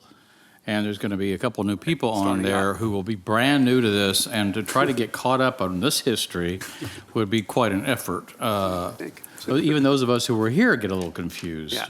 So I think it's really imperative that we do it while this council's still seated. Also, and then another 2 months of delay is not acceptable for anyone. So Yeah, I mean, you have an opportunity to win our trust back, but right now it's really thin. So what I would suggest is that you show us what you got right now, working closely with Flynn. Get this real tight and have it come back to us right away. And I think Councilmember Holstage and I have been working as the ad hoc on this, so whatever you need from us, we're around, and I know we both want to see this move. I don't believe this requires a vote. This is just a direction to staff. Yes. Okay. Okay. Thanks, Richard. Okay, thank you. Thank you. So Flynn will now do his thing.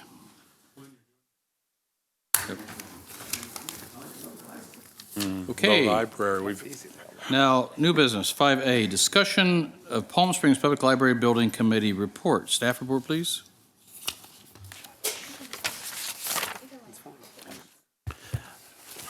Thank you, Mayor and Council. As you know, on July 24th, the Council established a library building committee made of several members of the community, tasked with, at that point, evaluating 3 sites for a main library, that being the existing site of the current library, Lot G downtown, and considering a spot within the College of the Desert site. The Library Building Committee held 8 public meetings that were well attended, and during the course of their evaluations, additional sites were considered, and this first map shows all of those sites scattered throughout the city.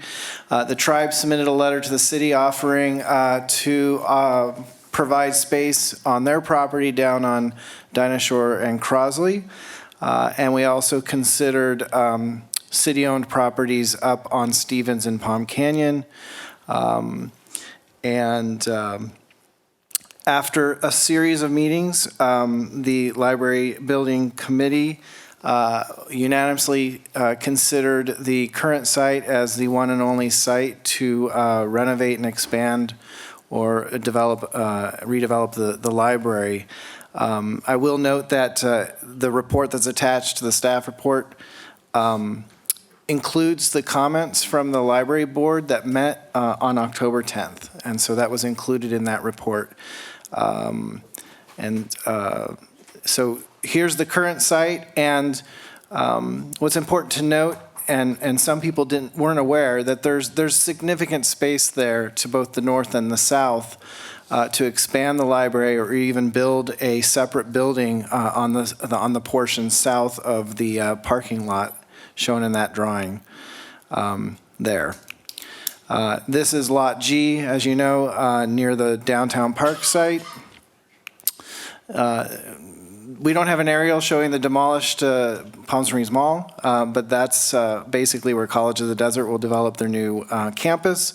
Somewhere on that site would be a potential for a joint library or a separate city library. This is the site where the tribe owns property, and it would be likely that the library would be built near their administration building connected to their parking lot. And then these are the parcels up at Stevens and on Palm Canyon. And that's that old reservoir that you mentioned earlier this evening. With that, I'll turn it to the council subcommittee for their further consideration on the item. Thank you, Mr. Mayor. Thank you. Councilmember Middleton? I get to go first. So, and there are an awful lot of comments that I would like to make, but I think one of the things that's really important is to hear the comments and questions from the members of council who were not a part of this committee. So one of the very first thing I want to do is thank the members of the library building subcommittee for the work that they did. They were exemplary in terms of their attention to this. They were asked a very specific question: what should our preferred site be? And please make an evaluation of all of the potential sites. Staff was very helpful as they move forward. I want to thank the outside firm that came in to help us. They were also very, very good in this process.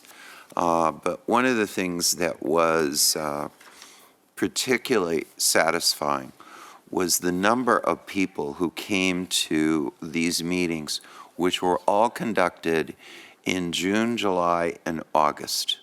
Time of year when our town tends to go a little bit quiet, and they were extremely active. We had literally dozens of people showing up and wanting to make public comment. So there also was an evaluation by the library trustees. I would like to correct the record, at least as far as one public comment was made. The library trustees did not insist or demand an opportunity to review this. A part of our timeline was that the subcommittee would complete their report.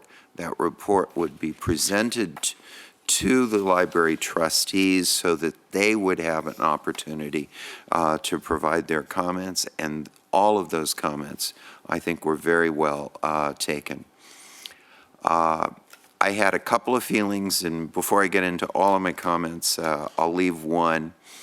And I used this before when talking to the library subcommittees.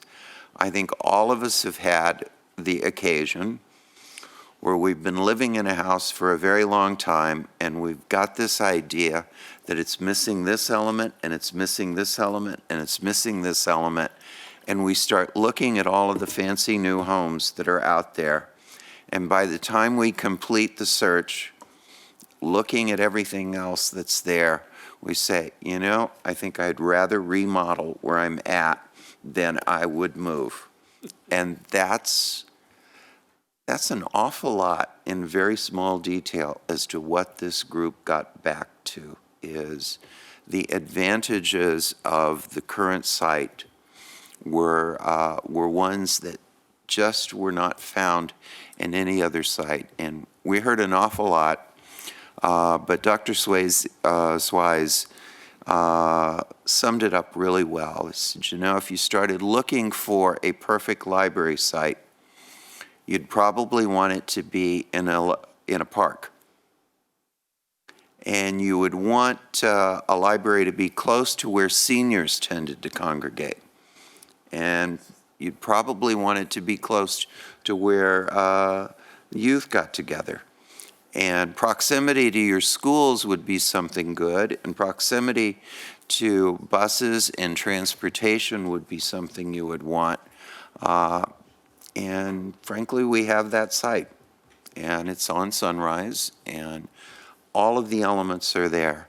But something that came up very much in the conversation is we've not taken and put all of the elements that are in Sunrise Park and made them an integrated whole.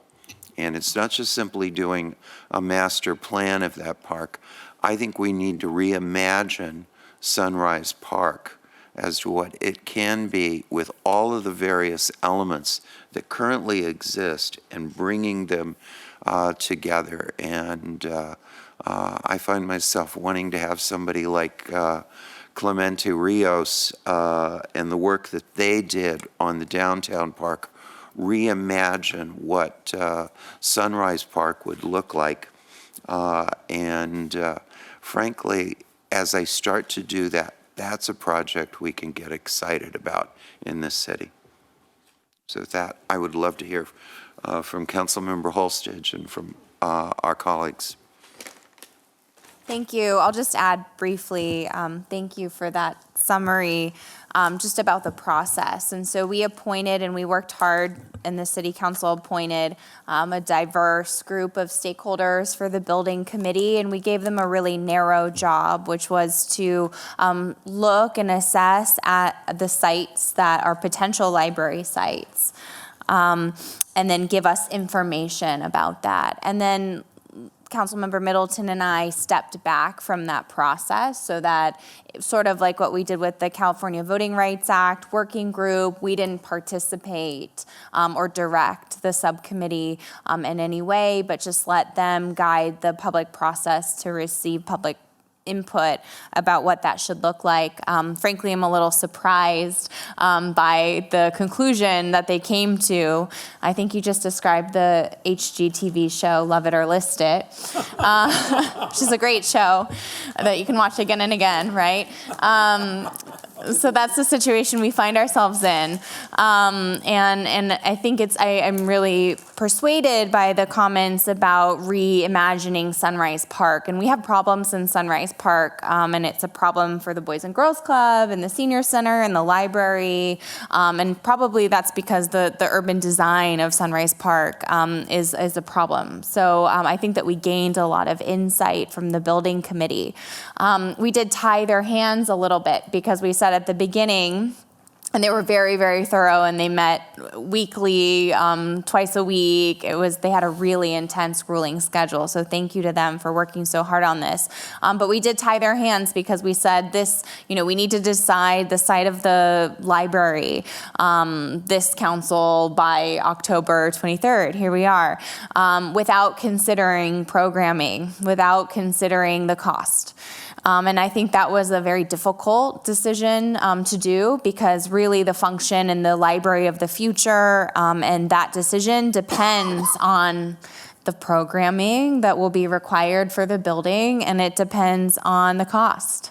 We got public comment today that we don't know all of those figures, and so I know that they wanted some of that information and raised that in the initial meeting, at least that I attended.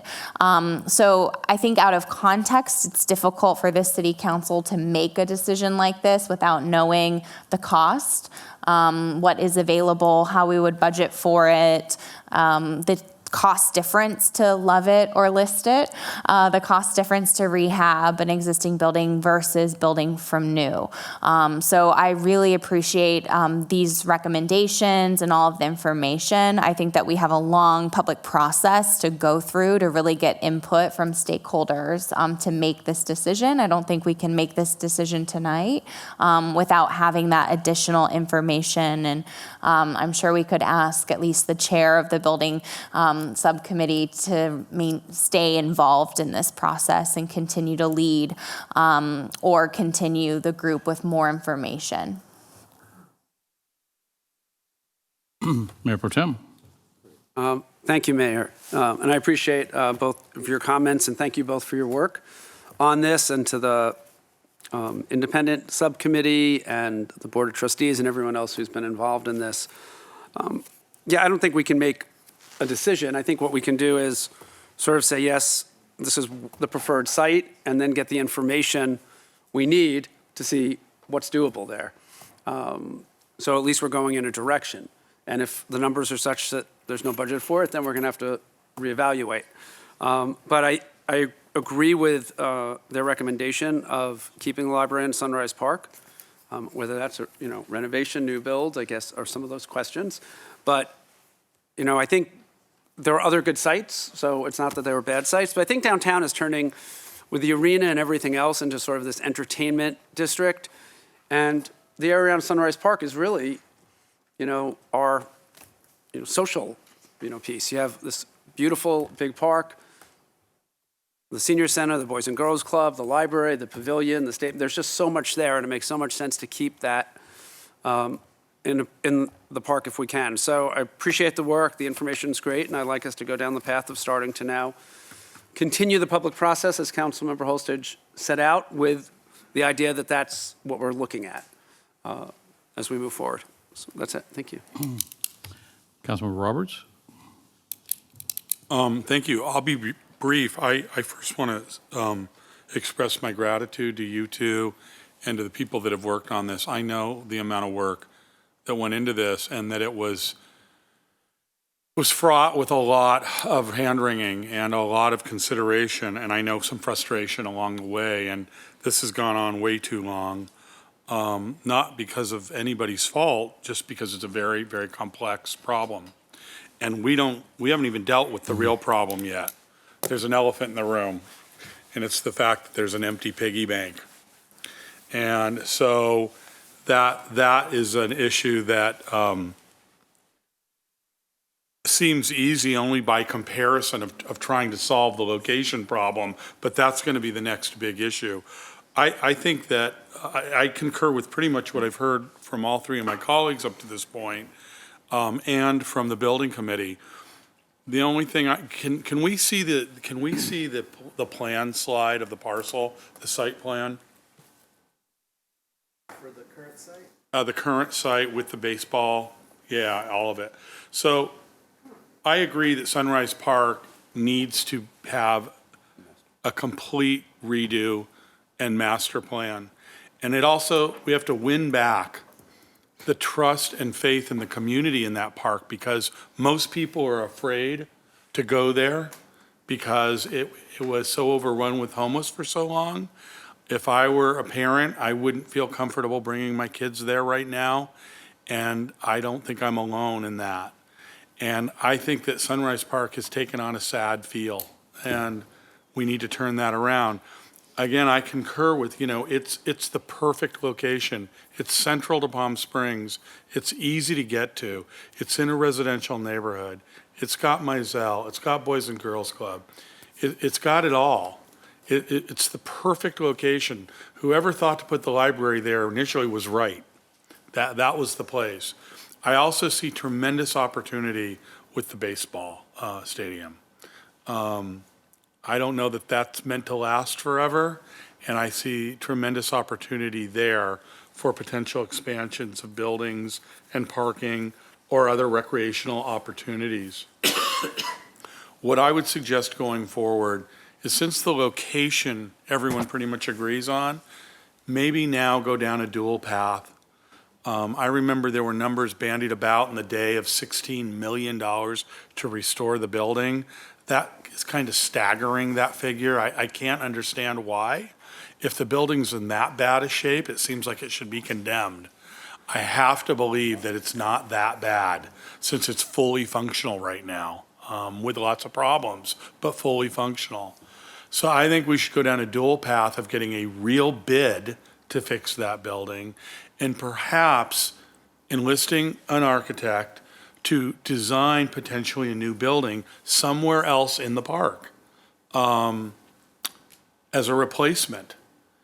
And then have the subcommittee and the council look at those two opportunities, those two options.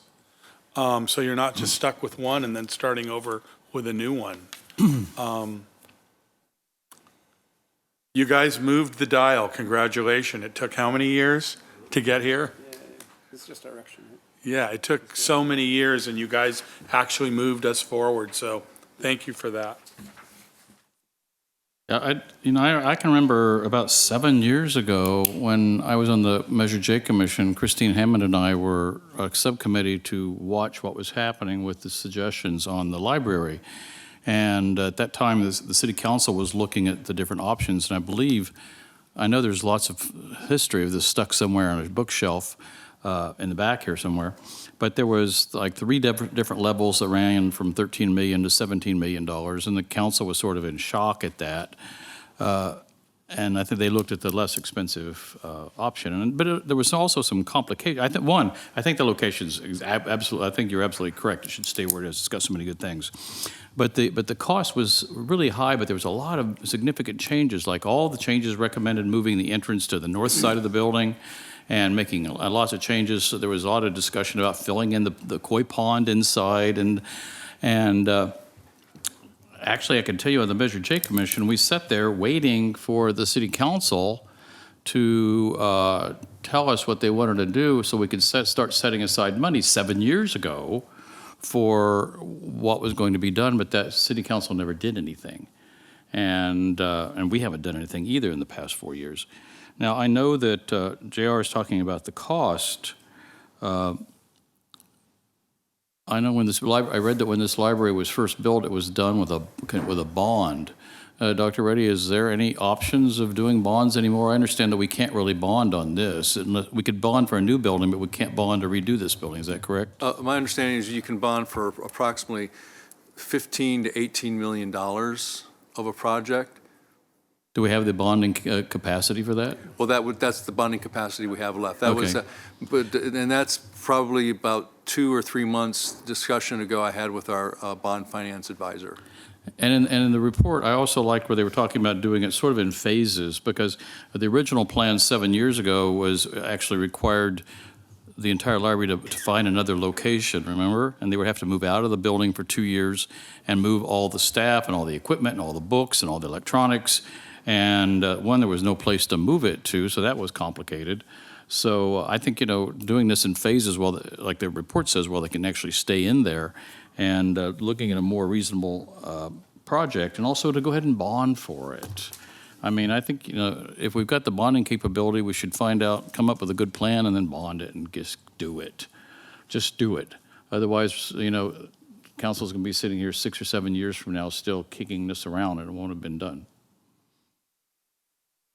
Councilor Middleton? Yes, thank you, Mr. Mayor. I think we're unanimous that we would like to stay at the current location. That's a major milestone for us moving forward. One of the things that has been recommended, we've got a facility currently that's about 34,000 square feet. recommendations from the professionals are that we need somewhere between 50 and 65,000 square feet going forward. Now, that recommendation comes without having gone through a very thorough evaluation of what will the programming look like and what are the needs of the facilities. One of the things that I also think potentially impacts how much space we need is as we start to do master planning for this and try to find ways to integrate the Boys and Girls Club, Mizell, the space we have at the pavilion, how can we, what space do we actually need and what do we need it for? So what I would like to see us do moving forward from here is ask for staff to work with the trustees and with our outside advisors to begin the evaluation of what is the programming that we need and look at what would a master plan for Sunrise Park be? How much do we need to spend? Who are the potential bidders so that we address this in phases moving forward, looking very clearly at the entire park?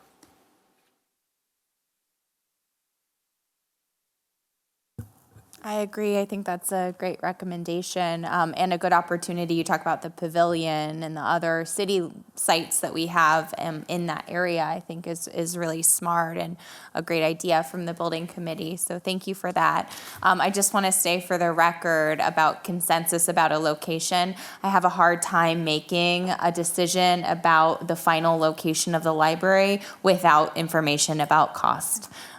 Because it just has to be that. If it's going to be double the cost, we have to have that context to make a final decision. But we heard a lot of public input from the community, and by and large, the people that we heard from prefer maintaining. They want to love it.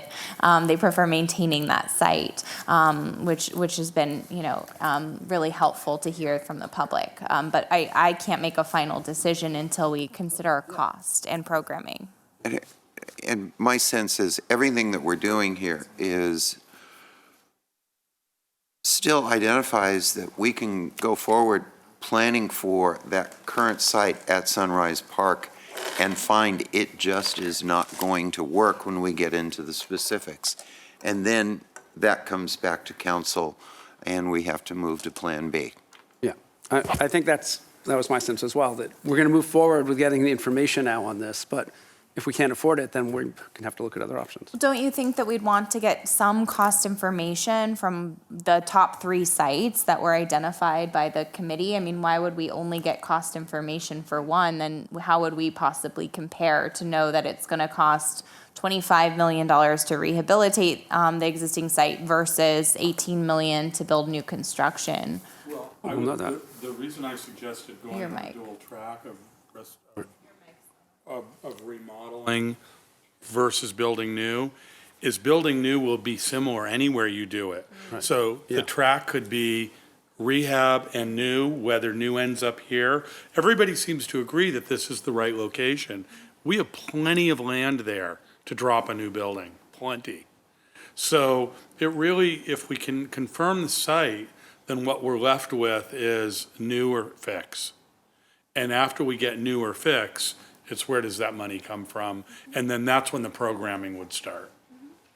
One thing I think about when we talk about new is this building is a great building, and if we moved the library out of it, what would we do with it? It would still have to be renovated for some other use, and so then we end up with having to renovate this building for some other use and maintain it, and then also build another building, and then have to maintain the new building.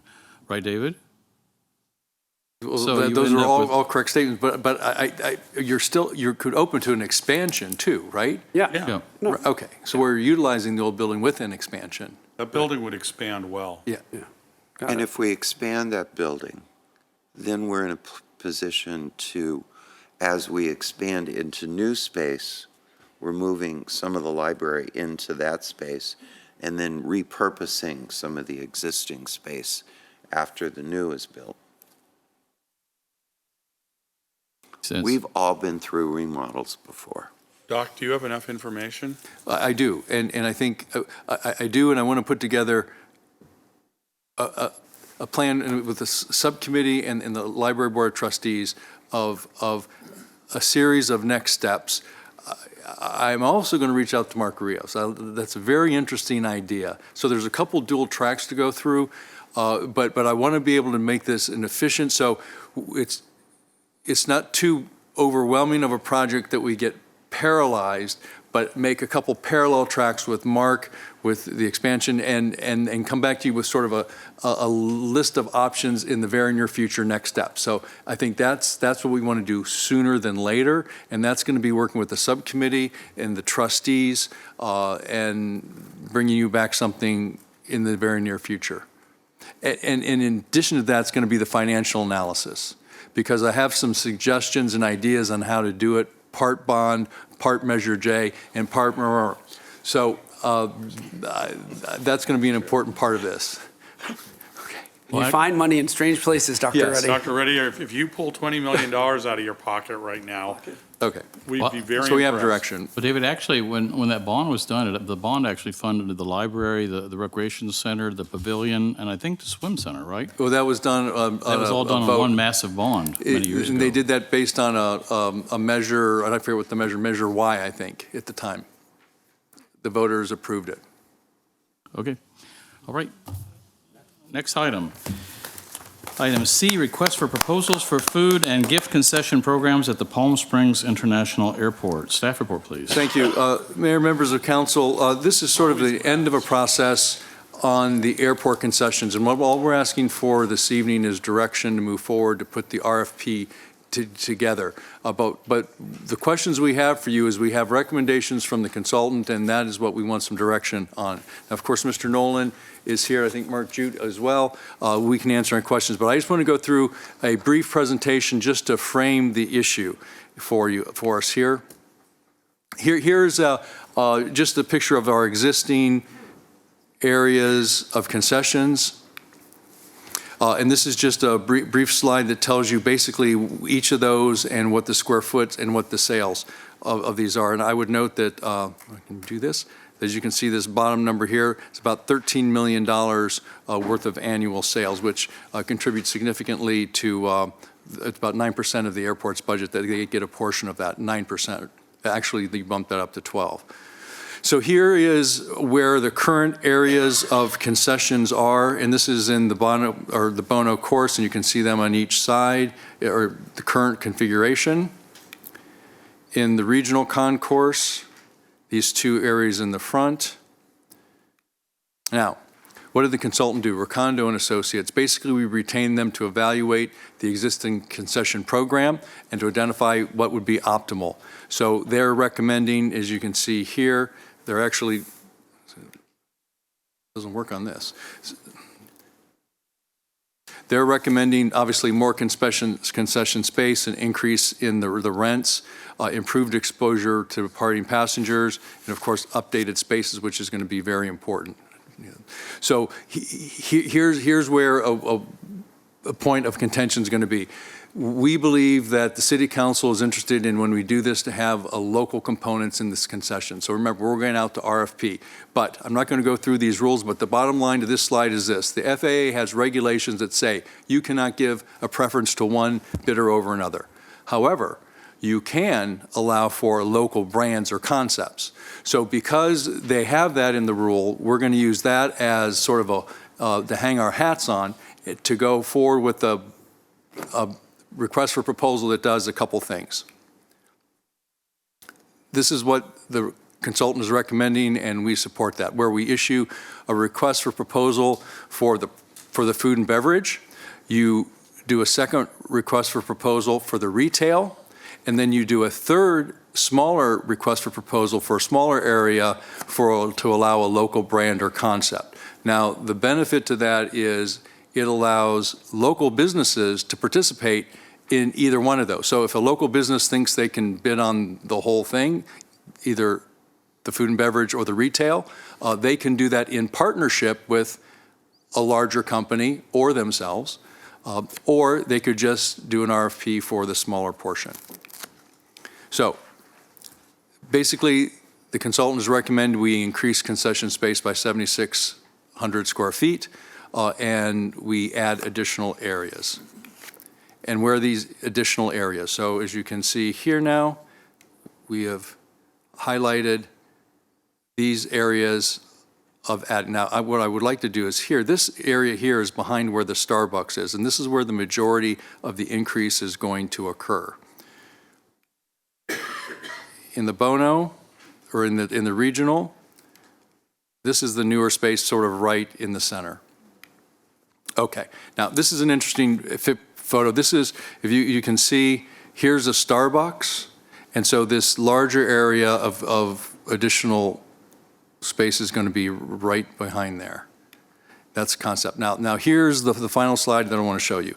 This is the main Bono concourse in the open area. So it was suggested and recommended that that would be potentially an area that we could utilize as a bar, restaurant, sitting area as opposed to what it is now. So this is just a graphic that we had made of possibility. So what we'd be asking for you finally for direction is, this is what we'd like, that we proceed with this hybrid of the 3 different RFPs for food and beverage, for concession retail and local brands, and then you authorize the expansion of the concessions in both the terminals, and then also, if you want us to go forward, to include the atrium in the Bono concourse. And well, what we're looking for is direction, because the next step is we're going to ask the consultants to put together a formal RFP documents, but we're looking for your direction if you agree with the 3 RFP approach and whether we want to do anything with the main dome in the concourse. Because they have it here approved, so I think that means we need to vote on it to approve the final RFP, proceeding with the final RFP development. And if you give us direction to do it, because we will have to bring back the final bid documents for you to approve those. So that will be an actual formal approval. Right now, we would just need your direction because this will be a big next step when we actually get all the documents done. Mayor Pro Tem? Yeah, so I'm in agreement with moving this forward. I would like included in the RFP the sort of bar restaurant concept in the atrium. I think it'll be a great addition. Obviously, if we don't get something we like, we don't have to do it, but I would not want to foreclose it now. I think it's a great idea. I think this initial drawing just shows how cool it could be. And our airport really, I'm so excited. I really want to thank staff, Tom and David and everyone else, the Airport Commission. We so need this in the airport to make it, now that we have to get there earlier, I'm saying the right thing, right? As the airport has more and more passengers, you have to get there early. We need things so people have things to do. And it's a big revenue generator. People like airports. They like the local concepts that are in other airports. I enjoy those a lot. I think it's really going to be great for the city. So I'm really excited about this. But I would like to include the atrium in addition. That's it. Thank you. Councilmember Middleton? I agree. I did see a reference where it talked of a concession for a single local facility, and what I see here is plural, and I believe we need to have the opportunity for multiple local. Other than that, I am very supportive. Sorry, I had that question too. Is it one, so I'm reading that also. Is it one local space, or how does that work? It would be a space that could have multiple. It could be either, Tom or Mark, can you address that? I think the goal is it could ultimately be multiple. Hold on the mic. Oh, sorry, let me get it. There you go, you're on. I'm on? Thank you. So we only have a finite amount of space here, and we've got to be cognizant of the fact to make it attractive to the larger concessionaires, we got to make the package. They're going to invest between $10 and $15 million, so that agreement is going to have to be backed by the sufficient space. What we're envisioning is the wine bar out in the courtyard. That's a central location, and we would think that a local operator, should they bid on that, We would probably even make it easier for them to only capitalize on the season and maybe close the shop up during the non-off season, which gives them a considerable financial advantage as well and makes it more attractive. As we could also look at kiosks in addition to that space, some roving kiosks, seasonal as well. So Sort of those like are the options. mini food trucks. Just so I'm clear, but local concepts can also apply for any of the spaces, right? They can partner with the larger Right, concessionaires, yeah. which is common in the Yeah, industry. that's what I've seen Yeah. in other airports. So Absolutely, they can be anywhere. That's a great opportunity for them, okay. yeah. I just want to make sure we have more than one local retail. We hope that everybody in the city partners or takes advantage of the bid. But ultimately, the bid will decide. I think Councilwoman Middleton makes. Mike, Chair. An outreach, yes. Can we make sure we reach out? We actually also offered is, discussed about this, is we would even offer assistance for local businesses when they submit their RFP, assistance on That how would to be do it. great, because most of them won't know we're doing that unless we actually tell them, and we have great businesses downtown that would do well there. And we can do that as long as we offer that to everyone. Yeah. That's great. Okay, we have a motion to approve the proceeding with the final RFP development and proceed with the solicitation process by Mayor Pro Tem Corr, seconded by Councilmember Roberts. Motion is on the floor. That motion passes 5-0. Okay. Thank you, Tom. Thank you. We always put you at the end of the agenda, you noticed. Okay, next item 5D, which is a consideration of modifying the city council regular meeting schedule. Staff report or whoever? We will yield to the city council scheduling. If you want. Yeah, so based on sort of feedback from at the last meeting, so there's a proposed schedule, takes into account various holidays and other things, and I think once Thursday got mentioned, there was no going back from everyone sitting at that table, which really does actually provide a couple benefits. It's worth just noting. You know, when we leave Wednesday night at 11:30 or midnight, and some staff live an hour away and they have to be here at 8 in the morning, it's not really good for them. It's not good for the residents as far as people's ability to do their jobs. Doing it on Thursday avoids that. So I think there's some benefit there. Everyone will have the books for a week, which really is helpful, especially for folks who work, because you can read it over the weekend and you have an extra day to meet with residents and talk to people and get input. Often, by the time people read it in the community, they're sending us emails today, which we don't have time to read today. So the extra day, I think, will really have some benefit there as well. So I think it's a good schedule. So I'm happy to make a motion in support of it, unless anyone is going to object, and then I'll hear them. I'm sorry, Councilmember Holsage? Thank you. I just wanted to echo your comments. You know, there's no perfect day, so it's really difficult. We did get some public comment, not formal. We've had this agenda like 3 times, I think, and we haven't received any public comments against a Thursday date. We did get some input that conflicts with street fair or other events in the community. It's just going to be really, this also conflicts with a work meeting that I have. But I do think it's in the public interest to have more time with the agenda, which is really important. It's more notice. So I think that this is great for staff, great for residents. It's great for us to have another day with it. So I'm happy to support it. If it becomes a problem in the future, we don't have people participating that we want participating, we can change it. We've changed a number of meetings this year. So this is a plan for the future, and we can always deviate from it. Okay, motion made by Mayor Pro Tem Corr, seconded by Councilmember Holsage. Motion is on the floor.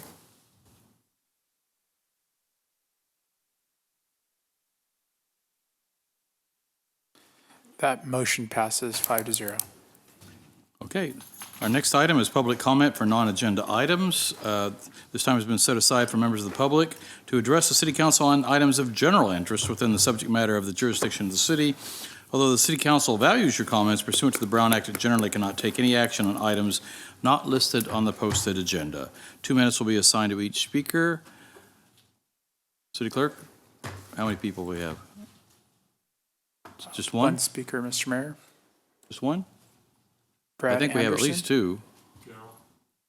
Is it Brad Anderson here? Daryl wants to. There's no, Brad Anderson's not here, and Mr. Terrell, you're not on the thing here, but that's fine. He's got his card. Okay.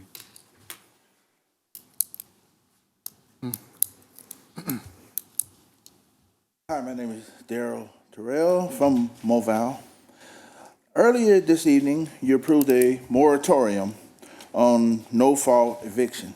Tonight, I would like to offer an idea to help your renters from no-fault evictions.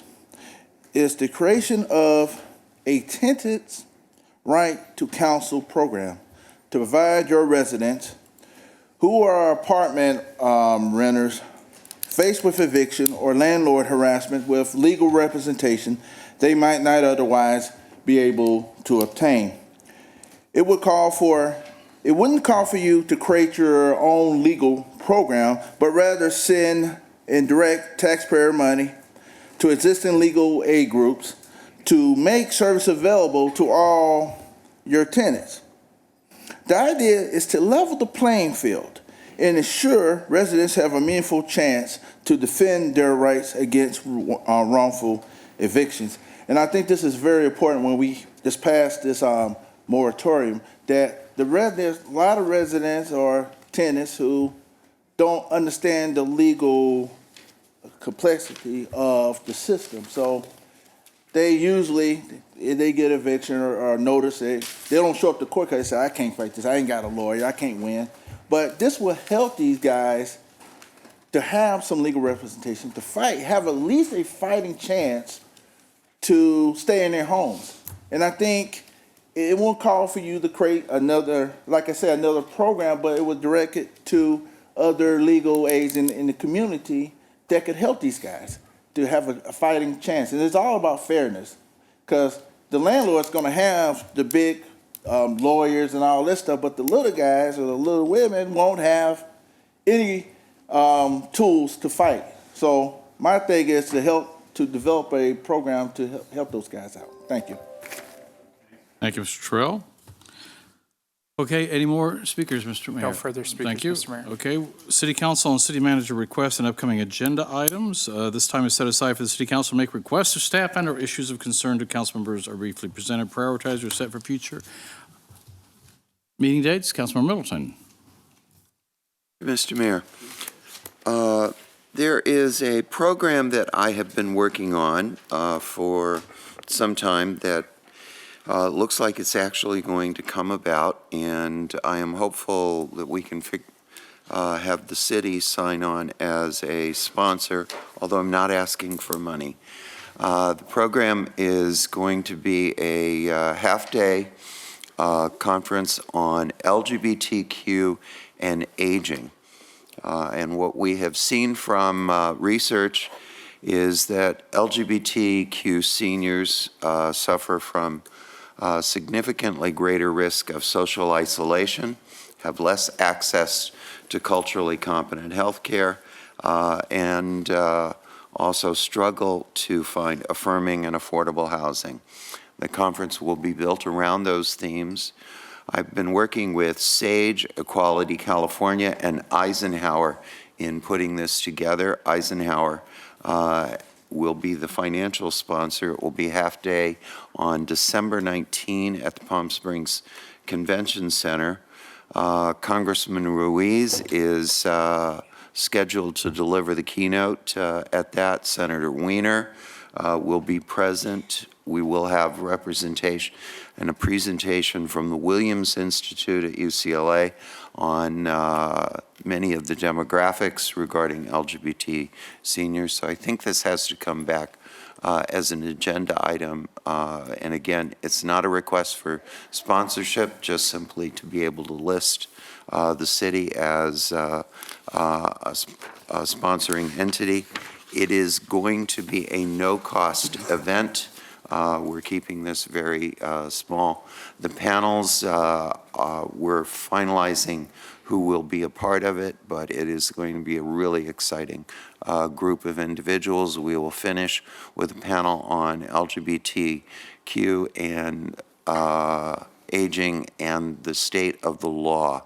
Currently, there are only 3 states that have provided a Bill of Rights to LGBTQ seniors, and one of the pervasive issues that we find as our population ages is so many folks find themselves wondering if they are going to have to go back into the closet in order to find either a affordable place to live or to find the long-term care that they need. Thank you.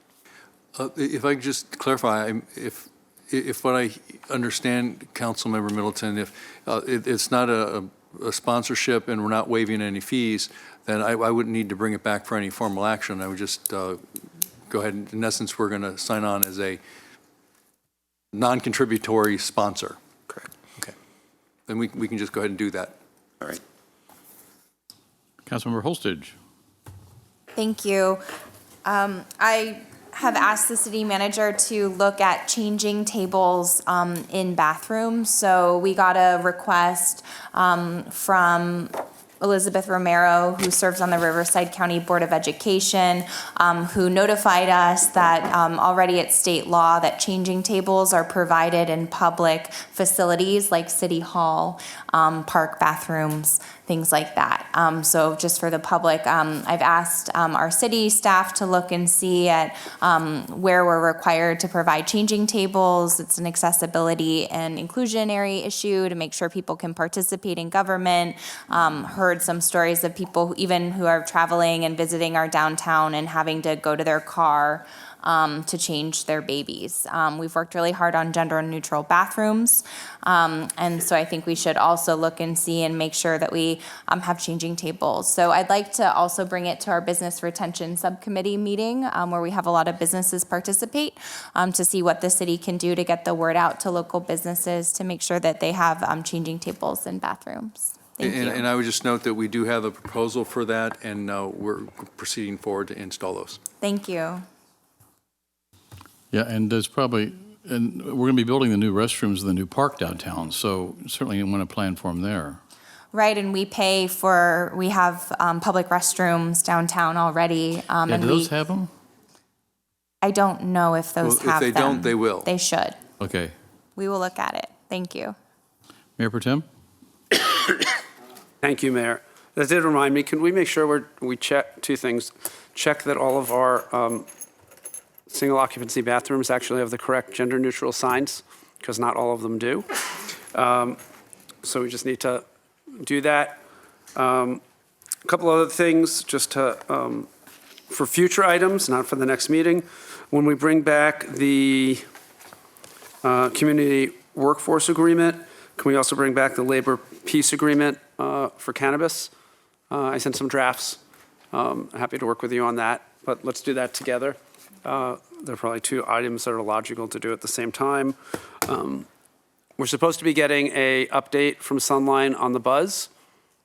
It's been a year, a little over a year now. So what are the numbers? How are they doing on getting funding moving forward? All those things, so it'd be really good to do that. And the last thing is, just so we add it to a future item, is thinking about a trail where people can take dogs, which Councilmember Holstage mentioned earlier, but and some of the public did, let's just keep that on the list so we don't lose sight of that. That's it. Thank you. Anything else from staff, council? Okay, seeing none, we will adjourn to the next regular meeting on Wednesday, November the 6th, 2019 at 6 o'clock.